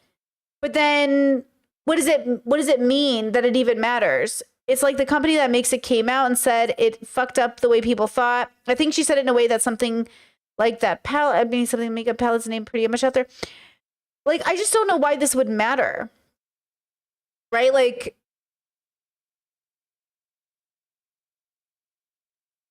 wait, Amber Heard didn't say anything specific about the palette. Vasquez lied. Did she? Like, that's the thing, is like, I don't know what's so important about this makeup palette. Makeup that's done really well to look really subtle can be pretty unnoticeable, especially for Amber, who multiple people have said that she had very, very naturally good skin. So like, even if you're used to seeing Amber's face... Wait. Chet says no, it did exist, but Elaine held one up and claimed it was the exact palette she used, but it wasn't. It just made them look bad. Oh, because that's much more believable. That the lawyer, who probably didn't know anything about makeup, lifted up a palette and said like, this palette, but then it ended up being the wrong one. Because that would make a lot more sense to my brain. Like somebody else, maybe, I don't know.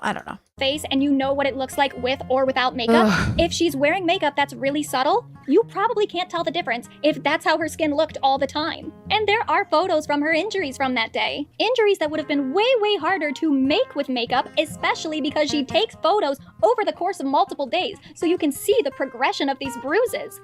If she was being that delicate and that smart about having her makeup done in such a particular way to have it develop over time in the exact way that a bruise would develop, develop, then she is like an expert craftsman. And I'm sorry, all love to Amber, she's not that calculated. If she was, she would have made some very different decisions. The only other piece of evidence that's even slightly compelling that points to Amber lying about these events is the testimony of 2 people that gave witness statements on Johnny's behalf, who also happen to be 2 people on Johnny's payroll. And considering we already know that Johnny has been accused of paying his own employees hush money to get them to be quiet about certain things, I find it a little hard to take their statements all that seriously. Now, the dumbest piece of evidence in Johnny's favor that does not hold up whatsoever is the testimony of the first pair of police officers on the scene, along with the body cam of the second pair of police officers. So the first officers testified in court as witnesses for Johnny. They say that they didn't see any injuries on Amber and they didn't see any of the damage in the apartment from that night, but they also didn't take any contemporaneous notes when they were at the scene, nor did they know upon arrival whose house they were in. They didn't know that they were talking to Amber Heard or that she was married to Johnny Depp. And in their initial statements in the UK trial, they told the judge that they were at the apartment for approximately 30 to 60 minutes total. However, security footage from the night showed that they had only been at the apartment for about 15 minutes. So the testimony that they gave in 2022 was based off of their memory of an event that happened 6 years prior that they took no notes for, that they were already wrong about how long they had even been in the apartment, and that they didn't realize had anything to do with a celebrity at the time. What impression could that night have left on them, really? Then there's the body cam footage from the second pair of police officers, and the argument for this one is that the body cam footage doesn't show a lot of the damage that was captured in Josh Drew's photos from that night. Now, Amber has claimed that her and her friends cleaned up the mess pretty quickly after they took those photos, because they were worried that Amber's dog was going to step on glass. Security footage from that night shows the officers arriving around 10:28, while the metadata from the photos that Josh took show that those photos were timestamped between 9:25 and 9:31 p.m. The first pair of officers left the scene at 9:19. If we assume that the first pair of officers were correct when they said that there was no damage in the apartment, and we go along with Johnny's theory that Amber and her friends staged the entire event and messed things up in the apartment just so they could take those photos, they had to create all that damage between 9:19 and 9:25. Ooh. 6 minutes to stage an entire crime scene. Then 6 minutes to take all the photos just to have everything cleaned up by 10:28. And if Amber— Oh, damn. Okay, son. I love this metadata shit. That shit's really throwing in a good twist here. Chat says we got to keep in mind Amber only had one lawyer. Johnny had multiple. Amber had multiple. She had a male and a female at least. She had the worst lawyers. Her team of lawyers were worse, but I think she had 2 at least, because I remember a man and a woman, right? And then Johnny's team had multiple lawyers, and all of them were cutthroat. Cutthroat, bro. They were, they went for the jugular. Amber really wanted to frame Johnny so much, why didn't she give a statement to either pair of police officers? Why did she clean up the mess at all? If her and Josh and Rocky had set it all up, leave it there, and when the second pair arrives, tell them that Johnny did all that shit. Maybe Johnny's version of events just doesn't make any sense. And then again, after the fight, we have more text messages that Amber sent to other people. Amber said to Melanie, Johnny came over to talk. His mom just died, then he went sideways. Convinced of some crazy shit, beat on me, cops were called, they just left, filing a restraining order. Divorce goes through on Monday. My face looks stupid. Bad night. She also sent a photo of her injuries to her parents and said, I think I'm done being there for Johnny. Wouldn't you agree, Mom and Dad? She put Mom and Dad in quotes. Then the following day, Amber has a conversation with her parents where she writes, I didn't even raise my voice to him, let alone a finger. I called 911. Rocky rushed in because she heard me screaming. I called him again and said I was ready to talk. He was fucked up and delusional, claiming some ridiculous shit I had no clue of or how to make sense of. Then he started hitting me with the phone and threw me down and hit me in the head. That's when Rocky and Josh rushed in. Cops came right after he split. That's all you need to know. I gotta say something. There's just a type of parent that exists in the world where they can't help but doubt their own kids. There's just something about parents. There's a type of person that becomes a parent and they're so cynical of the world and they just can't fucking believe their kids. And there's something about that that's so interesting to me. Or they can't face, but do you know what I actually think it is? Can I be honest with you? I think it's a category of parents who specifically cannot believe their kids because they don't want to accept that something happened to their children. I think it's why parents enable their children too, because they don't want to admit that their child is that person in the story. You know what I mean? Like they don't like to imagine their kids were hurt, so they pretend that they were never hurt. And I think it's just fascinating. But I've seen it in parents where, no, that didn't happen to you. No, you were fine. You had a good childhood. Nothing bad ever happened to you. Even though they like spend their lives wanting nothing bad to happen to you. It's like they feel like they failed because something bad happened to you. So then they go like, nothing happened. You didn't. You were one of the kids who got out. You were one of the kids who didn't have anything bad happen.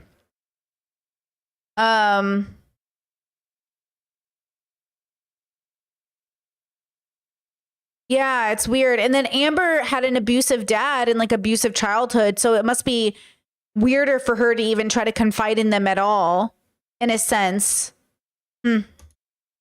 If you text him or involve yourself anymore in his life, I will never speak to you guys again. Dad, either you understand that and respect that, or you don't. But if you go against my wishes, I will never speak to you again. It took 20 minutes. He was crazy. Exactly. Ironically, to avoid feeling like failures, they fail their kids even worse. Exactly, chat. Exactly. I didn't even yell. More or less raise a finger to him, which shouldn't matter regardless.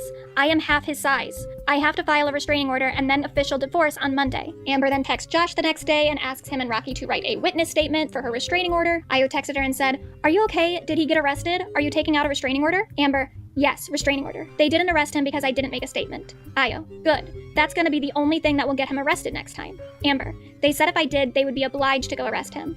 Io, "Why didn't you?" Amber, "Because it would have gone straight to TMZ, which will happen on Monday anyway." Right after leaving the apartment, Johnny texted Amber and said, "This is the last time we're ever gonna talk. You fucked up. I hate you. Yada yada yada." But the next day, there was a little change in tune. Johnny wrote, "Just let me know when you have a minute and I'll give you a call. Nothing I have to say to you should elicit anything but a sense of ease. All my love and profound apologies. Jay." Amber, "Yes, but I'm scared and sad and want to be alone and in a quiet place to talk. Are you okay if I wait till I get home to call? I know you're busy, so please tell me if that's okay. I can text you when I'm there. Is that okay?" Johnny, "Whenever you feel like it. I'm sad, scared, and I am broken, my sweet Slim. I want you happy. I have zero harsh feelings. I am clear and I am me, the me that you once loved. We can cure one another of this constant misery born of love." Then May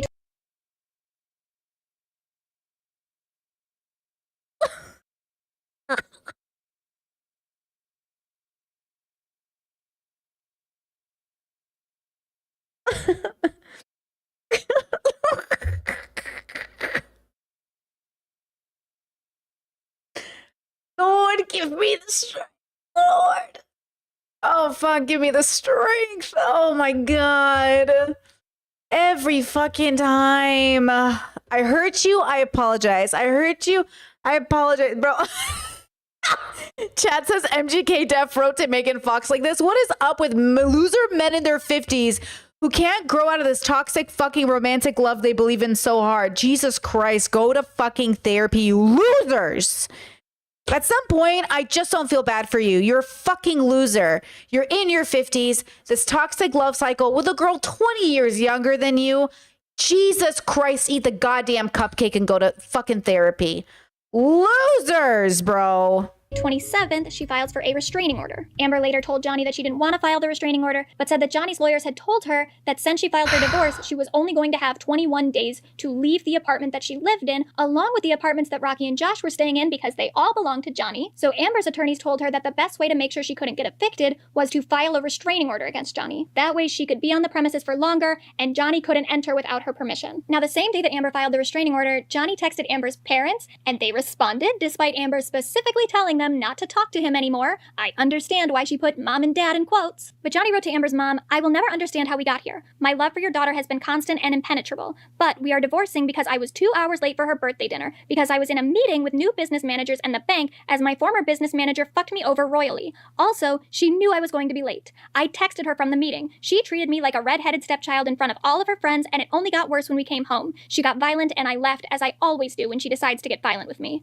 Her charges against me are simply not true. I did not throw her phone at her. I was facing away from her to walk away and lobbed it over my shoulder. I had no idea she wouldn't just catch it or if it would land on the couch. And then, of course, Rocky comes into the rescue as if I am some goddamn psycho beast. The timing is ugly. My mom passed away. Amber, the love of my life, can no longer exist in me. To perjure herself against me is too far. I don't deserve this page, but if this is what's happening, this is what I must deal with." Apparently, she's back with Tasia Fantasia. Then Johnny sent a text to Amber's dad saying, "I guess I was so bad that it was fine for her to leave me and go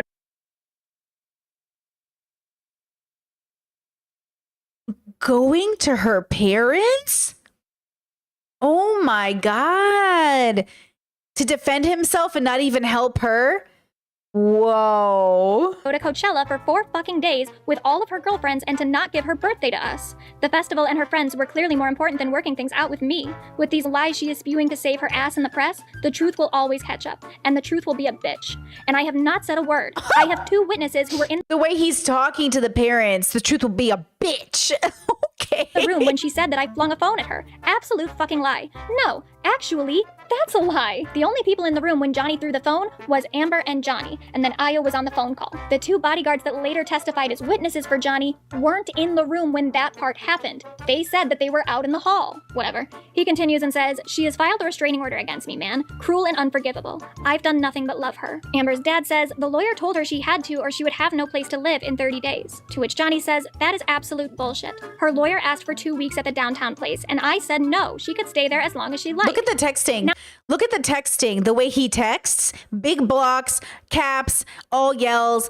Like the way he texts is a red. You know when those, you see those TikToks where it's like, I just went on a date with this girl and she sent me like this many paragraphs, and I'm like, that's what it feels like. Like looking at Johnny's text messages, like the way he types, I'm like, I don't know about this. I don't know. Now, actually, I do believe that. I do believe that Johnny said that Amber could stay as long as she liked. I also believe that Johnny's attorneys were saying something very different without his permission. Now, why I believe that will come in another audio recording, but before that one, we have our next recording in July of 2016. So in this one, Amber and Johnny are together again, not like in a relationship again, but like they're in the same room despite the restraining order. So they do their usual back and forth. It gets a little heated, not as bad as some of the other occasions, but still, they're not very nice to each other. They eventually talk about the end of their relationship. Amber says that she just wanted Johnny to get clean and sober, and he basically says, well, fuck you. I thought you would get clean and sober and it would fix a lot of our problems. I'm never getting clean and sober. I know. Oh, he just said, I am never getting clean or sober. Holy shit, how heart-wrenching is that? I'm never getting clean and sober. Wow. Problems will be far. Well, you can deal with them or not. Like yesterday, our conversations were going so much better, and then they deteriorated. Like today, they got so bad today, and it would. I woke up beautifully. And you use the drink, the harder it can get. The harder it is when you use a drink. Like look at today, how much more up and down and violent and sideways it is. No, you have no understanding about that. You really are naive. I know. Because but I do love you. Booze does not make me. But I do love you. Booze does not make me crazy. I do. Drugs do not make me crazy. I do love you. Tolerance of a fucking battleship. I know. And here's the deal. But it got so much worse you today. make me crazy.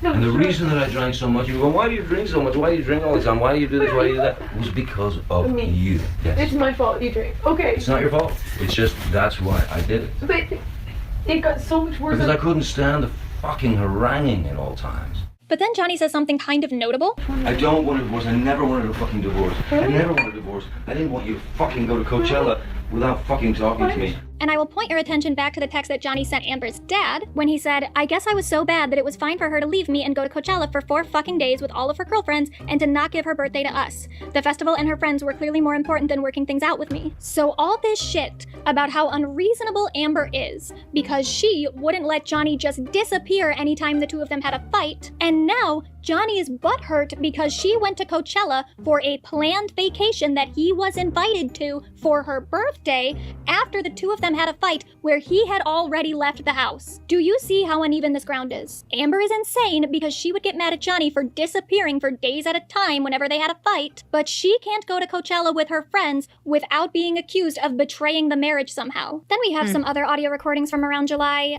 They're pretty chopped up. I don't think that there's really like a full recording of this stuff, so it's hard to know what the context for some of these events is. This is also the time period that produced the audio recording of Johnny cutting himself in front of Amber, and on July 16th we get to that message that Johnny sent Amber's former nurse saying that he was the client ultimately, and they were supposed to just give Amber drugs to calm her down. On August 13th, 2016, Johnny sent a text to Amber's former assistant saying that they were going to get her flabby ass nice and good. 2 days after that, he sent a text message to Christian Carino, aka the former Mr. Lady Gaga to be. Lady Gaga's ex-fiance. And thank fucking God she didn't marry him. Johnny wrote, She's begging for total global humiliation. She's gonna get it. I have no mercy, no fear, and not an ounce of emotion, or what I once thought was love for this gold-digging, low-level, dime-a-dozen, mushy, pointless, dangling, overused, flappy fish market. I'm so fucking happy she wants to go to fight this out. She will hit the wall hard. I cannot wait to have this waste of a cum guzzler out of my life. I met a fucking sublime little Russian here, which made me realize the time I blew on that 50-cent stripper. I wouldn't touch her with a goddamn glove. I can only hope that karma kicks in and takes the gift of breath from her. Sorry, man, but now I will stop at nothing. Let's see if Mollusk has a pair. Come see me face to face. I'll show him things he's never seen before, like the other side of his dick when I slice it off. Mollusk refers to Elon Musk, who Amber started dating right after her and Johnny separated because Amber has the worst taste in men on the planet. The worst taste in men ever. Then we have another audio recording from somewhere around that time. We don't have a specific date, but roughly around here. And this is the recording that makes me think that Johnny really didn't have any intention to kick Amber or her friends out in like 21 or 30 days. In his conversation with Amber, he does seem genuinely confused by what his team is doing. And it also doesn't seem like Johnny knew that his team was probably taking information to TMZ, even though his divorce attorney has known close connections to TMZ. She's actually even name-dropped in that New Yorker piece from 2016. It was completely private and was under the radar, and you did not have to file back. And I warned you that day. I said, you don't have to file back. If you file back, this is up to being discovered. And I'm thinking naively that it would just be discovered by the way that like TMZ typically discovers these things. I didn't know it would be hand delivered to them within 5. So it was like 5 minutes. Not even. I did not know it would be given to them. I did not know. I could have known at that time how much Laura was going to use TMZ to her favor. I did not know that. So I just thought naively that TMZ could likely discover it if it was filed on your part. I warned you. I said this to you thinking that you were going to be participating. I said, hey, just so you know, you don't have to file. I'm not going to go after you. I don't want to stop talking to you or whatever. And you don't have to file. If you file, it just opens us up to being discovered. Because for some reason, the way we filed, my lawyer, when she filed, she had explicit instructions to file within a stack of a bunch of other paperwork at the end of the day so that it would be more likely to not be discovered. And I was told that would be the most effective method to having a shot at it not being picked up for a day or two. I thought, hey, maybe we'll buy it a few hours, you know? And I worked really hard, and so did my team, and it didn't get picked up by some miracle. So, like, literally 3 days, it didn't get known about. 8 minutes or 5 minutes after your team filed for you, which is a move they didn't have to make, then it was picked up by TMZ. It was given to TMZ within 5 minutes of it being filed. And Laura went and did it at the very opening of the business day, on top of a stack of paperwork. That is the opposite of keeping it private. And I just want you to know the whole truth. Like, if I were you, I'd want to know all the information. I do. I would like you to know all the information too. But do you have proof of that? Yeah. Well, good, excellent. Well, I didn't know anything about her filing TMZ or anything like that. She knows what I wanted. I don't. And I think maybe she's trying to do what's best for you without maybe you know. I don't know, but if that's the case, I'll acknowledge it. You know. And if you say you have proof, then I'll acknowledge it. Look, it doesn't shock me that any it just makes sense. Attorney would do something like that. It doesn't, it doesn't shock me. I just want you to know I've not done anything and have not been doing any moves. Like, look it up, the timeline. Nothing was on the offense. Everything has been a defensive move because I'm being called a liar and a gold digger. And I'm not lying about any of this, and I am not after a dime of your money. And you know what? I was told by Laura after the first meeting, thing, the reason that I stupid clicked I'm seeking spousal support because I was told that was my only option because no divorce attorney would ever say not and then lose all rights to everything. Laura Wasser had proposed that I leave, not proposed, I'm sorry, said I would have to leave. I'd be kicked out, be evicted. So Rock and Josh and everybody evicted within 21 days. No, but I told you. Last time we spoke, I told you that you were fine. You stay there 2, 3, 4 months, whatever. Just figure it out. We'll figure it out. You stay there. You be. I got that too. Be in your home. Be in your home. And yet again, there are moments in this recording where I do feel for like a brief second that maybe these two can just figure. Yeah. It almost sounds like they're actually talking to people, like each other, like people. Like there's almost like it's gonna be okay kind of divorce. Like they're actually being like nice to each other, which is so interesting. But then I almost wonder how much escalated also because of the people around them, right? Figure this out. Not like get back together, obviously, but be in a space where they're just not enemies with each other anymore. Obviously, that hope did not come to fruition, but I mostly just feel really, really bad for Amber. Defending yourself by throwing someone under the bus is not going to look good. I'm not, it's not about that. It would not be about me throwing you under the bus. You know what it would be? It would be released through documented people coming on the record and having the protection to do so that haven't had yet. It would be eyewitness statements. It would be evidence, tons of it. And it would be through years. And it would be unbelievable to imagine that either I'm in A, secret fight club, or B, I've had A secret what? I've had a secret fight club, or that I have been plotting to do this for 3 years, and while taking pictures of it and documenting it, just saving it up for the right time when I'm not asking for any money and have nothing financial to gain from it.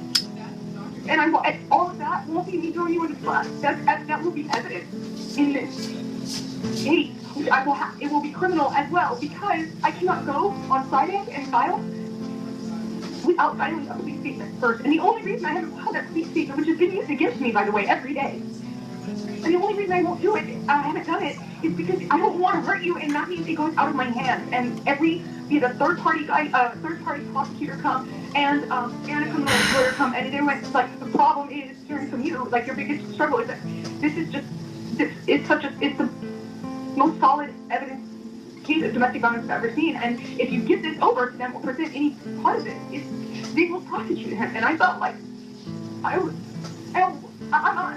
never want that for you. Because it's hard for me to even understand. I don't call myself, in my head, it's hard for me to even accept any sort of victimdom ever. I don't want to hurt you. I understand, and I don't want to hurt you either. You do whatever you feel you have to do. I'm telling you now, it's a mistake to go to court. But if you want to go to court, we'll go to court. I would rather take care of it a different way. I think it would be very good for you, and I think it would be very good for me. But you know what?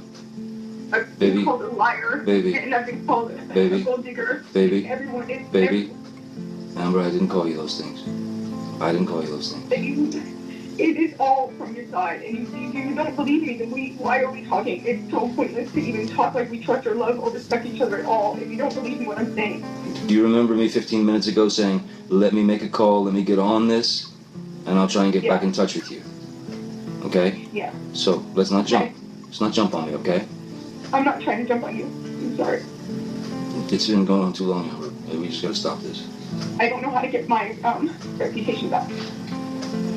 We write a letter together saying that we're going to take this out of the public eye, saying that we're going to try and work this out on our own, saying that the media has created such a hateful storm, that we love each other, and that we want to make sure each other is okay.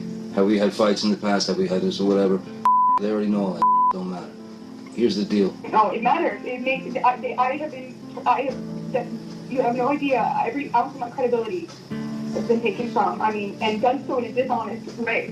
This recording then produces another highly discussed moment during the trial. This is you guys know what's coming up right now, but this is more context to the clip. So we get this clip in chunks. So the clip she's about to show us is the viral clip. Then yesterday we got that context, and now we got the context before that context. Holy crap. It starts when the two are talking about the 911 call that Io made on Amber's behalf. I did not call the cops. I need them to speak. Io called the cops. You told Io to call the cops. I did not call the cops, and I did not give them any statement when they came. I've been trying to protect you. You told Io to call the cops. While it was happening? Yeah. Oh, I'm sorry, because the last time that it got crazy between us, I really did think I was going to lose my life, and I thought you would do it on accident. And I told you that. I said, oh my God, I thought for the first time. Amber, I lost a finger, man. Come on. I had a jar of mineral spirits thrown at my nose. You can please tell people that it was a fair fight and see what the jury and judge think. Tell the world, Johnny. Tell them Johnny Depp. Johnny Depp, man, I'm a victim of domestic violence, and yes. It's a fair fight. And see how many people believe or side with you. It doesn't matter if it's a fair fight. Exactly, because you're bigger and you're stronger. And so when I say that I thought you could kill me, that doesn't mean you counter with you also that you lost your own finger. I am not trying to attack you here. I'm just trying to point out the fact of why I said call 911. Because you had your hands on me after you threw a phone in my face, and I just thought crazy in the past, and I truly thought, I need to stop this madness before I get hurt. Oh my God. And I never think about myself that way. I never defend myself that way. I never see myself as a victim. It's to a fault, you know? All right, yeah. And I, when they came, I did not cooperate with them. It has been used against me, not by the media, by your side. All right, fine. You believe what you believe. I'm gonna call these people. I'm gonna take care of this. See what is going on. I will get back to you. Otherwise, listen. As far as I can tell right now, it sounds like you want to go to court. You want to this up real bad. I just want to clear my name. I've been telling all the lawyers this in the beginning, and your lawyers knew this. You cannot clear up your name now. Don't let them lie to you. Don't let them lie to you. I have said only this from the very beginning. I only have my integrity. And the unfortunate thing is... And what about mine? Taking a step further. What about mine? They keep every step of the way. I have said to them, the thing is, they're hurting Johnny by this. Because every time that they call me a liar, or they say this is not true, or see that this text message actually happened, or that your security guard, which by the way was a follow-up to your security guard saying they never saw abuse happening. The same security guard who, by the way, have said to me multiple times, I was going to get killed. Now, they actually don't wind up going to court in this instance. On August 19th, they finally agree to a settlement. Then the divorce is finalized in December of 2017. Johnny kept all of his real estate and all of his 40 vehicles, I guess he had. Amber received custody of the 2 dogs. Neither one took any sort of spousal support, and Amber only took $7 million, which is a tiny, tiny amount compared to what she could have gotten given the fact that they never had a prenup. Amber pledged to donate that money to a children's hospital and the ACLU. She had a plan to donate it over the course of 10 years, but she hasn't been able to make quite a lot of those payments. She keeps ending up back in court. First when Johnny sued the son and she had to go testify as a witness there and had to get her own lawyers. Then again in 2022 when she said that she had already spent about $6 million on attorney's fees. The whole thing about Amber didn't donate all of the money is so fucking stupid. Could she have donated it the second Johnny gave her a check for $7 million? Yeah, I guess so. But also, that's just not really what rich people do. They're tricky, and they got tricky little business managers who tell them exactly how to spend their money to maximize the amount of tax credits they get. The ACLU has already said it was the plan all along for Amber to donate that money over the course of a decade. And the only reason she hasn't been able to make those payments is because this legal battle that Johnny has been waging against her for years has sucked her dry of money. Amber did not have that much money to begin with. In 2015, when they got married, she only had an income of like $250,000. And after expenses, she reportedly only took home like $50,000. And she was also financially supporting her parents and her sister. So okay, she didn't donate $7 million the day she got a divorce. Oh well. Now with the divorce, they both agreed to sign an NDA and said that they were never going to talk about their relationship publicly ever again. Johnny broke that NDA in October of 2018, and 2 months later, in partnership with the ACLU, Amber publishes an op-ed for the Washington Post that brings us to where we are today, pretty much. But the story is not totally done yet. However long this video ends up being, it's actually just like part 1. What I actually want to discuss is how Johnny managed to win. Wait, Chad says, how is she financially supporting her family on $50K? I don't know in what tone you're asking that question, but it would make sense given that she came from a toxic and like low-income family with an abuse family. A lot of kids who make it in Hollywood or sports end up having to be financially responsible for their parents. And she probably wasn't properly supporting anybody on $50K, let alone herself. But after expenses, she brought home $50K of her $250.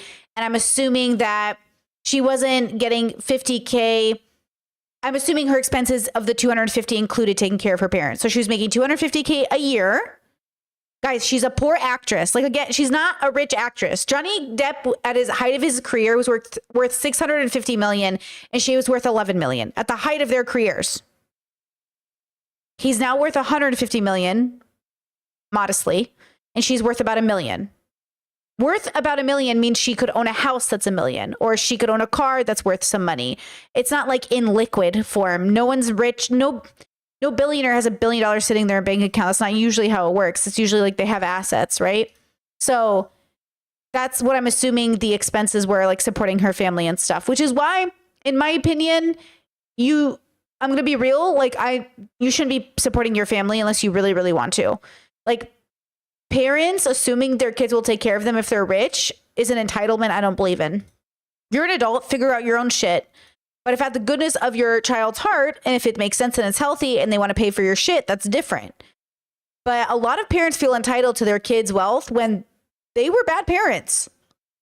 And Amber's parents were certainly not the greatest. So win the lawsuit in 2022? Kinda, despite the evidence in this case not being on his side in the slightest. But since so many people already believe that Amber Heard is a liar, I felt like I needed to make this video first so that I could at least have this as like the groundwork for why Amber is in fact not a liar. Maybe a fibber at times. She could be a little bit more transparent about certain things, but definitely not the big bad villain that a lot of people have made her out to be. So yeah, I guess come back next time to learn about the Hollywood fixer that seems to have been working in Johnny's favor post-divorce, or how Johnny's former attorney, a man with known connections to Vladimir Putin, coerced individuals into giving some pretty shitty statements about Amber, despite some of them, or at least one of them, not really wanting to, or how he was thrown off the case in the Fairfax trial by the judge because he was found to have leaked confidential information about Amber to the press, or how coordinated hate campaigns and the targeted propaganda of right-wing media organizations contributed to this bullshit public opinion trial. For now, though, that's it. This is a pro Johnny Depp stream, but to be honest, let's be honest, guys. I mean, you know, I don't want to piss people off, but let's just be honest. I don't know what you're going for here. I really, people are just gonna get angry if I tell the truth right now. okay, gonna pause that. Wow, what a roller coaster. Oh, we're not done though. I need you to hold on to your butts because we're about to watch a different type of video about the same topic. Of course, we're going to take a break. Please take care of yourselves. Use the next 5 minutes or so to grab a snack. You know, do a little jog around the house or something. Stretch your legs. I'm going to try to grab a quick snack. Wow. Really puts into perspective how people tell stories. Wow. Yeah, I love YouTube, but man, the way these video essayists just take off. Oh, and just get ready, okay? I'll come back. We'll move further into the next clip I have for you guys. All right, let's take a break.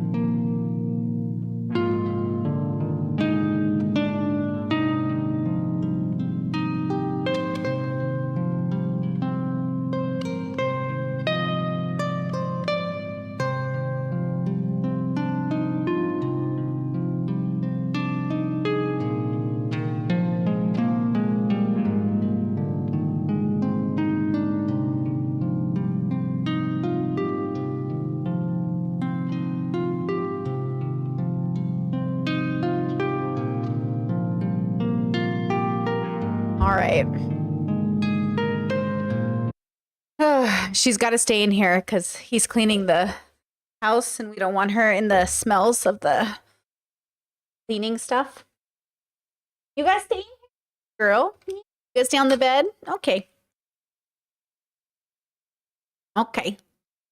I'm back. I feel like I have food in my teeth. I ate some cereal. We needed indie cam for breaks. If she would stay in the same place, this girl is always hopping between everybody's rooms. She can't stand missing out. She always has to be like, what are we doing? Where are we going? Are we going somewhere? Oh my God. Okay. Now. Okay. Everyone ready? Oh my gosh. Okay, now we're going to watch how Amber Heard's lies got debunked.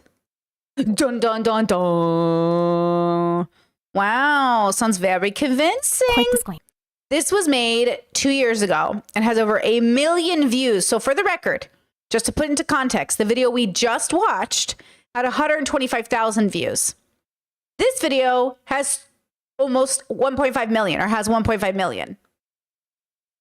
Okay. And this is what I want you to remember is more people saw more lies about Amber than people saw things debunking, right? Let's see how this person tells the story.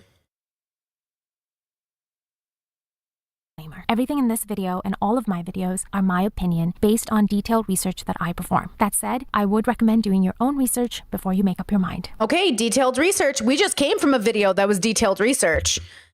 Let's see how this person details their research. Thank you. So, the verdict is in. As of June 1st, 2022, the jury and the public have decided to no longer buy into Amber Heard's lies. Over the course of 6 years, Amber has had one of the greatest public falls, with her name now literally synonymous with excrement, and her emotional testimony turned into a meme. My dog stepped on a bee. We went to the vet. My dog stepped on a bee. My dad has to pee. My mom's stuck in a tree. My squirrel got bit by a flea. So how did it come to this? Let's rewind for a second and look at the standing that Amber Heard had back in 2018, because that was a great year for her. She had already secured a $7 million settlement from her ex-husband the previous year. Her first major role in a blockbuster, Aquaman, was set to release. There was much publicity about her sizable donation to the ACLU and the Los Angeles Children's Hospital, and she was announced as an ACLU ambassador for gender justice. And not to mention, she published an op-ed detailing her struggles in the industry after standing up to and speaking out against violence. It was a good time to be Amber Heard. The public believed her story so much that without an ounce of truth aside from a bruised right cheek, Johnny Depp was getting effectively cancelled. He was dropped from 2 major franchises and was effectively stranded on Me Too Island along with the likes of Harvey Weinstein, Bill Cosby, and Kevin Spacey. And the reason we all believed her so easily was simple. Her story made sense. In 2016, Amber was an unknown quantity, but strangely, so was Johnny Depp. Amber because of her general obscurity, and Johnny because of how privately he had lived his life until then. With only stories coming out about his drinking and drug habits, as well as his diva antics on set, the picture made sense. Older male megastar is abusing and controlling his younger starlet wife, to the point that she needs to secure a restraining order against him. It all added up. But then something changed. Moments from Amber's deposition during a UK defamation trial against The Sun went viral. And this right here changed everything. If Amber was truly the victim, why was it that while recalling and recounting horrific moments of her relationship with her supposed abuser, she was smirking, rolling her eyes, and weirder yet, eating cookies? Like a lot of cookies. Girl. I think it's a stim. I'm fully convinced Amber is stimming. She does it throughout all of the trials. I think it's a stim. I'm almost 100% sure because, like, obviously I wouldn't know this, by the way. I can't read minds. So when I say 100% sure, I'm being hyperbolic. But she does it in all of them, and she's constantly fidgeting, and I think it's one of her stims, which is interesting because I'm always mortified there's food in my teeth, so I'm actually terrified of eating.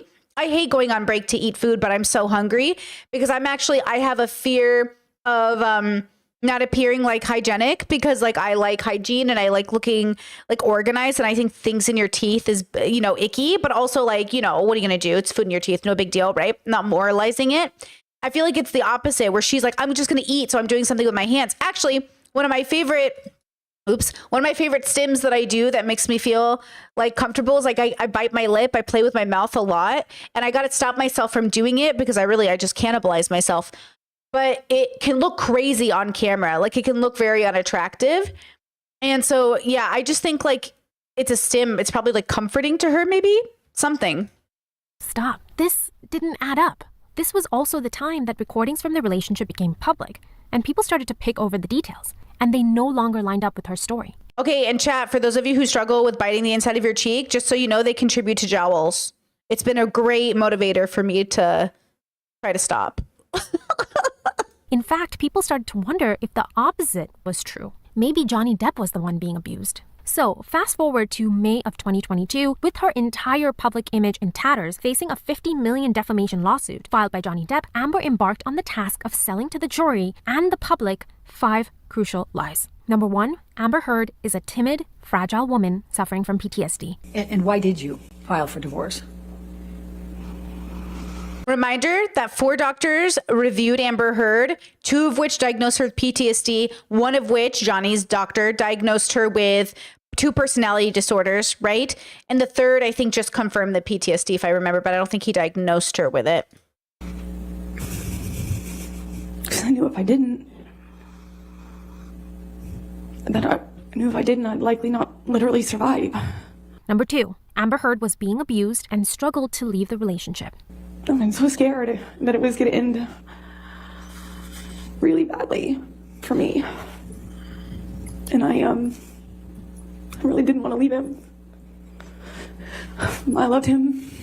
Number 3, Amber hid the signs of abuse expertly from friends, family, and the public. And then if you want to cover up a bruise, you obviously put foundation first, concealer, and then on top of that, I used a bruise kit. Not a bruise kit, it's a theater makeup kit, a color correction kit, but I called it my bruise kit. Number 4, Amber cared for Johnny and wanted to protect his reputation. Number 5, for Amber, this was never about money or fame. This was about justice. I wanted nothing. Let's start with lie number 1, because the curtain has risen and it's time for Amber to take the stand. This is her time to shine and sell us her version. Great point. Chat says, a lot of analysis feels like a catch-22. If she's sobbing, it's manipulative and fake. If she's not, she's clearly not really a victim. There's no winning.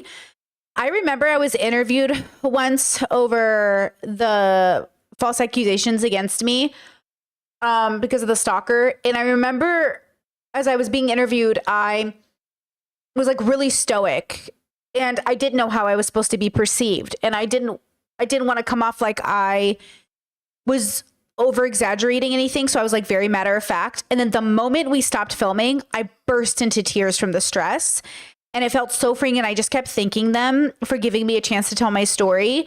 And I remember thinking like, I wonder why I felt a need to hold it in. Like, why did I feel a need not to cry? What was I convincing myself of? And funny enough, like I did get feedback where it was like, Brittany doesn't even look that sad or scared. She just seems like, you know, very like, not like heartless, but kind of like without feeling. And it's just kind of interesting. Like when you look back on stuff and you realize like, you're not sure what you're supposed to be like. Because if I'm authentic, then she's hysterical. Oh my God, she's crying. What's the big deal? Somebody made some YouTube videos about her. Some girl cheated on her boyfriend, something, who cares? It's like you can never do it correctly. And that's the problem is like in a world where you can never do it correctly, why do it at all? Why do it at all? Of the tale. And boy, does she go all out. Why are you here? I am here because my ex-husband is suing me for an op-ed I wrote. And how do you feel about that? I struggle to have the words. I struggle to find the words to describe how painful this is. In her version, she is a timid young woman. Yeah, she does this thing that I know was unlikable in people. She has little twitches. She has a lot of facial expressions. Like, I don't know. I don't know as a YouTuber how much attention you guys are paying to me, but I obviously have like little tics and stuff. And I obviously try not to bring a focus to my tics and stuff.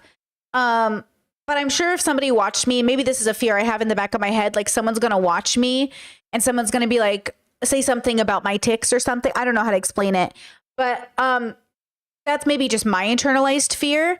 But if I was on that stand, it would take a lot of spoons for me not to engage in that behavior. The fact that I look up when I think, body language experts would be like, she's lying. She looked up and to the left. But like, I'm just thinking. So because if I look at anything, I'll lose my train of thought. Like, people assume maliciousness where there isn't maliciousness. Memouse, you can't leave, Memouse. She can't get out. He's cleaning the kitchen right now. We don't want her into chemicals. You can't leave, Memouse. You're trapped. Anyways, the point is that I don't know how to read Amber, but I know why people don't like her. You know, I know why people don't like her. If you watch documents of like ADHD kids versus non-ADHD kids, the amount of moving can frustrate people. Like, teachers will say, you always fidget in your chair. Why are you moving so much? Why are you touching your hair so much? Like, when I was even in homeschooling, I would be in group classes and the teacher would point out, they would film us because it was debate class, and they would film it and they were like, who's this? Which student is this? Which student is this student? And everyone's like, Brittany. And I'm like, I didn't even really realize I was doing it. But yeah, I had this tic and I like where I was always like this. And she'd be like, you're doing your thing again. And I'm like, oh, okay. And like, it's just like a thing to do with my hands. So I know what to do. So I have something to do, you know, and I don't think about it that much. But to people, it looks, like they were instructing us, like, it looks unprofessional. You don't look good. You don't look confident. It's like, okay.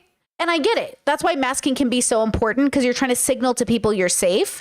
But what people might hear or see of you is that you're unhinged, you're twitchy, what do you want, drugs? You know what I mean? Committed to her marriage, but taken in by Johnny Depp's charms that were both aggressive and manipulative. Lifted the back of my bathrobe up, and can I just stop you there? Why were you wearing a bathrobe? Because I was doing a scene. It was a period film, so it took place in the 50s, and so I had all of this old undergarments that are for that time era. And he kind of picked up the back of my robe with his boot, and I kind of turned around and laughed, giggled. You know, I didn't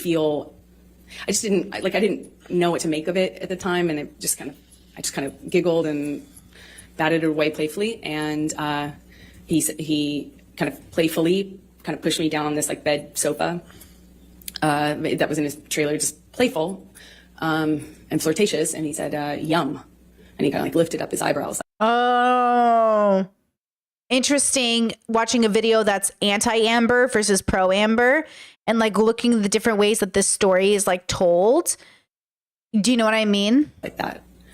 As Amber recounts the entirety of their relationship, she talks about how Johnny wanted to control her career and her entire existence. It was dirty that I wanted to do this job that I wanted to do, and I was doing the job of an actress. It was every time I was walking out of the house, he would ask me, "That's really what you're wearing, kid? Oh, I see. You know, I wore a dress to an event once, and I felt beautiful in it." Stupid as that sounds, I felt pretty in this dress I picked out, and I showed it him because it's a carpet, it's red carpet, so it's publicized, and I kind of thought it was weird. He wasn't saying anything about it. I left him to go do this red carpet, and I was like, "Did you see the event I went to?" Basically, I felt pretty, and I thought, did you see that? I wanted him to say something about that, I guess. And he said, well, this is after he stopped talking to me for some time, didn't tell me why. When he came back in my life, he wouldn't explain why he was acting different. He just kind of acted mad at me, didn't know what I had done wrong. And when I brought up the dress and the event, because it was an event to support a charity I was really involved with at the time, and I said, "Did you see that thing?" And he said, yeah, I think the whole world saw that, kid. Man, I think both of them are horrible on the stand. I'm going to be real with you. Both of them, this is point 1-2. Both Johnny and Amber they were both awful on the stand. And I think depending on how you process the whole court proceeding, you could either see them in a favorable or negative light. But Johnny also took forever to get to the point. They and had large pauses, and it was like, Jesus, get to the point. But then Amber is also similar, where I think both of them, ironically enough, are horrible at telling stories. like in my mind. But then that's the problem is like in hindsight, in my comfortable room, I can sit here and tell these people who are in court being publicized to the universe, like, well, you're doing so bad on the stand. You're doing so bad. It's like, who the fuck am I when I know I've been on panels where I've done badly? And I know the pressure feels totally different. Being on the panel, debating people feels totally different than watching it from the sidelines. Like, why didn't Brittany say this? Or why didn't Brittany do this? Because when you're in it, it doesn't work that way. And same for Amber and for Johnny. Like, it's one thing for us to say like, oh, they're both so bad. And like, they're obviously guilty because of this without realizing like, man, we'd all be pretty bad. Like on the stand, you know? Indiana Jones. No. Man, she's such a rebel, this girl. That's how they'll remember you. That's how the world will remember you. And I was like, oh, come on. I mean, it's like, but it, you know, I felt good in it. I felt good. And he said, yeah, kid, that's what you're putting out there in the world. No one will ever forget that. And that's all they'll see you as. That's what you wanted. That's what you were going for. You know, She talks about how Johnny was a very violent man and would tap into these monstrous moments. Do you remember the first time that he physically hit you? Yes. Please tell the jury about it. It was so, it's seemingly so stupid, so insignificant. Oh, never forget it. It changed my life. I asked him about the tattoo he has on his arm, and to me, it just looked like black marks. I didn't know what it said. It just looked like muddled, faded tattoo that was hard to read. And I said, "What does it say?" And he said, "It says wino." It says wino, and I. Okay, do you guys know the story about the tattoo? Because I wonder if Johnny is also paranoid that Amber doesn't know, even though, like, if you're a big Johnny Depp fan, like I was growing up, you know what that tattoo's about. Does anybody in chat know what the tattoo's about without looking it up? Because I can't believe she doesn't know what the tattoo's about. Like, a part of me is like, what do you mean? Why are you asking him that answer? Everybody knows what that tattoo means. But then that's coming from a girl who was a fan of Johnny Depp. Nobody knows? I love chat. I love bubbles, huh? I'm not, okay, because I then had to realize maybe Amber really doesn't know. So, okay, Techno knows. Winona Forever. So he dated Winona Ryder, right? For Edward Scissorhand. And he scratched it out with the new tattoo. And so I can see Johnny being like, are you playing some fucking game with me? You don't know what that fucking means? But then that's Johnny's like violence. That's Johnny's. If that's the case, I'm still not saying anything nice about Johnny Depp because like, why are you getting mad at her for not knowing, dude? So then maybe like a part of him's like, what do you mean? Why don't you fucking know what that means? Everybody knows what that means because it was like a big story. But then he has to remember like she's 20 years younger than you. She might not know. She might not have that generational awareness. Am I older than Amber Heard? No, she's older than me. She's 38. Interesting that she didn't know that. She's older than me. It's kind of interesting. I didn't see that. I thought he was joking because it didn't look like it said that at all. And I laughed. It was that simple. I just laughed because I thought he was joking and slapped me across the face. And I laughed. I laughed because I didn't know what else to do. I thought, this must be a joke. This must be a joke. Because I didn't know what was going on. I just stared at him, kind of laughing still, thinking that he... Oh, wait. Chad says I thought it was about wine. I mean, it is about wine now. Wino is a joke on his, like, drinking wine, but it used to be Winona Forever. But he scratched it out after they broke up and turned it into Wino. Because he was done with her. So he like made it a wine joke. So it is about wine because it was but originally it was about Winona Ryder. So technically it is a tattoo about wine. Which doesn't look good for his alcoholism, you know? He was going to start laughing too to tell me it was a joke. But second slap, I know he's not kidding, but I don't know what else to say or do. So I just stared at him. I didn't say anything. I didn't react. I didn't move or freak out or defend myself or say, what are you doing? You're crazy. I just stared at him because I didn't know what else to do. And he slaps me one more time. Hard. Okay, who here has been slapped in the face? Even playfully. Okay? If you're not expecting it, it is the most shocking experience and it can make you feel so bad. And like, especially if you don't see it coming, has anyone ever been like sucker punched in the gut too, where you lose your breath? You're like, holy fuck. It's so fucking weird. Indiana Jones. Stop it. Stop scratching at my door. This Indiana Jones. Oh, you're so lucky he came to save you. Okay, she's been saved. She's been rescued from being trapped with me. Okay, so it can be very shocking and you don't know what to do, especially from a loved one. Free Indiana. I was trying to keep her safe, okay? Anyways, the whole point is that it can feel weird and then you kind of expect it to be a joke. I could see that. But the thing is, like, not everyone has that physical experience, even with siblings. Like, I grew up with siblings and I grew up a roughhousing sibling. Like, I to this day wrestle my brothers. I was hanging out with some streamers. Okay. And I was like, let's wrestle, bros. And they were like, what? I was like, let's wrestle. And they thought I was flirting with them. And I was like, what? And I was like, no, let's wrestle. Who's stronger, me or you? And they're like, you can't take him in a fight. I was like, I can take him in a fight. Let's wrestle. And I was like dead serious because like I'm the wrestle person.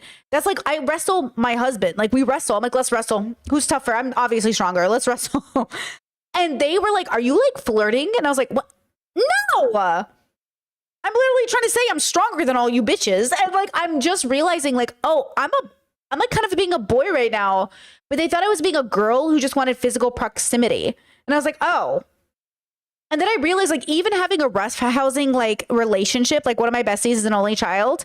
And I'm, like, she's the most physical with me. Because when I get over, I'm like, what's up, girl? And then we're both like, and we, like, kick each other and stuff. And, like, it's so funny. We'll, like, laugh. But, like, that physicality has to come from somebody doing it with you, like, safely and fun. And then you kind of learn the difference between, like, different kinds of slaps and different kinds of hits. Because you're like, are we about to fight? Like, okay, yeah, like roughhousing with friends, awesome. Okay, love roughhousing, loved it in all my years. As an adult, I did so many wrestling, fun, roughhousing, BDSM events. Like, I love roughhousing. I think wrestling is so much fun. Okay, I used to go to BDSM Monday wrestling nights. It was on Mondays. It was so fun. Okay, I love all of that shit. I do it with my husband now. Okay, we like roughhouse, we like, but. Okay, you got to be careful because obviously you got to know the difference between somebody trying to come at you for real, and somebody having fun. And Johnny came at her for real, but Amber couldn't process it. So she thought it was like a joke at first, but then he did it again. And that's how they start to test you with what you'll tolerate from them. A pinch here, a shove here, a passive aggressive here. And some people do it with words, see how much you'll tolerate. Like, oh, you're going to go out in that? Did you even shower today? Oh, are you wearing makeup? You look kind of tired. You do it enough to purposely get down on someone, to purposely pick at them. They call it a cut by a death by 1,000 cuts for a reason. You know what I'm saying? Taylor, welcome to memberships. Love to see you here. Thank you so much. So, when we're playing these games, we have to be careful because things have to be negotiated and we have to know the vibe in which we're interacting. So I believe Amber when she says like, he hit me, and I just like, I laughed because I didn't know what to do. Because like, yeah, imagine a 50-year-old man, someone 20 years older than you, slaps you and you're not sure what to do. You're like, oh, is this like a kinky thing? Is this, what's happening? It's very hard for your brain to process and catch up, And I'm assuming he hit her kind of like this, like he just kind of like tested it. I'm not assuming he like went full force or anything, right? Because that'd be crazy. I'm assuming he just slapped her, which would hurt enough, right? It would hurt enough just to get slapped. But that's what I'm assuming. So to watch this video, which by the way, we're 10 minutes in, and I'm not really sure if she's proved at all that Amber's lied even once, which is really interesting. Are we even on the first or second lie? I can't even keep up. This video is only 35 minutes long. But it's 1 million+ views. How Amber Heard lies got debunked. Where's the debunking? Versus the girl who proved Amber was right, had all of the receipts, went through all the documentation. Kind of interesting. I lose my balance. At this point, we're sitting next to each other on the edge of the couch, or I was on the edge of the couch. And I'm all of a sudden realizing that the worst thing has just happened to me that could possibly happen to you. I realized that I wish so much he had said he was joking, because it didn't hurt. didn't physically hurt me. I was just sitting there on this carpet, looking at the dirty carpet, wondering how I wound up on this carpet. Yeah, okay, once again, not to be that person, but I do think people hate her face. Like, and I obviously say this as like, I believe Amber Heard, but like her facial expression, I'm telling you she's autistic. I'm telling you she makes the wrong facial expressions for what people expect her to make. And it's throwing everybody off, like they don't know how to read her. And I don't think she gets it because she's doing it. And I think this might be, that's why they say be careful when you unmask as an autistic person. Because as powerful, I'm sorry, I'm going to go off on TikTok, autism TikTok really fast. I'm so sorry. Autism TikTok really pisses me off sometimes because they're like, fuck the world, I'm going to unmask. I'm sorry, would you like to get in trouble? Because like, I'm not telling you to mask because you should hide from the world. I'm telling you to mask when it counts because goddamn, you're going to lose your fucking court case. You're going to lose your fucking rights. Like, and I'm telling you right now, it's not fair, but nothing is fair. And in a world so unfair, you better play it better than them without giving up your values. And what value is it to not mask? Like, come on, please be serious. Like, your life is in danger. Please be serious, okay? And so it's kind of one of those things where God knows in all of my government meetings, you know, if I wasn't masking and thinking and being thoughtful, like, come on, people aren't going to perceive you with grace. So you can't, you must mask. Elon Musk, you must be smart enough to play the game properly enough. Not be like a 15-year-old teenager who's like, I'm not going to mask for anybody. Okay, sis, good luck at court. Good luck at court. And Amber, for whatever reason, I bet her lawyers in some way told her to be vulnerable in herself. But sometimes your vulnerability isn't processed or accepted by people in the way that you would think, because your vulnerability looks different. Like, I know this is a person who does hesitate to share a lot of vulnerabilities because the internet just loves to use it against me. And I don't like that about the internet. But to be fair, it also could help some people. Like, I worry when I see people being vulnerable. I'm like, don't be that vulnerable. The world will punish you for it. But that's because that's the lesson I learned, is the world will punish you for your vulnerability, even when they don't intend to. But also sometimes your vulnerability just isn't going to play to the right crowd at this moment. And like, even me, you, how many of us didn't believe Amber Heard? How many of us also, the people who were, I was a feminist, I was a progressive when this case was happening. I was a queer person. I was Britney. How the fuck did I fail perceiving this case for what it was? How did I fail so badly? Was the media that fucking good? Was I that fucking blinded? Was I that fucking high? Was I smoking during this trial? The point is, how badly did we also read Amber and her facial expressions? And so we, like, out of all people who shouldn't have fallen for it, how did we, as FD Signifier said, how did we let Johnny get away with this? So how can I blame anybody else who's also, you know, saying fuck Amber Heard? But damn. Carpet, and why I never noticed that the carpet was so filthy before, and I just didn't know what else to do. I didn't know what to say. I didn't know how to react. I just sat there thinking, how much time do I have to figure out what I need to do? Because, God, did he just hit me?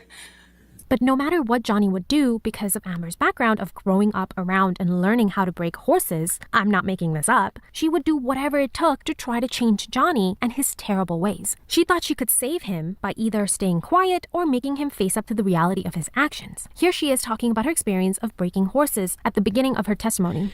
And what did your father do for a living?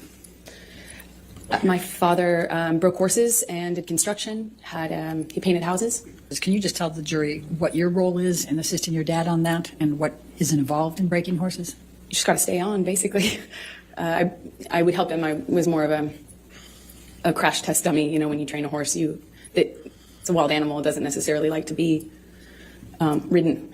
And there are people out there who are crazy enough, like my dad, to pick that as a profession, I guess. And he was really good with horses, and I was the son he never had, so it was my job to, you know, stay on.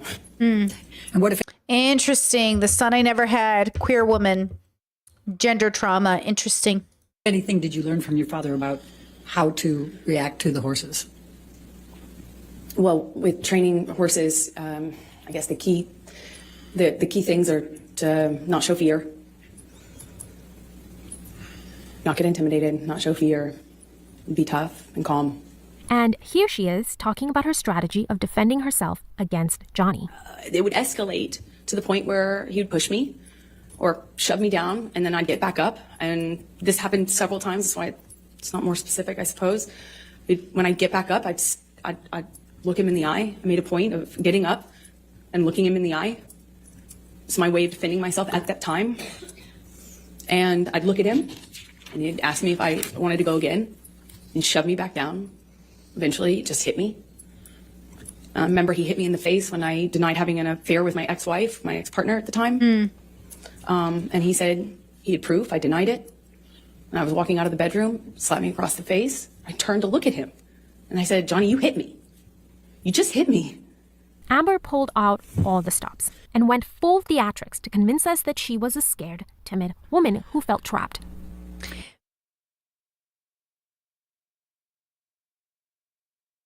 Oof. Tiger, welcome to memberships. Let's go. Thank you guys so much. I really do appreciate it. I love it. Thank you. Yeah. Like, so yeah, theatrics. You can't win, bro. You can't win. No matter what you do, you can't win. If you're stoic and strong, if you're unlikable, that's it. That's all. That's the problem. The moment they see you as unlikable, it's very hard to be likable. That's why I say it's all brand at the end of the day. YouTube, celebrities, all these people that are like, I'm just a YouTuber and I'm authentic. There's a level of likability and relatability that goes into so much of this. So much of this. And by the way, her receipts are weak as fuck. See how her receipts are nothing? This woman isn't bringing up any receipts, and we're halfway through the video. Versus the people that are showing like Amber didn't lie, they had actual receipts from court. So kind of interesting, but see, that video is not going to get the views because nobody wants to see that Amber's innocent. They want to see that Johnny's innocent. Why did you ask for a domestic violence temporary restraining order? I wanted to change my locks. But does this woman exist? Is she real? Even looking back on her own is she real? Interviews, depositions, and recordings, this doesn't add up. Amber isn't timid. In fact, she's aggressive. No, okay, I'm not timid either, bitch, but a bitch gonna cry. That's the problem with being a woman like me, is it's very hard for people to believe you could be a victim. I know what it's like. I know exactly what it's like to be me. Because I don't get to be a timid woman, do I? I'm too Taurus, you feel me? I'm too tough. You're fucked if you're a strong woman because you're never allowed to be a victim or vulnerable. And God forbid you were tricked because aren't you so smart? Aren't you a level 5? Aren't you the most smartest person in the room? How did some streamer person trick you? How did you get confused? How were you not paying attention? Sounds like you just didn't like the way that it went. Instead of thinking that we're all just people having an experience where we miscalculate, we misjudge, we believe people when they tell us like, oh, you just don't understand. Something else happened. I just need this. I just need this. This is what's so frustrating. It's like you want to be strong, but if you're strong, you never get to be vulnerable. And if you're vulnerable all the time, you never get to be strong. So if you're too vulnerable all the time, then everything you do is emotionality and you're such a female and everything you do is wrong. And if you're strong, well, when you're, vulnerable, why? You're strong. And this is the same toxic masculinity that men suffer from. How could Terry Crews ever be sexually assaulted by a man when he's a tough guy? Tough guys don't get sexually assaulted. Only weak, pansy twinks do. If you're a twink, I see you getting molested, but a strong guys don't get molested. So Terry Crews must be lying, or Terry Crews must be a pussy, because strong people don't get assaulted, right? Strong people fight back before the rape occurs. Strong people fight, like 10 guys at the same time, and they're named Clint Eastwood. Like, tough people fight back. I'm gonna slap everybody. As hell. She fights, she throws things and insults in equal measure. This right here is fake. And let's talk about the PTSD because that's a defense that she's been using in justifying her erratic behavior. Well, you know what? I'll let Dr. Curry explain Amber's supposed PTSD. What about the other 3 doctors? What about the other 2 doctors that diagnosed her with PTSD and no personality disorder? PTSD herself. For context, Dr. Curry is a psychologist who met with and performed an assessment on Amber by performing several interviews and tests, including one to gauge whether she was suffering from PTSD. The test itself has a control system to identify instances in which people are feigning symptoms instead of actually suffering from them. Ms. Heard did not have PTSD, and there were also pretty significant indications that she was grossly exaggerating symptoms of PTSD when asked about them. How did you make that latter conclusion? So one of the strengths of this test, as I mentioned, the important thing about any test used when you're doing an evaluation in forensics is to make sure that the person is responding accurately. And this test does that by not just asking people whether they have a symptom, but asking follow-up questions that draw out very detailed accounts of every single symptom of PTSD.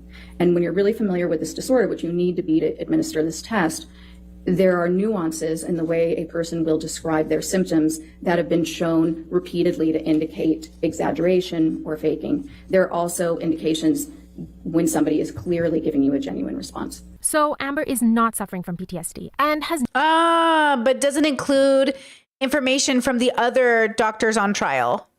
Huh. Not been able to sell us on her timid girl personality, since, we've seen all this. Courtney, I can't do this if people are coming in and out of the door. It's really distracting. Extremely. Thank you. So autistic of her to have sensory overload. I'm sorry. We met Jean-Claude Van Damme one time, and we had to get a restraining order. They have had the time. Okay.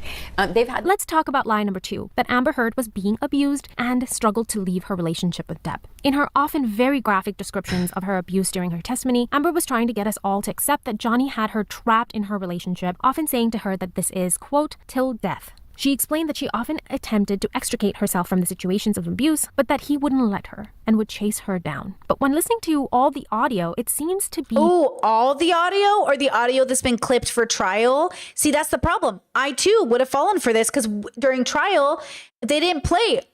Like, we didn't get to hear all the audio. We didn't get to hear all of the things, or at least I didn't see all of the trial. So maybe they played it and I missed it. But I bet she's not going to play the full context in this clip that's about to come up. I bet she's only going to do the clip that went viral. The opposite, that Amber is the one throwing things like bottles, pots, and pans, and Johnny is the one trying to get out of the situation, but she won't let him. Further testimony from Dr. Curry also sheds light that Amber is suffering from 2 personality disorders, histrionic and borderline personality disorders, meaning that she is prone to intense emotional volatility as well as a fear of abandonment. This mixed with Johnny's self-defense system of leaving situations when they get too intense to handle meant that while Johnny would try to leave, Amber would do whatever it took to keep him trapped and keep him there. During an incident in Australia, Amber Heard chased him out of 5 different rooms, including pushing a door into his head and punched him in the face just to prevent him from getting away from her. And then finally threw a bottle of liquor at his hand, which severed the tip of his finger. So turns out that instead of Amber being the one who was being controlled and abused, it was Johnny. Yeah, see, she doesn't have any of the receipts. That's what I'm saying. Like, this isn't receipts, but it is what's being reported, but it's not based on evidence. And that's the irony, is like, where are all the text messages to him admitting he kicked her, or like to the witness admitting he saw her kick her, or any of those other things, or him doing crazy shit. And that's the thing. We're almost 18 minutes into this video. Wow, these videos look so different now with all the knowledge. Johnny, who was suffering physically, with plenty of evidence of his injuries. Oh, and this is a different photo. For the many years of his relationship with Amber. This brings us to lie number 3. Amber hid the signs of abuse from family, friends, and the public. Which is not true. She had told all her family and friends and multiple people over time that she was suffering from an abusive, toxic relationship with Johnny. So that's not true. Let me start off by saying that if you haven't watched Johnny Depp's lawyer, Camille Vasquez, cross-examine Amber, you should. Camille is intense and incredible. I will be using long clips in this video from... Man, I feel bad. I know this person making the video probably fell for it like we all did. But man, lawyers aren't here to tell us the truth, right? They're here to make their client win, even if they're guilty. Those sections, because she takes Amber to task on every one of her lies. The biggest one being that Amber was able to hide a broken nose, lots of bruising, basically the aftermath of all the egregious abuse she describes, using a bruise kit, that's what she calls it, and some ice. I'll let Camille talk you through this one. This is a picture of you at the same event, the night after Mr. Depp allegedly whacked you in the face so hard you thought he broke your nose. This is a picture of me after he did whack me in the face. The night after, right? Yes, it is. I believe it was the night after, yes. Your nose doesn't appear to be injured in any of these pictures, does it, Miss Heard? I'm wearing makeup. Your nose doesn't appear to be injured in any of these pictures, does it, Miss Heard? That's why I'm wearing makeup. Right. And makeup covers up swelling, right? Makeup will not cover up swelling. Ice will, though. Ice will cover up swelling? Ice produces swelling. Normally, the swelling after that kind of injury is not as bad as you might imagine, and for me, it wasn't that bad. I have a picture of it underneath the makeup. That's how I know how to reference it. A picture you haven't produced or shown to this jury, right, Miss Heard? I absolutely. See, Amber did produce a lot of evidence that the U.S. didn't use in our court, but the U.K. used in theirs. And that's what's kind of crazy. That's what's kind of interesting to me. Is like, I do believe Amber now that she did produce that photo, but whether or not they're going to show it in court, just like when the other therapist tried to say that she has PTSD and then the text messages about her getting kicked and they were like, no, we can't use that, bro. So I produced everything. But you haven't shown it to this jury. I would very much like to. It's not my job. And that's not even to mention that Amber's description of how to cover up a bruise doesn't work in covering up bruises, but instead creates them. And then if you want to cover up a bruise, you obviously put foundation first, concealer, and then on top of that, I used a bruise kit. Not a bruise kit, it's a theater makeup kit, a color correction kit. I called it my bruise kit. You can't make this stuff up. Well, Amber can. The proof of the abuse is just not there. It's not. Meanwhile, what do we see here, Elon? Maybe he caught some of Amber's love too. Let's talk about lie number 4. Amber cared about Johnny and wanted to protect his reputation. I mean, that's why she constantly covered up the injuries and hid the truth from his friends and the police, right? In May of 2016, Amber walked out of a courthouse with an apparent bruise on her face after filing for a restraining order against Johnny Depp at a time that he had already left for Europe, on the day that one of his movies was premiering, and on the day of his daughter's birthday. She also took a compromising video of him and released it to TMZ. What's happening in my chat? I'm about to block everybody. What's happening? The whole AFAB thing. What's going on? What's going on in my chat? I'm going to block everybody. What's going on? I did it instinctually. What's going on? What are you guys doing? What are you guys doing? What is this? Is this a troll? Am I being like, what is this? What's going on? Answer it or I block everybody. What's happening?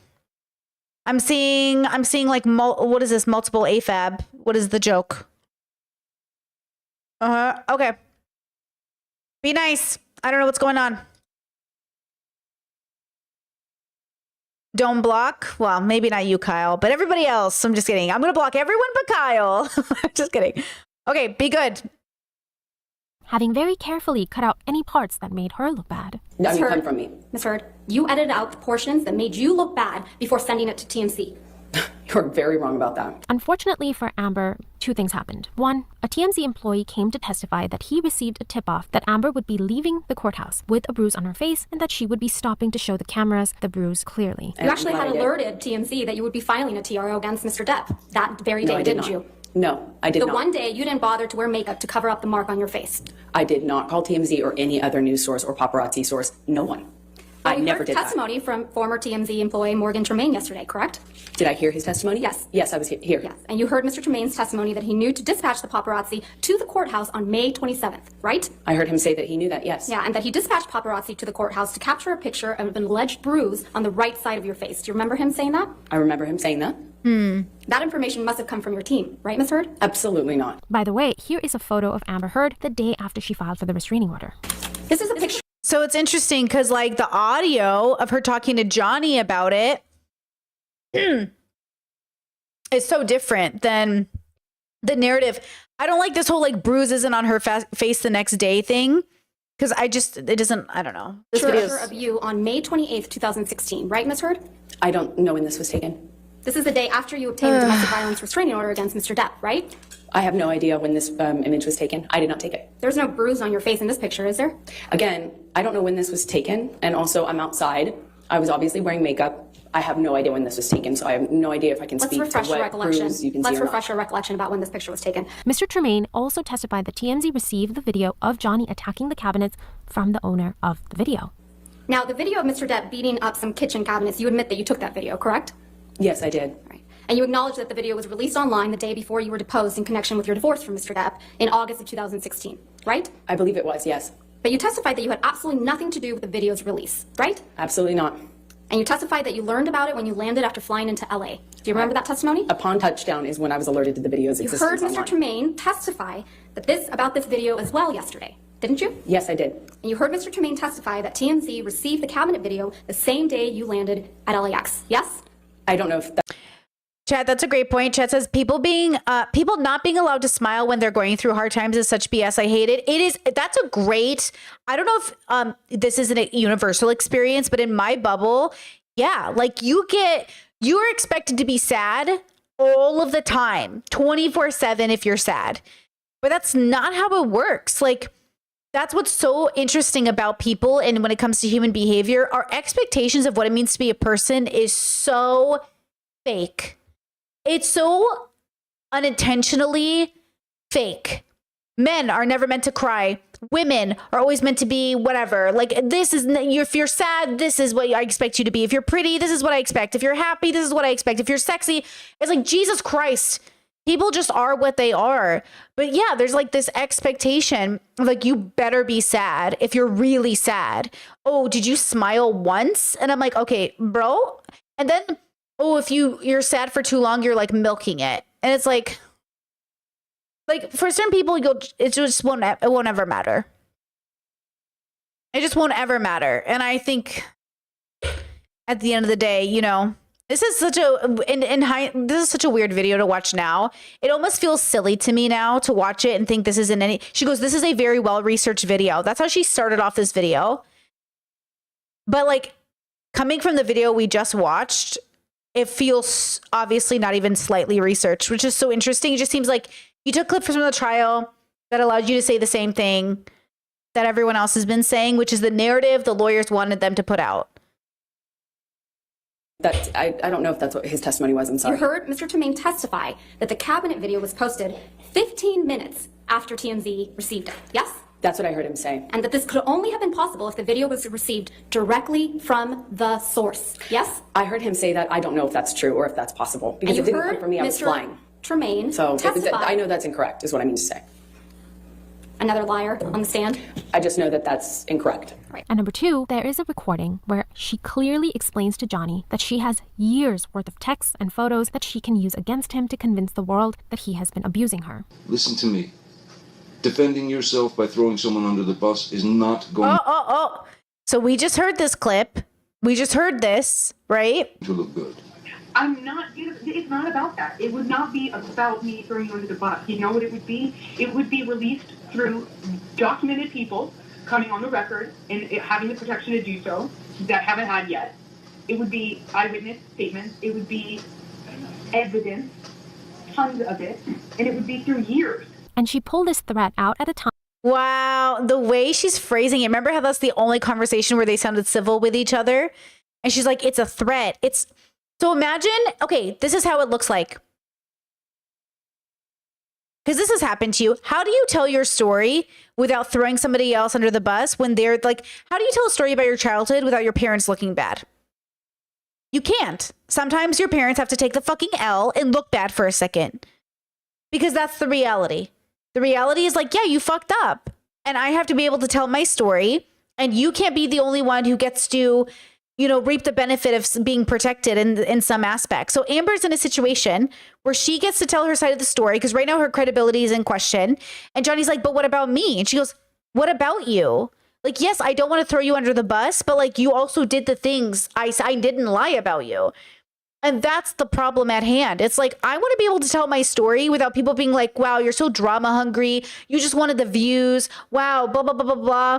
But that's the thing. And then if you don't tell your story quick enough, wow, why'd you sit on this? I can't believe you knew this about him and you didn't tell anybody. Wow, I can't believe this. Even though like it was openly talked about, everyone knew Johnny had a problem. Everybody knew he had a problem. He openly admitted it. He bragged about it. So again, it's like this idea of like, you can win, you can't win, you can't win. So the question is, how do you play the game so you have peace? And sometimes that's letting people think what they want. I hope Amber moving to Spain and living with her wife or girlfriend or whatever and having a baby, I hope that's her peace.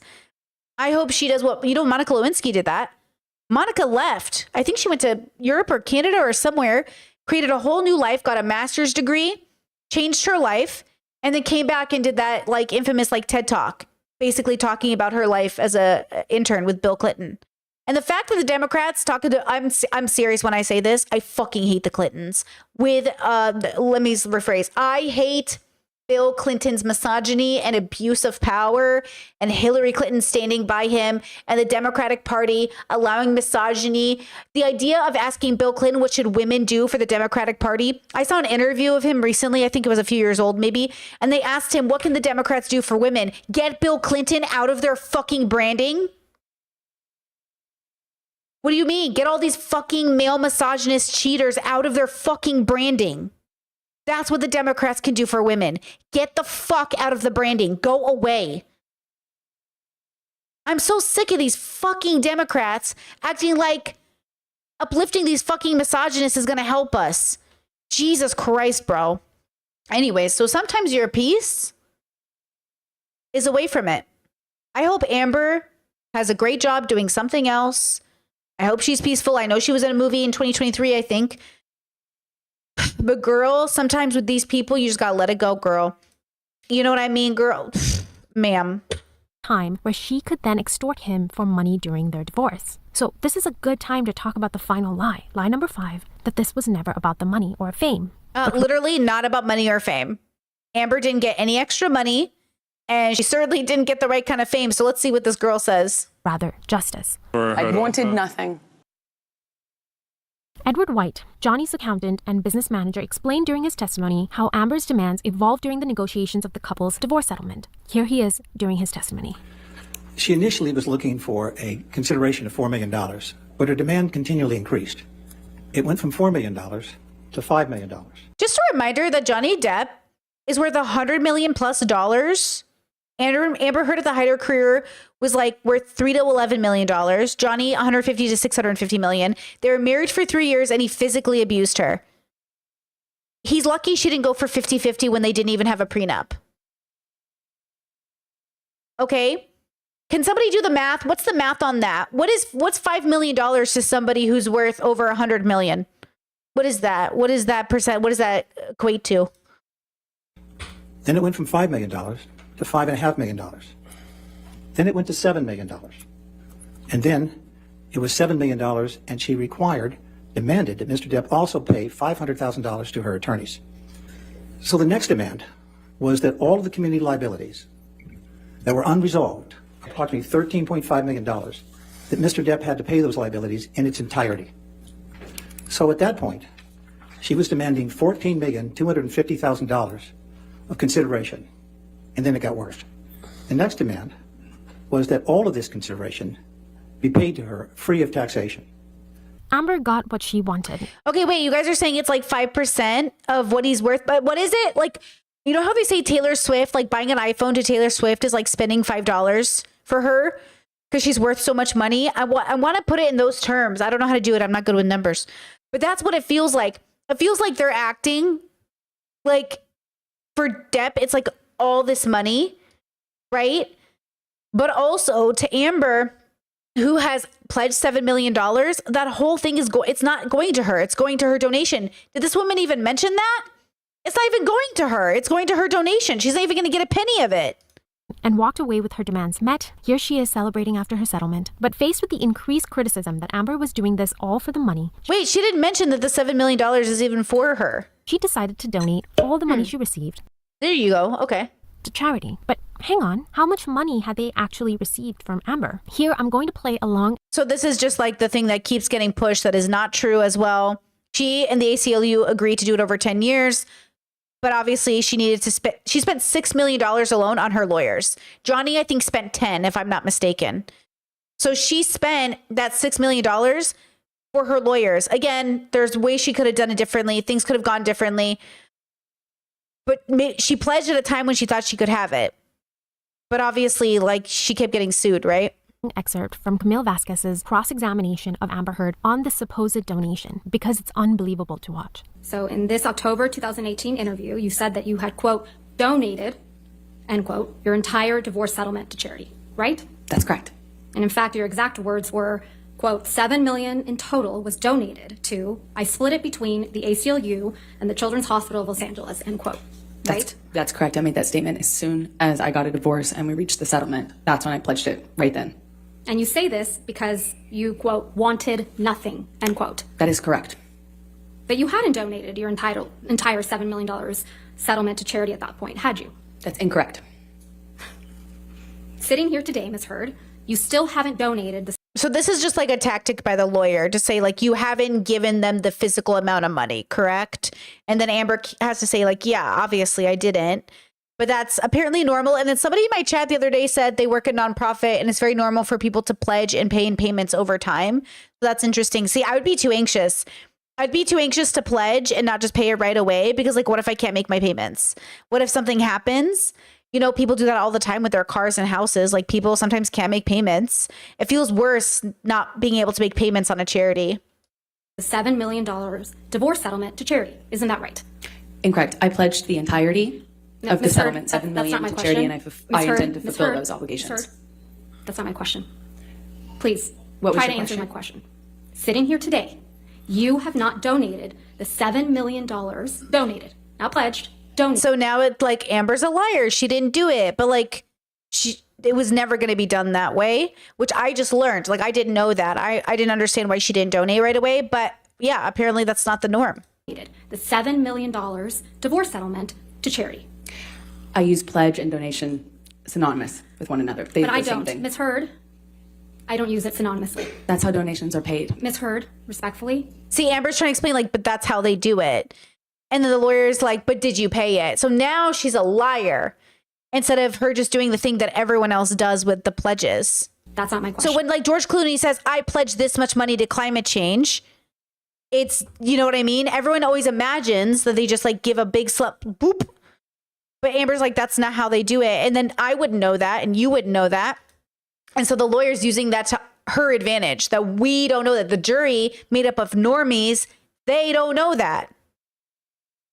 That's what the lawyer is good at. She's good at convincing the jury, who doesn't know any better, of you know, because the rich people don't live like us. Rich people have different ways of existing, guys. So when I say, oh, I gave $50 to charity, yeah, I don't have to pay that in payments. But when it's millions of dollars, like, they're playing a different game. So that's why bubbles are so interesting, because, like, what means something in one bubble means something totally different in another. As of today, you have not paid $3.5 million of your own money to the ACLU. Yes or no? I have not yet. You had all of the $7 million for 13 months before Mr. Depp sued you, and you chose not. And that looks bad, right? Saying that sounds bad.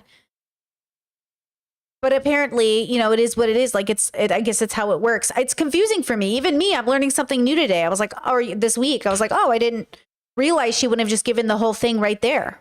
To pay it to the charities you pledged it to. Is that correct? I disagree with your characterization of that. Another day, another lie. Because this was about the money, and this was about fame. Amber claimed that she, quote, spoke up against sexual violence and faced our culture's wrath. I mean, she proved that, right?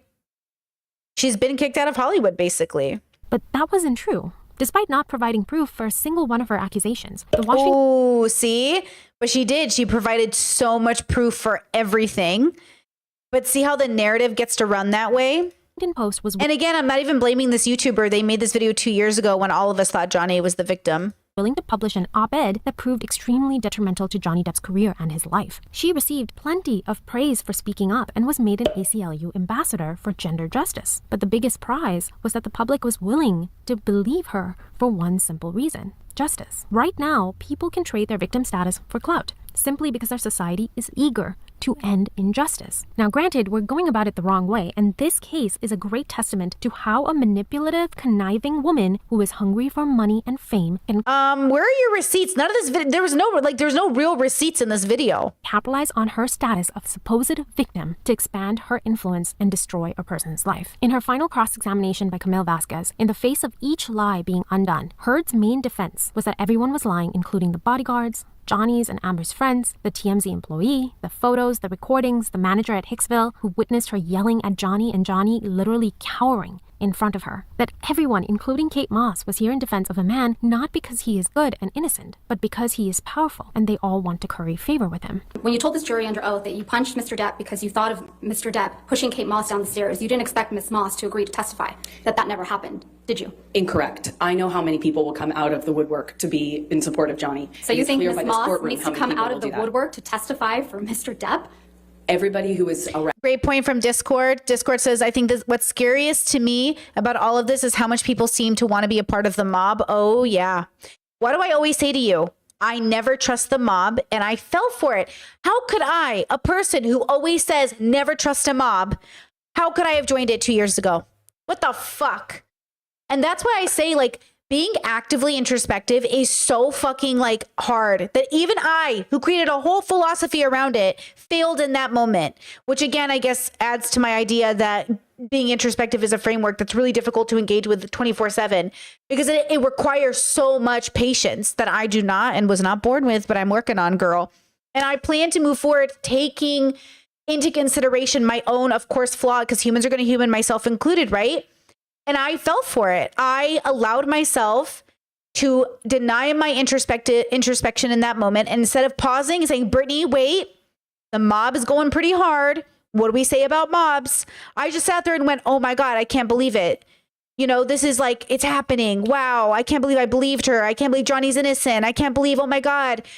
And like, you sit there and you're like, oh my God, okay. And this is such a good moment for all of us, but especially for me, to just give myself a greater reason to continue meditating, continue pondering, continue learning, to be a student, to remember that like I will be a lifelong student of what it means to be a person. And that's really what this is about. Like, what a great lesson for all of us at the expense of Amber Heard. At the expense of Amber Heard.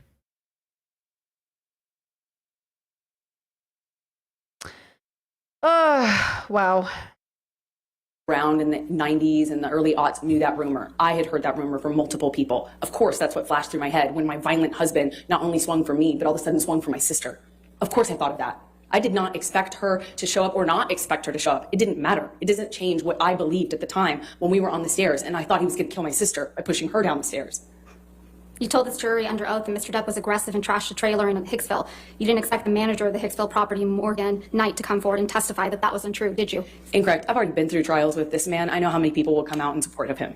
When you told this jury under oath that you had no idea that the paparazzi would be at the courthouse on May 27th, 2016, you didn't expect a TMZ employee to show up to testify that TMZ had been alerted that you would be at the courthouse and knew exactly which side of your face to take a picture of, did you?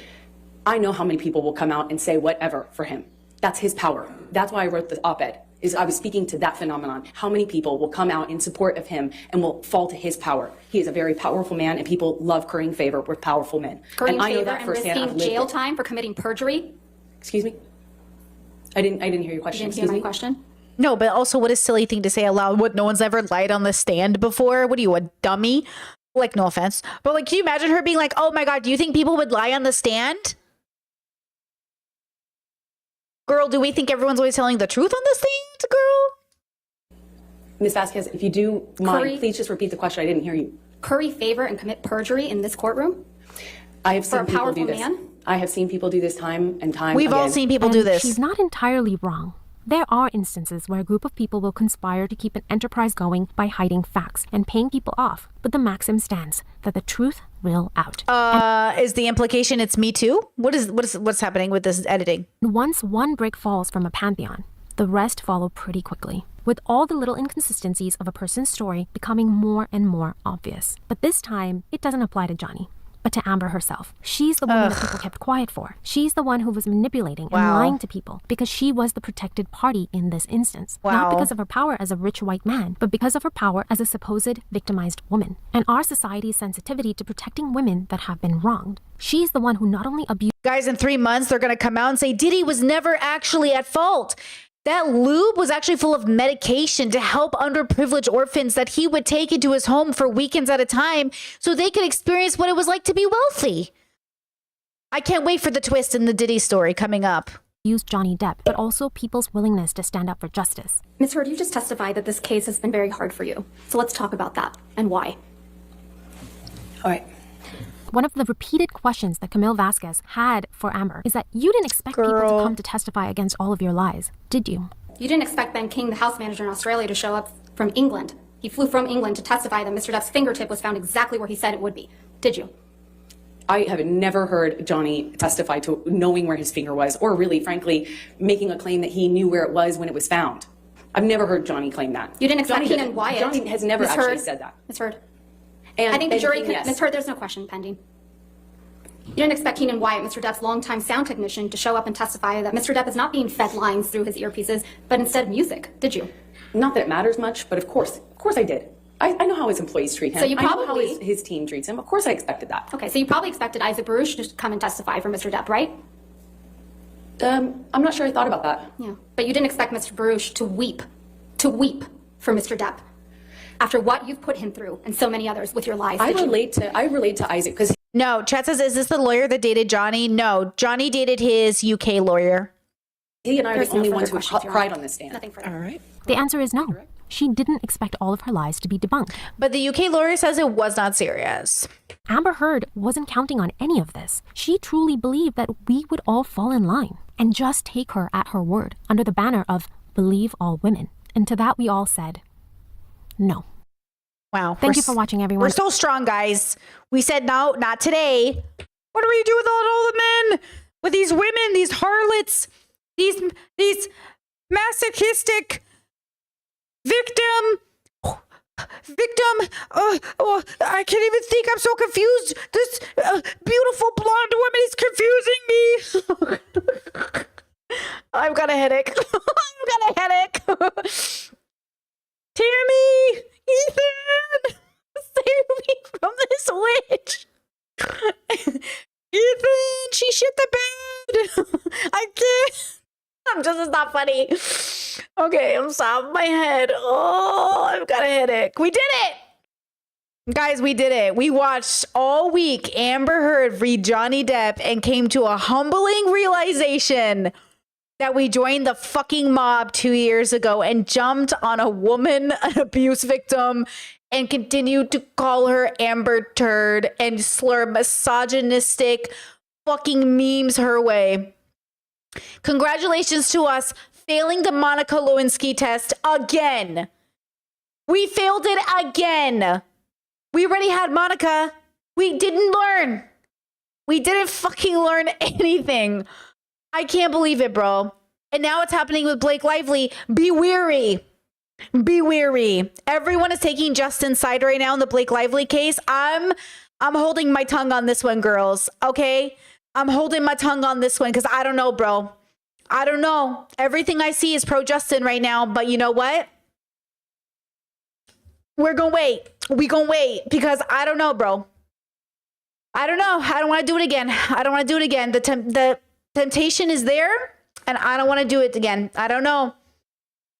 I don't know. We already all hated Blake 3 months ago, and I was like suspicious. I didn't even hate her so much as I was suspicious, but also I'm holding my tongue on this one. May the truth come out. We'll probably revisit it when more evidence and everything gets come out because I don't trust a man who calls himself a feminist, first of all.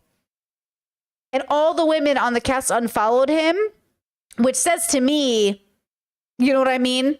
But I don't trust a man who calls himself a feminist. I got eyebrows raised. You know what I'm saying? He thinks he fights for women in a way that women can't fight for themselves. And that makes me distrust him. Never trust a man who says he's pro-women, but is secretly a misogynist. Okay? I don't know. How do we feel? Do we feel relieved? Do we feel good? Do we feel like we came away this week learning something? I feel like I got so many new tools. I think this just reminds me I've got to meditate more. Every time you think to yourself, what should I do? Meditate. Like I got to meditate more. I really got to ponder my thoughts. I really got to make sure that as entertaining as I'm trying to be as a YouTuber, that I remember like these are real people's lives and the way that my life is a real life. And as fun as it is to make YouTube videos about people, damn, we got to really remember like somebody, like this is somebody's life, huh? Oh, yeah. Wow. I really hope Amber is out of her toxic cycle. I hope she picked a healthier partner. I hope she's a healthier partner. I hope she's getting the help that she needs to be that healthy person.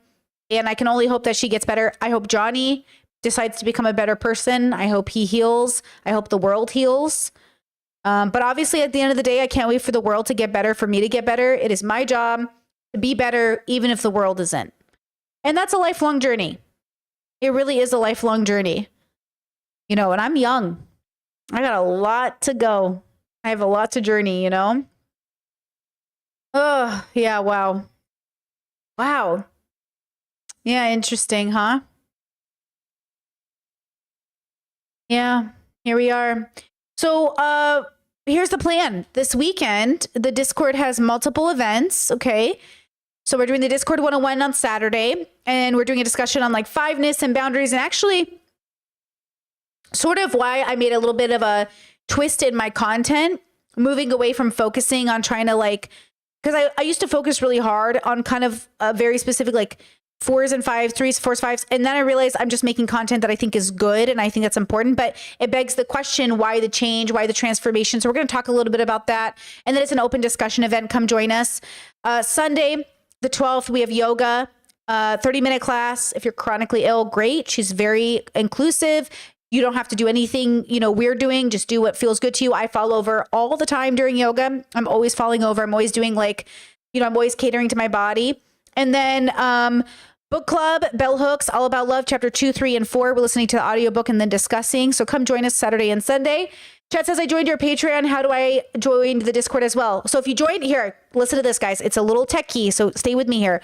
When you join Patreon, you sign into your Discord account through Patreon. Patreon should have a thing that says, you know, sign into Discord via Patreon. Once your account is associated with your Patreon, it will auto add you to my Discord. And then your name will show up in the general as like a new viewer or a new person in the Discord. And your name will light up green. If it lights up white, reintegrate yourself into the Patreon again. If you need help, Patreon has a really good FAQ page. It will give you pictures and step-by-step how to do it. Because remember, like Patreon is itself the host of the stuff. So they have their own FAQ page. It will give you pictures. It will step-by-step guide you through. If for some reason you're still having problems, you can DM me on Patreon, but I'm just going to send you Patreon's FAQ page because they're the ones who can instruct you step-by-step of how to do it, especially since you guys see my page a little differently than I see yours, but you should be able to integrate it. It's a hosting site that uses an app to kind of connect your accounts and pop you into the Discord, right? So it's like techie stuff. I'm a bit of a boomer, you know? No, chat says I still haven't figured out how to connect my Discord to Patreon. Guys, go to Patreon's FAQ page. They're really good. And if you really can't figure it out at that point, there could be something wrong with the account or something going on, which then they have a really great service line. And thank you so much for supporting the content, because ultimately that's what that does. When you sign up for Patreon, it's what helps fund the content. I don't get sponsorships. I don't work with other companies. It's really difficult to find ones that are ethical. And then it helps, of course, you know, make the content come alive. And I appreciate it so much. With that said, please like the stream before you head out, guys. And I will see you again on Tuesday. And we're going to go over frenemies. Get ready, girls. It's going to be intense. It's going to be a very weird stream month. It's going to be a weird stream month, which I'm excited for. So frenemies starting Tuesday. This weekend, I'm filming more Ultimatum and the podcast so I can start, you know, moving through that. Yeah, we're going to be busy, but it's going to be good. Happy New Year. Thank you for being here. I will see you back for stream on Tuesday. Okay. Have a good weekend. Bye-bye. Bye-bye. Bye-bye. Bye-bye. Ooh, that was pretty good. Bye-bye. Okay, bye.